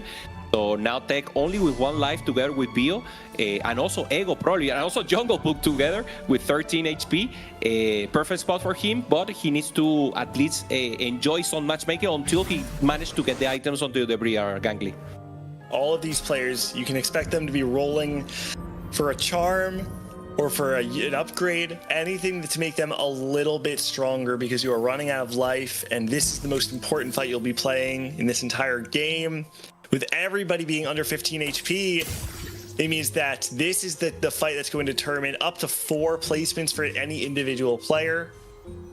Having the Briar with 3 items is going to do a lot for Tex. Outside of that, though, it really just comes down to whether or not his board will survive long enough for the Syndra and for the Cassiopeia to ramp up against Bruce, who is level 8, 50 gold now. Doesn't have the Bard 3, excuse me, but has so much power in his board, I can't imagine he's going to be able to break through this. Good tempo going up in front, the left. He also going to the right, so he loses. So we lose Tech. He wasn't able to perform, and now Bio, who didn't bot Charm, he didn't have the expectation, also loses, so we have a double kill here for the Brazilian representative. They're still very strong, remember. Tech was 5th in the total placement, and Tech was 5th, and Bio was 6th. Dobz, so they're both very well ahead and will continue to day 2, but obviously it's sad to see them go out this early into the game 6. Yes, we are talking about that. The Brazilians were doing great during the early game, but this game was kind of fortunate for them. But those three Brazilians that are in this lobby are actually doing well. So they are actually going to play tomorrow as well. So we expect them to keep doing well tomorrow. We talked about Bobster. You keep your eye on that 8th place finish. Don't go 8th, don't go 8th, don't go 8th, and you always go 8th. We've got Jungle Book and Prestevin, 2 players who are also at the bottom of the standings, now making a push in an extremely powerful lobby, making it into the top 4, and now trying to reverse the story back across that threshold. And this is the 2nd game in a row, I believe, or at least the 2nd game today that we've seen Jungle Book. Yeah, 2nd game today that we've seen him opt into this Shapeshifter Briar composition. Jupe, this thing we talked about earlier on the day, that this is a comp you can't really force. You have to be able to find the spot for it. And I think the fact that Jungle Book has been able to find a spot for it multiple times says to me that this is something he's looking for. He's trying to be able to play these win-out comps that can cap extremely high. Yeah, you need to have that playstyle to be able to it. And normally you don't play it with when you're playing against this level of player. It's more of a comp that you want to outperform your opponents maybe in ladder, but he feels confident. And this tells a lot about Jungle Book. He knows this is a comp that he needs good early game. He needs to get to level 9. And he knows this is a fast-paced game. People are pushing levels. People are ready. People are getting 3-star very early in the game, so Jungle has a lot of confidence to be playing in this playstyle, so I really have huge expectation for him coming up into day 2 tomorrow. You talk about confidence. This is a literal world champion, right, of another title. Jungle Book making his debut at the Golden Spatula here. Double world champion of Pokemon Unite. 2-time world champion. That's right. And so if there's anything that you can count on for a player like this is his ability to perform under pressure, right? And so the fact that he is standing at the bottom of those standings right now and needs a good placement, there are players who probably can't handle that. And Jungle Book is saying, you know what? I'm here to play. I'm top 4ing, and hopefully this is enough to get me into that upper threshold and make it out at day number 1. I mean, it's so nice TFT holds like a lot of world champions from other titles. Like there is like a player in EMA that actually world champion from Runeterra as well, that Alanxi, I guess. Mm-hmm. And also the Jungle Box coming through the Pokemon Unite, showing his experience at a high level competition. Yeah, and in the end, it was Prestiven who went out 4th and Jungle Bull 3rd. So now, final possibilities for both Robbie Van Kenobi with his Harry Riddle and on the left, Bruce Roll, who gave so many win streak, Gangly, getting good positioning, getting the Barda secondary carry, and now also getting the Hunter Camille as a 3rd or 4th carry. I don't even know right now. So this could be the final face-off. Both of them very healthy. So this will not be the final fight, but it's for sure the final face-off on this last game of day 1 of America Golden Spatula. Well, since we have some time, I get a chance to monologue about these two players here because I think these are two players that, when it comes to the Golden Spatula, their stories are largely underrepresented. Robivan is someone who, across the history of North America, people have kind of placed him as he's the person who will slide into the final spot. And in fairness, that's kind of what he has done. He has slid into the regional finals multiple times. Even this set, he got the final spot on qualifier point. But this is a 4-time regional participant. He's made it to every even set regional finals since he started competing. And I think for whatever reason, he doesn't quite get the respect that he deserves. He's here once again and is in a position in the top 16 already to go top 2, maybe even top 1, and make a push into the top 8. Robivan just barely missed out on the World Championship. I believe it was back in set 8 or set 7, one of those, where he was the second place in the last chance qualifier of the Western League to make it into Worlds, barely missed out. This is a player who many people can count him out, but if you look at his results, they speak for himself. This is a player who knows how to win. And Bruce, on the other hand, this is the ladder demon who came out this set, his sophomore set in competitive. He was my dark horse in set 11, is coming out swinging once again with strong results throughout the entirety of the set, dominated the ladder, made it in through snapshots, and now one of the players who's also on that threshold is certainly making it into tomorrow with a top 2 finish. Bruce and Robivan, two players that players do not always give them the credit they deserve, and so they're here demanding it instead. Amazing Twitter thread there for Gangly. Thank you so much, man. Full history, full monologue. We love you. We love you for that. So in name of everyone in the chat, thank you for that. And I know you will accompany us in the rest of the day, giving more information. Dobz, now do you have a favor here on the right? Super Ari on the left, the Hunters? I mean, from last fight, I was actually surprised that they already took the fight with a win. I mean, those three stars that he gets, probably reaching that power level that he wanted, and those 6 Bastion proving away, even if he is down on a prismatic augment. I mean, he took the economy augment, but still got a win. Yeah, very powerful on the other side. So Hunter's taking the win. He only needs to take down 1 unit. Yeah, and then he gets the ramp up on the additional. We did see the Sugarcraft cash out come out, not this last round, one of the rounds where I was yapping, and that might actually be the difference maker for Bruce, just a little bit of extra gold. I was able to find the Olaf 2. That is a significant upgrade. You can see he's holding the Briar on his board. He actually does believe that the Camille 1 is better than Briar 1, but I imagine if you find Briar 2, we'll be able to see the Hunter Briar come through. Yes, and he gets a pretty good augment in here, really good combats. The stuns, Forever Stun, I mean, Earthquake, I guess, not sure, pretty good. It's a good side here for Bruce because he will be able to finish down the Lilia quickly and get the ramp up from the Hunter. There it is. Yep. So now once again, good damage for him, and now it's only the Wukong who's holding up for Bruce Law, and now he's coming up again. So Robin falls down. Is this enough? It is. Wow. Great win for Bruce Law, Robivan as well. Two players who really wanted to have a top placement here, either to work their way up through the standings or to make that statement. Bruce Law, though, with a very strong start. I think this was an excellent example of a player taking the high roll presented to them on stage 2 and executing well enough, right? There were no mishaps. He had a line that was clearly defined onto one Dobz, and it kind of felt like it was a little cookie cutter, but he didn't do anything wrong. wrong. And sometimes not making mistakes is the best thing you can do in TFT. Exactly. I'd say he played that so well, like waiting that economy to ramp up a lot with that 70 gold. And because of that, he managed to get everything that he needed to restart it, and maybe a couple key units as well as the Olaf in the late game, and maybe even reaching into that level 9 that actually made the difference in that late fight. Game number 6 has huge implications, Jupe, right? And this really is the last chance for players to try and save their skin going into day 2. Yeah, they all want to get as much points as possible. Brazilian players are performing amazing. Black Sheep is doing amazing also. He already, I think, because Relic was a little in the bottom, he already outperformed. So he might be the 100% guaranteed spot for LATAM.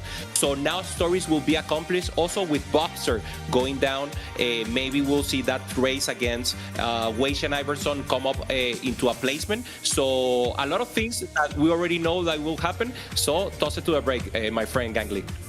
All right, everybody, game 6 may be over, but the show must go on. We've got the analyst desk coming up to break down that final game, go through the standings, give us the implication for tomorrow, the stories, the players, and everything left that we have at stake for the rest of the weekend at the America's Golden Spatula. So don't go anywhere. We'll see you in just a minute.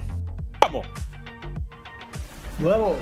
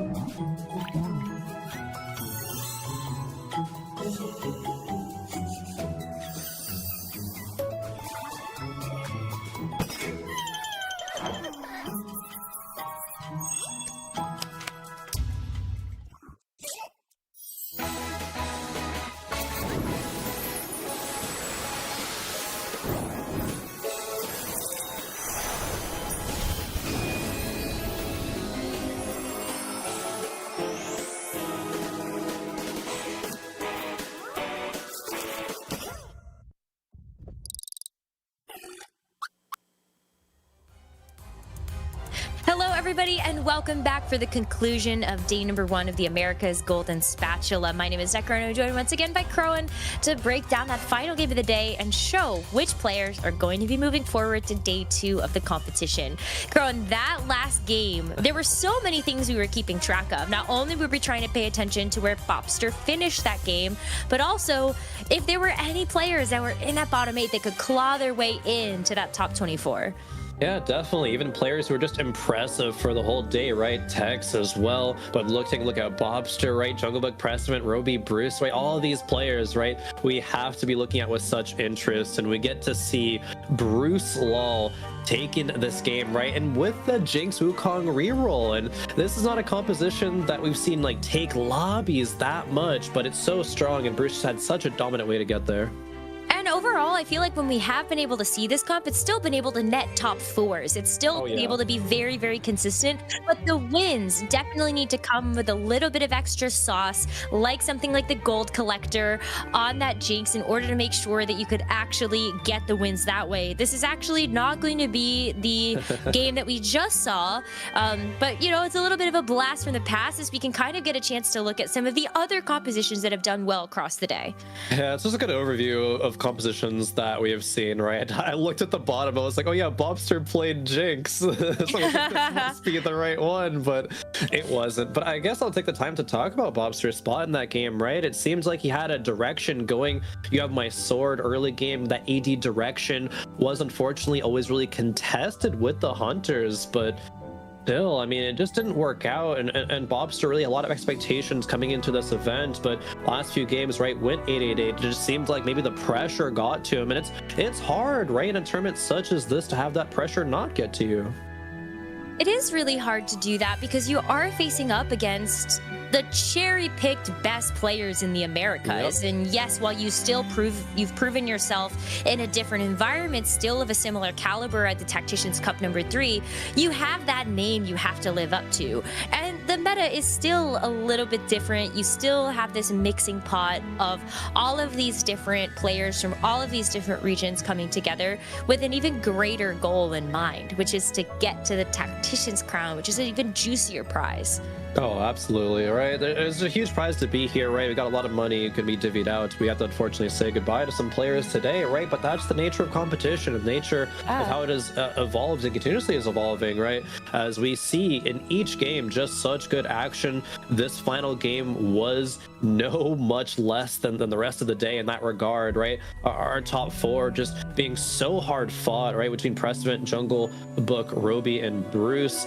Some players who we don't know that much of between Junglebook and Bruce, right? Junglebook being a previous, world champion in other titles, right? Bruce coming into this weekend being like, okay, he's popped off on ladder this set a lot, really contesting Milk that number 1 spot, which goes to say a lot given how dominant Milk has been over the course of both this set and today in this tournament. So huge props to Bruce for taking a lobby of this strength and claiming that first place slot. Yes, and making sure that he was going to be able to better his points, because those points from today are going to carry over to the competition tomorrow. So as long as you're not in the bottom 8 of our standings, you get a chance to compete again with the points that you already accumulated today and see if you can make that final lobby on the final day of competition. So, Khroen, I can't wait to see what these standings are going to look like, because while we only got a chance to focus in on one lobby, there were a couple of other stories that were playing out across the game. Dobz is still in a race against Wasian Iverson, another player that found himself in the bottom 8 of the standings heading into the final game. Still within striking distance of being able to get out of that spot, but he is second in qualifier points for North America to Dobz. Yeah, it's kind of crazy just how narrow of a margin that some players have to either qualify for the Tactician's crown or just kind of go home with nothing, right? That would be such a tragic end to a lot of stories, right? And especially for Dobz. So have to see kind of where that all shakes out. But there's just been such good action. I think just over the course of the day, right? We get to see the caliber of players continuously leveling up, and I think we got standings ready, Nekkra. So I'm holding my breath about this. Oh, let's do it. it was going to take a 1 or a 2, I think, to be able to get away from that cutoff, and that 24 points is going to be where it stands. There's 4 players there. Khroen, Ramblin is out on the tiebreakers. No way. Not again. Ramblin is It's out always on a him. tiebreaker. That's so hard. He's a player, right, that is consistently finding himself in this position. Now, granted, you know, claimed, right, he hasn't put in as much work, you know, for this event as he might have usually been wanting to, but still, like, that has to hurt. And as well as Jungle Book, right, just a couple of placements in that final game could have made the difference, but it didn't. Players like Degree, Babsera, Relic, Rudik, right, players who are so strong from Brazil and LATAM as well, not quite making the cut. And then 2 of our cup winners from the Americas this set, Nekkra, Wraith, and Bobster, just not having a good day today. Isn't that wild to think about? Because we had 3 pretty high stakes competitions as well. The Tactician Cups that were interspersed throughout the set 12 competitive cycle. Yeah. 2 of those winners are out already, and I think that is wild to think about. But as we take a look at this top 16, we've got Milk still sitting on top, Spencer tied at 37 points, and this top 8, these are going to be the players that are the front runners for tomorrow when we take a look at day 2 of competition. Yeah, 24 players going into tomorrow, and only 8 are going to make it past right into that final day. So the points are not going to reset into tomorrow. It's going to be a huge cutoff. Doing as well as you know, like the top 8 did here today, you got to be like, all right, good job. I got to do even better tomorrow, right, to be able to secure your spot in that top 8 and look towards Tactician's crown. But Milk and Spencer, what a day they've had. Only going out in the bottom 4 one time for Milk. It was that last game. Spencer, it was going to just be the game prior in game 5, but still such dominance, like 37 points. That's very good. I think anything above 30 right now, you should be feeling pretty good about it. And we have one of those players with us right now. Dank Memes, welcome to the broadcast. Congratulations on your game day today. How are you feeling after what you've been able to do for day number 1? Yeah, I mean, today went pretty well. I'm actually really surprised that I did so well. Honestly, like I've been playing scrims for the past week about, and I'll just say they were not going so well. So, yeah, I mean, I'm not really happy to be doing so well today. I think a lot of my games were kind of high roll, especially the first 2 that I started out with. But at the same time, I feel like after that, it kind of got a bit average, and I had to really like play well to get like the maximum placement. So. Yeah, overall, I'm pretty satisfied with today, but tomorrow is what really matters, of course. Yeah, definitely. Tomorrow is going to be a huge cutoff, but at least making it into day 2 with a big lead, right, must feel really good. And I actually want to ask you to speak on that a little bit more, right? You're saying scrims weren't going so well, but today you kind of high rolled. You still need to be able to convert those high roll spots, though, and that's something that players sometimes aren't able to do when they feel a lot of pressure. Were you feeling that pressure here coming into today? Oh, not really, actually. First of all, this is my first regional, so like, if I go 8th, it's all good. We'll just come back next set, right? But at the same time, I didn't think I was very good, so I wasn't really expecting much. Like there's people who are definitely like favorites of the tournament, like you know, like Wajan and Ruby play, and those people it's probably the one who are feeling pressured, not me really. I think that can give you a superpower in some ways. As you were saying, it takes the weight off of your shoulders. The pressure isn't really there. And Dank Beams, if I'm not mistaken, not only is this your first regionals, but you also haven't been competing in TFT for very long. Is that right? Maybe since like Monsters Attack? Yeah. I've been playing since, I think the first time I played the tournament was in set 8, yeah. So how's the competition been for you through the sets? You know, since you've now played 4 or 5 competitive sets, how have you been finding Magic and Mayhem? Yeah, I mean, I personally just try to improve a little bit with every set. You know, and the first time I played it, I was just like dead last, didn't top 4 a single game, I think. And then ever since then, you know, I like made my first day 3. Then I started making the first making every snapshot for day 3 of the cups, and then just since then, I think this set is the set where it really all came together for me.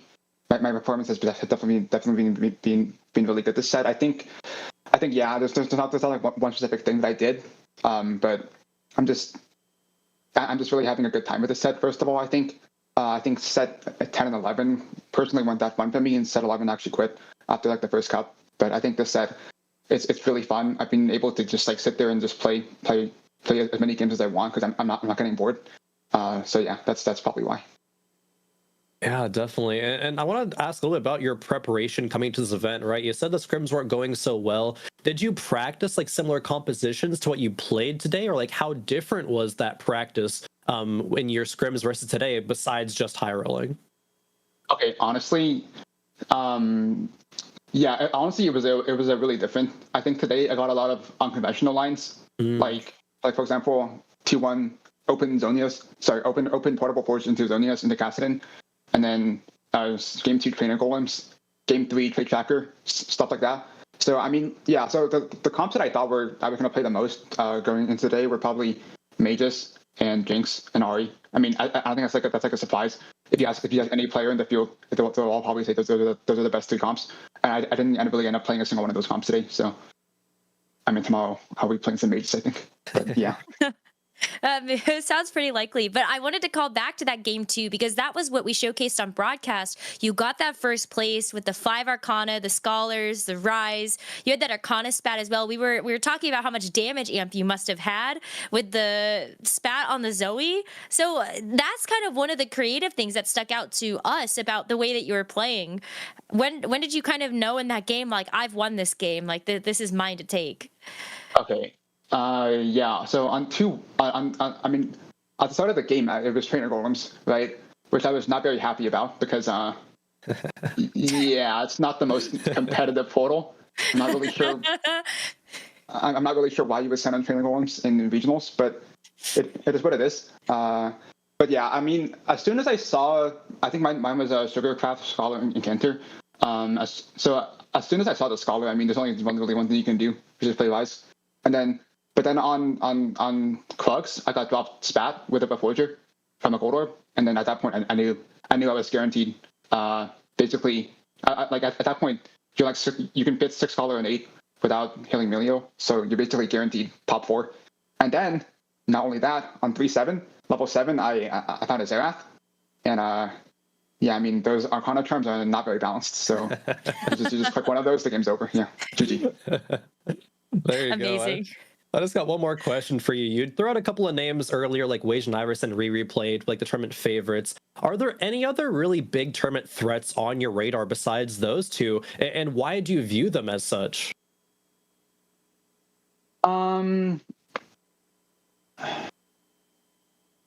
Okay, to be honest, I'm not really that familiar with a lot of the players. I didn't really scrim with any of the quote unquote top players.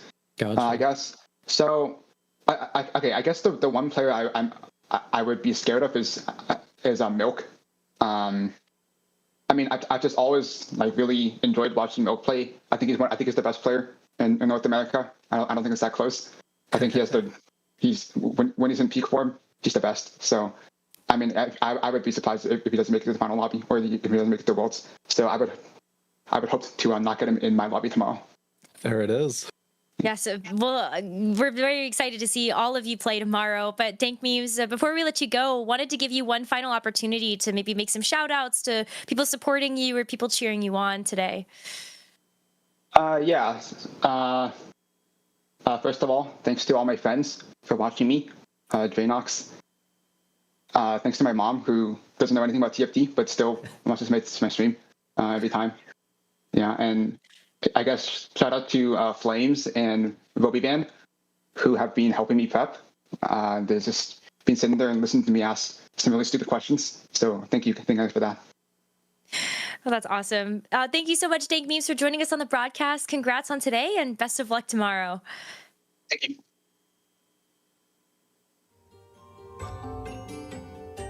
That's awesome. Khroen, I think this is the first time we've had a chance to actually talk to Dank Memes on the broadcast, despite the fact that we have seen him compete in every set previous. beginning at Monster's attack. And so it's incredible to watch his growth over the last couple of sets. Absolutely. He's developed into a very phenomenal player. And like you were saying, this is first regionals, but is not feeling the pressure. I kind of thought it would have been the opposite. Like, oh, it's my first regionals. I gotta perform. But he's like, no sweat off my back. I'm just doing my thing. Like, it's okay if I go, hey, that's my first time. Which I do really think there's a lot of value to that mindset, though. And I think that's probably why there's no pressure and he could play so well today. Yeah, and I wonder if maybe it's like you're trying all of these different comps like mages and Wukong Jinx and all of kind of the usual suspects in these scrims, and then you find yourself in these scenarios and you go, okay, well, I guess I'm just going to have to play around the trader golems now, and this is not a scenario I ever thought I'd find myself in, but here we go. It's a first. Yeah. So Wait, you're so right. Dick Memes was playing the not usual so suspect comps too, so we're still getting that theme riding through. God, I love Gately's themes because they always just hit in more ways than we can ever realize. It's such a good day. I can't wait till tomorrow. Me either. Well, everybody, thank you so much for tuning in. This was just day number 1 of the America's Golden Spatula, and we will be back tomorrow for even more TFT action. You can check out all of the action for APAC, EMEA, and of course the Americas. Still tuning in to the twitch.tv/Teamfight Tactics channel. Make sure you're following all of our socials to know when we are going to go live. But thanks so much for watching today, and we hope to see you tomorrow for day 2 of the America's Golden Spatula.